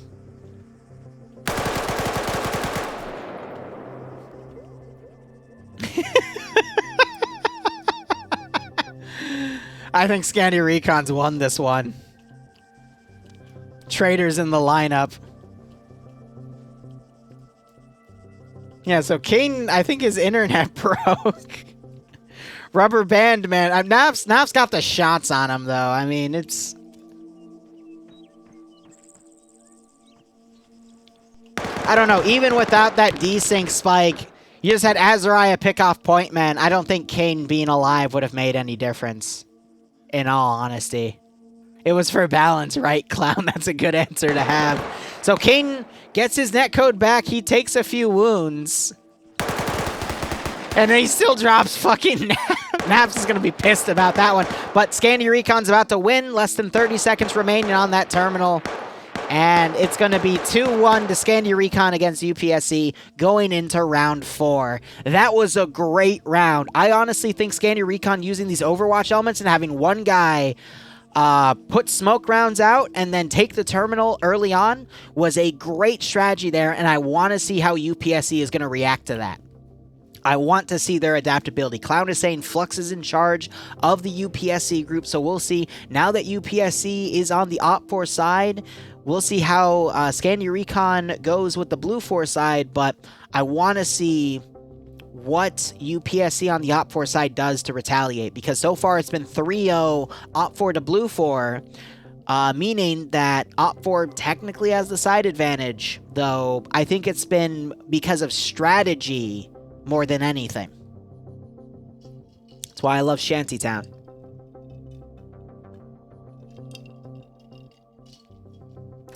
Finishing up my drink. It's exciting. Bum, bum, bum. Alright, Dreams is asking if both sides are ready. It appears both sides are ready indeed. If Scandi Recon wins this next round, we'll start seeing into match point, but based off of how close these rounds have been, I expect UPSC to be able to adapt, and we'll probably see this go 2-2.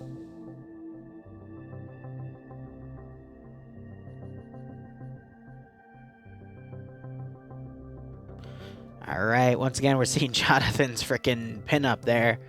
What else do we got real quick? Scandi Recon symbols, Pepe with a pirate hat. More Pepe. Is that UPSC's symbol? It's just a Pepe with the pirate hat. Alright, good enough for me.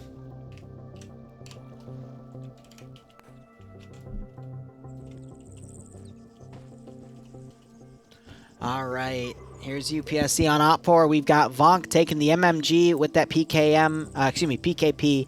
Pointman taking light anti-tank, the lat weapon, so he's basically a rifleman with a rocket launcher there. We've got Novix taking the squad leader role. My cat is biting my foot. Bramble, stop it. Ow. Ow. Stop it. Flux taking the auto... Bramble! Motherfucker. Okay. Flux taking the auto rifle. King taking the marksman rifle. Novix, we already covered him. And we've got Guy Fieri taking a medic role. What is wrong with you? Stop it. Silly cat.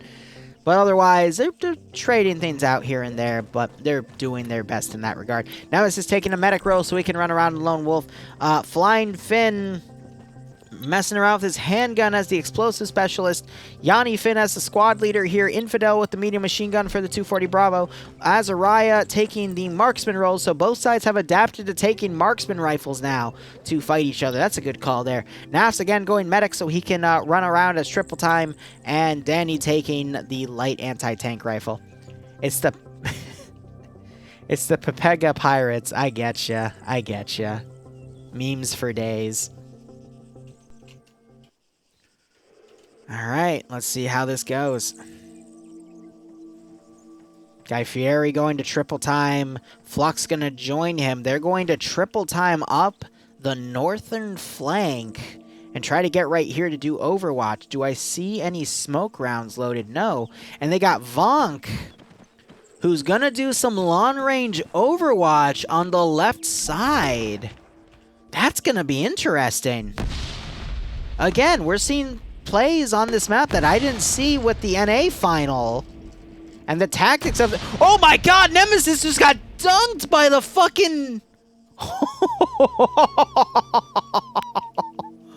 Wow. This happened to Sergeant Danny in another round here. But hold on, we just had Novix get retaliation fire by Nafs there. Nemesis wakes back up, so he's going to have to spend some time bandaging. The last time this happened to Scandi Recon earlier in the round, it was to Danny, but Scandi Recon still won the round. Yanni again rushing up to take the terminal. Suppressive fire going down by Vonk here, but Infidel's in cover. And he also knocked out Legal Action. Legal Action throwing a satchel, taking out some buildings nearby him. Wow, that was impressive for that random GL shot. But Blue 4 getting 2 kills off the get-go, turning this to a 7v5 with Blue 4 controlling the terminal site. This could be big. Flux now on the rooftop to do Overwatch. Again, a really good call there, vaulting out of that balcony. He can lock down that terminal site, but someone's still going to need to be able to go in there and take it. And I'm willing to bet that's going to be Guy Fieri, but Naps knocking out Vonk. And Danny just went down to Guy Fieri, who was able to knock out Flux. Naps running over to get some cover as Kane is trying to overwatch him. But Kane, I think, ran out of ammo, and Naps returned fire, so Naps is going to pull back. Guy Fieri and Yanni getting into a fight, but Guy Fieri winning that battle. And that's unfortunate. Yanni should have continued to hold mid here. Guy Fieri getting the double tap, but wow, hold on. Blue 4 still in the back line, but they still have 5 guys, and UPSC only has a handful left on the field, too, with 2 more bleeding out. Your boys are tired? That's fair, Clown. I heard they were falling apart in the previous round, too, but we're still able to win the W, but this is close either way. What was that? Was that a grenade thrown, or was that a satchel? Nope, that's a smoke grenade. You can hear it billowing out. Small confession. I don't know what billow means. Nafs learns what marksman rifle means, though. And Guy Fieri teaches Nafs what double tap means. And Point Man just touched the terminal as Blue 4 in all their Overwatch positions is now going to have to move in as Op4 develops here. It's 4v3, but now in Op4's ballpark for UPSC, so anything's possible.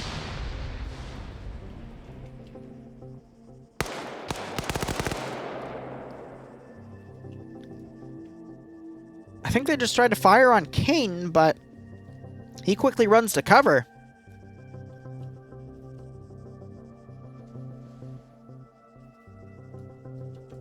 It's going well, McCarthy. How are you doing? Were you the same McCarthy that was playing in PLH? You did a really good job, buddy.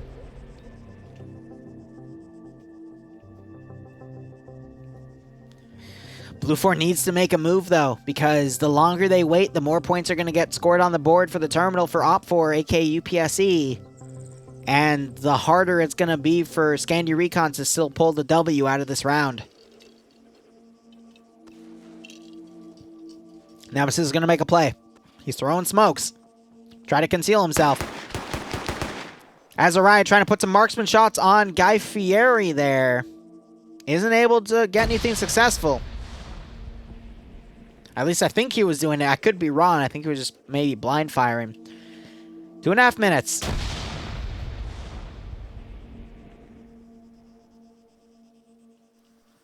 Azariah's going to breach the building Guy Fieri's in. Yep. He has that marksman rifle. Oh, but Guy Fieri bitch slaps him out of here. It's 3v3.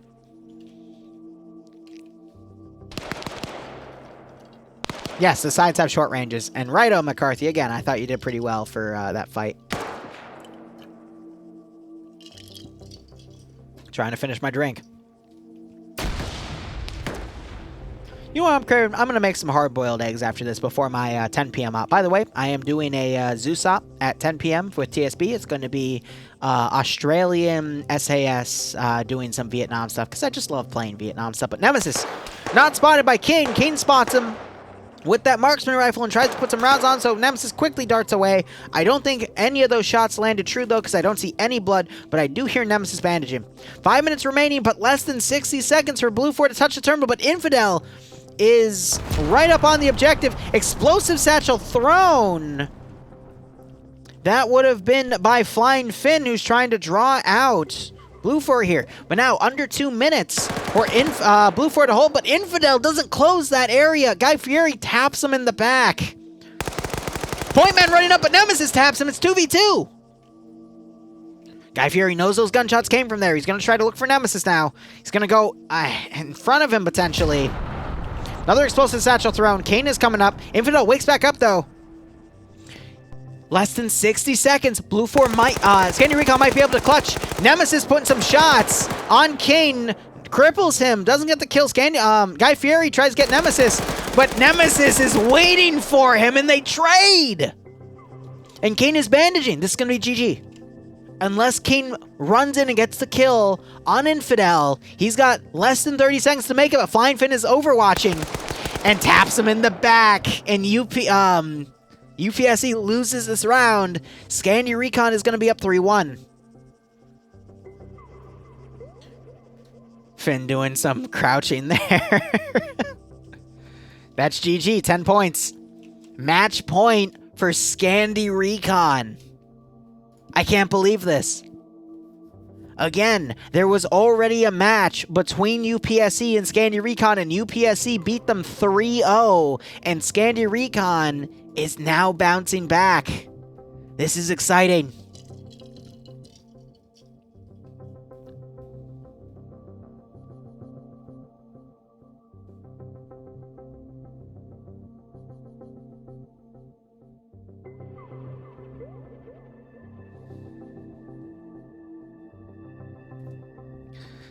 I don't know, guys. UPSE, again, a very strong community. But Scandi has just been so adaptive in their tactics. I've been seeing UPSE try to adapt too, but Scandi's just been ahead of them every step of the way. And both sides played on this map in that first match. So they both know the terrain in and out. But I think Scandi has just been ahead every step of the way on that adaptability. And we've seen 2 very close rounds turning into a 2v1 and a 1v1.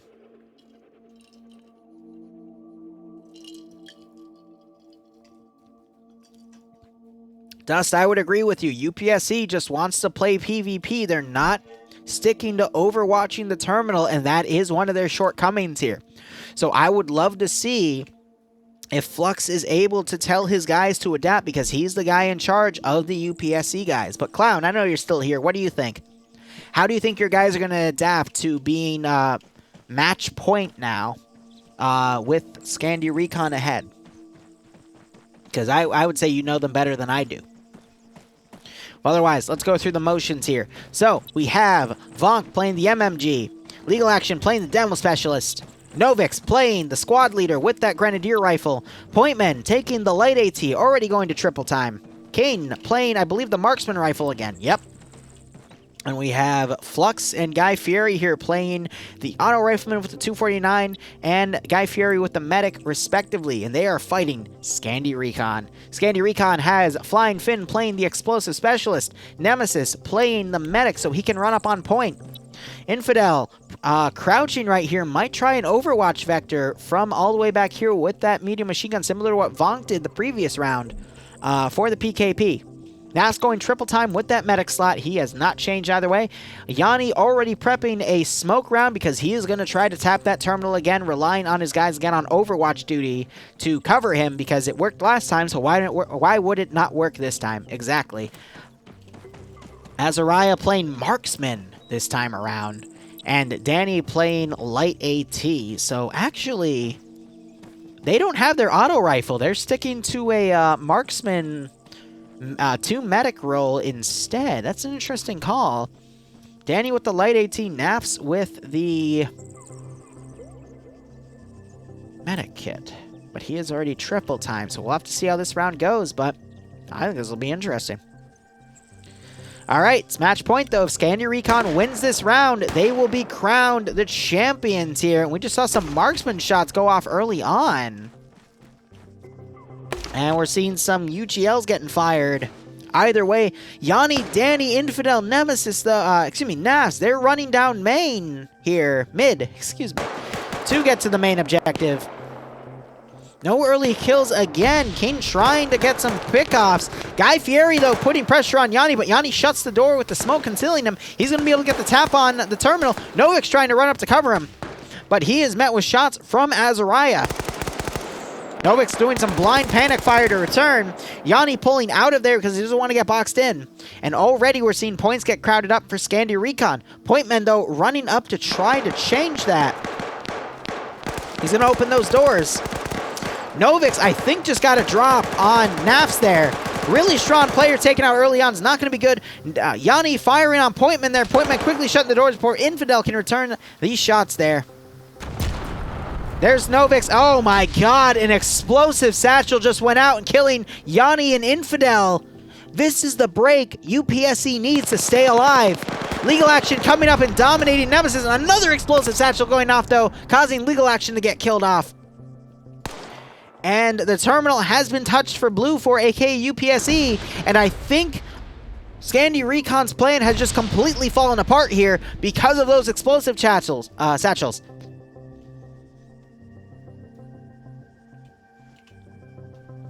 Scandi Recon has had the carpet pulled out from under them, and honestly, with these factions being so close together in terms of skill, every player counts. But Scandi is on a 3v6 right now. Finn just got one tapped by Vonk. 2v6 is even worse. With the terminal counting against them, I think UPSC is going to demonstrate their ability to adapt with this round, especially with those well-placed explosive satchels. Azariah winning the pistol war there. Danny also, I think, just won the war there. Flux running up, though, to try to stop him. With that machine gun, knocks him out with the 249, and now it is Azariah against, what, 5 UPSC players. I think Scandi Recon lost this round, but UPSC showing a really great adaptability there. But even then, it's still going to be 2-3. And Scandi still has 2 rounds to score a W. But UPSC just did a really great adaptation there. And reminded Scandi Recon that they're not out of the fight yet.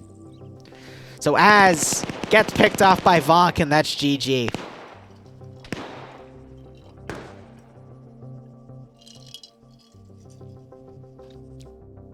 It's still 2-3 match point to Scandi Recon, but UPSC is starting to bounce back. And UPSC was on Blue 4, which Op 4 has usually enjoyed the side advantage here, so that's even more powerful to see it. But now, will Scandi Recon adapt to the tactics they just dealt with and try to come up on top, or will UPSC now stay one step ahead of them and take it to the match point itself, where both sides are on 3 victories and whoever wins that one round decides it? But Scandi Recon still is in the match point here because if they get one more round, they win. But if UPSC wins, it'll be 3-3, and whoever wins that round will score the championship for the EU branch, and I think fight the 29th ID, who are the champions of the NA branch, for the Grand Championship. It's close either way. But yeah, score is 3-2 for Scandi Recon, as Clown has brought up.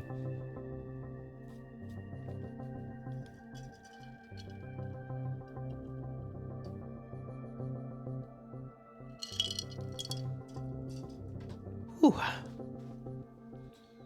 Still finishing my drink there.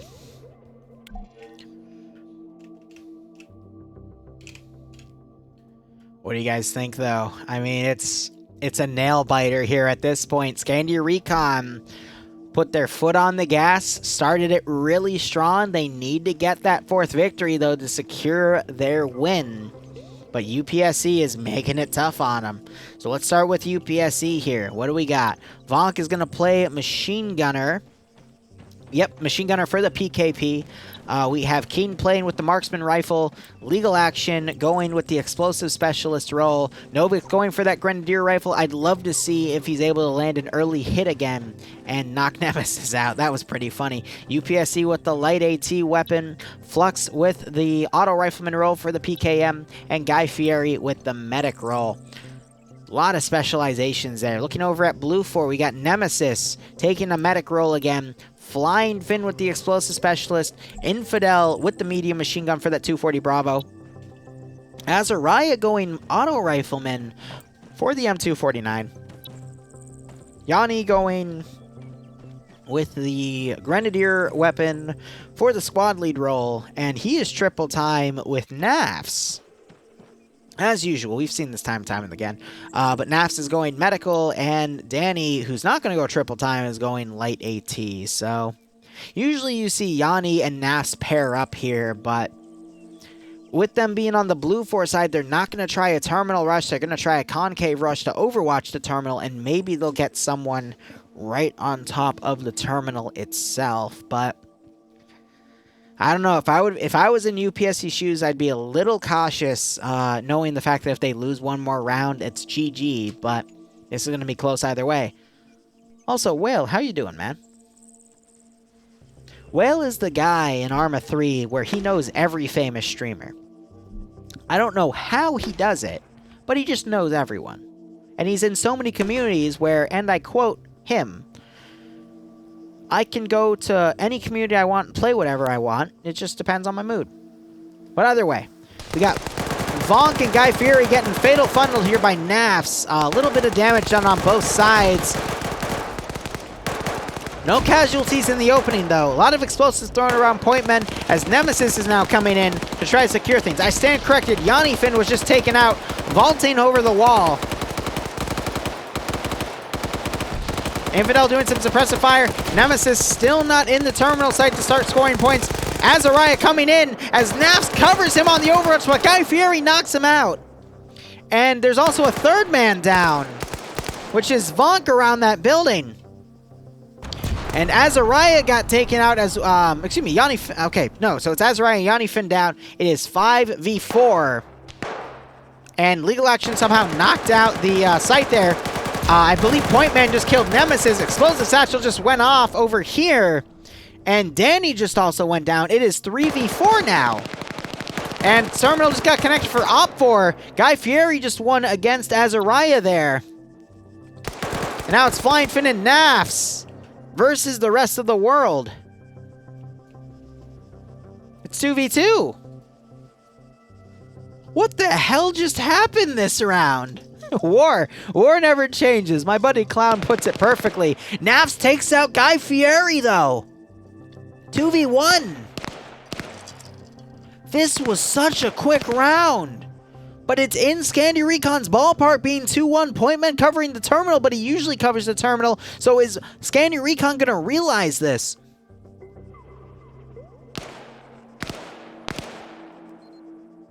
Satchel thrown. That might kill Pointman. GG. Scandi just won it. Scandi just won it. Oh my god.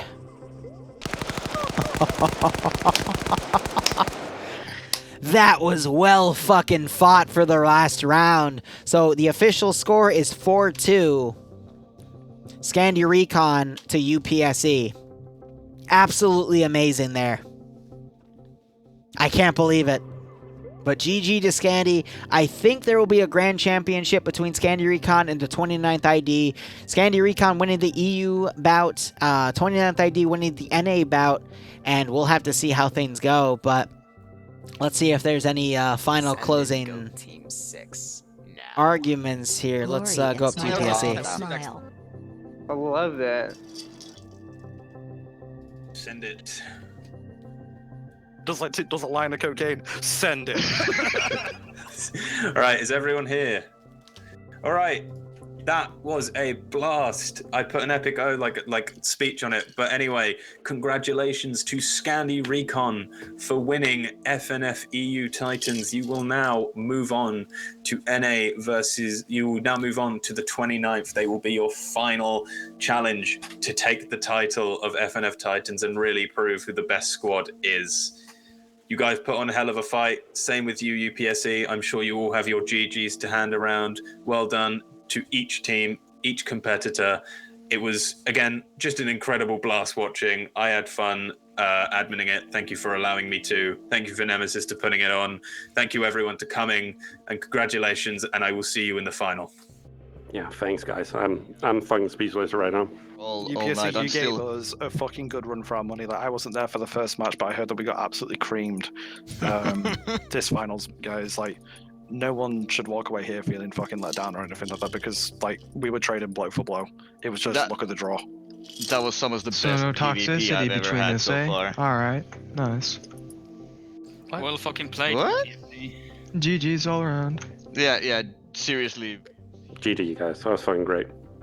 I'm not kidding when I say this. That PvP I'm got so much close. adrenaline right now. I'm not The gonna sleep closest for I've another seen 3 in hours, all of the probably. EU branch. That was incredible. Especially Everyone that first should leave round. here with their heads held high, and hopefully for maybe a possible round 2, you will all meet again and you will all fight for that crown. But until then, we will have the 29th versus Scandi Recon. G fucking G. All right, guys, so we'll be back in an hour and a half for a TSB Vietnam operation, though it's tough to beat what we just witnessed because that was absolutely incredible. But anyway, guys, my name's Liru. Not really, but may or may not be a Lance Corporal. Who knows? But cooperate operationally. Enjoy the rest of your day or night. I'll see you in an hour and a half for the TSB operation. Otherwise, cheers and have a good one.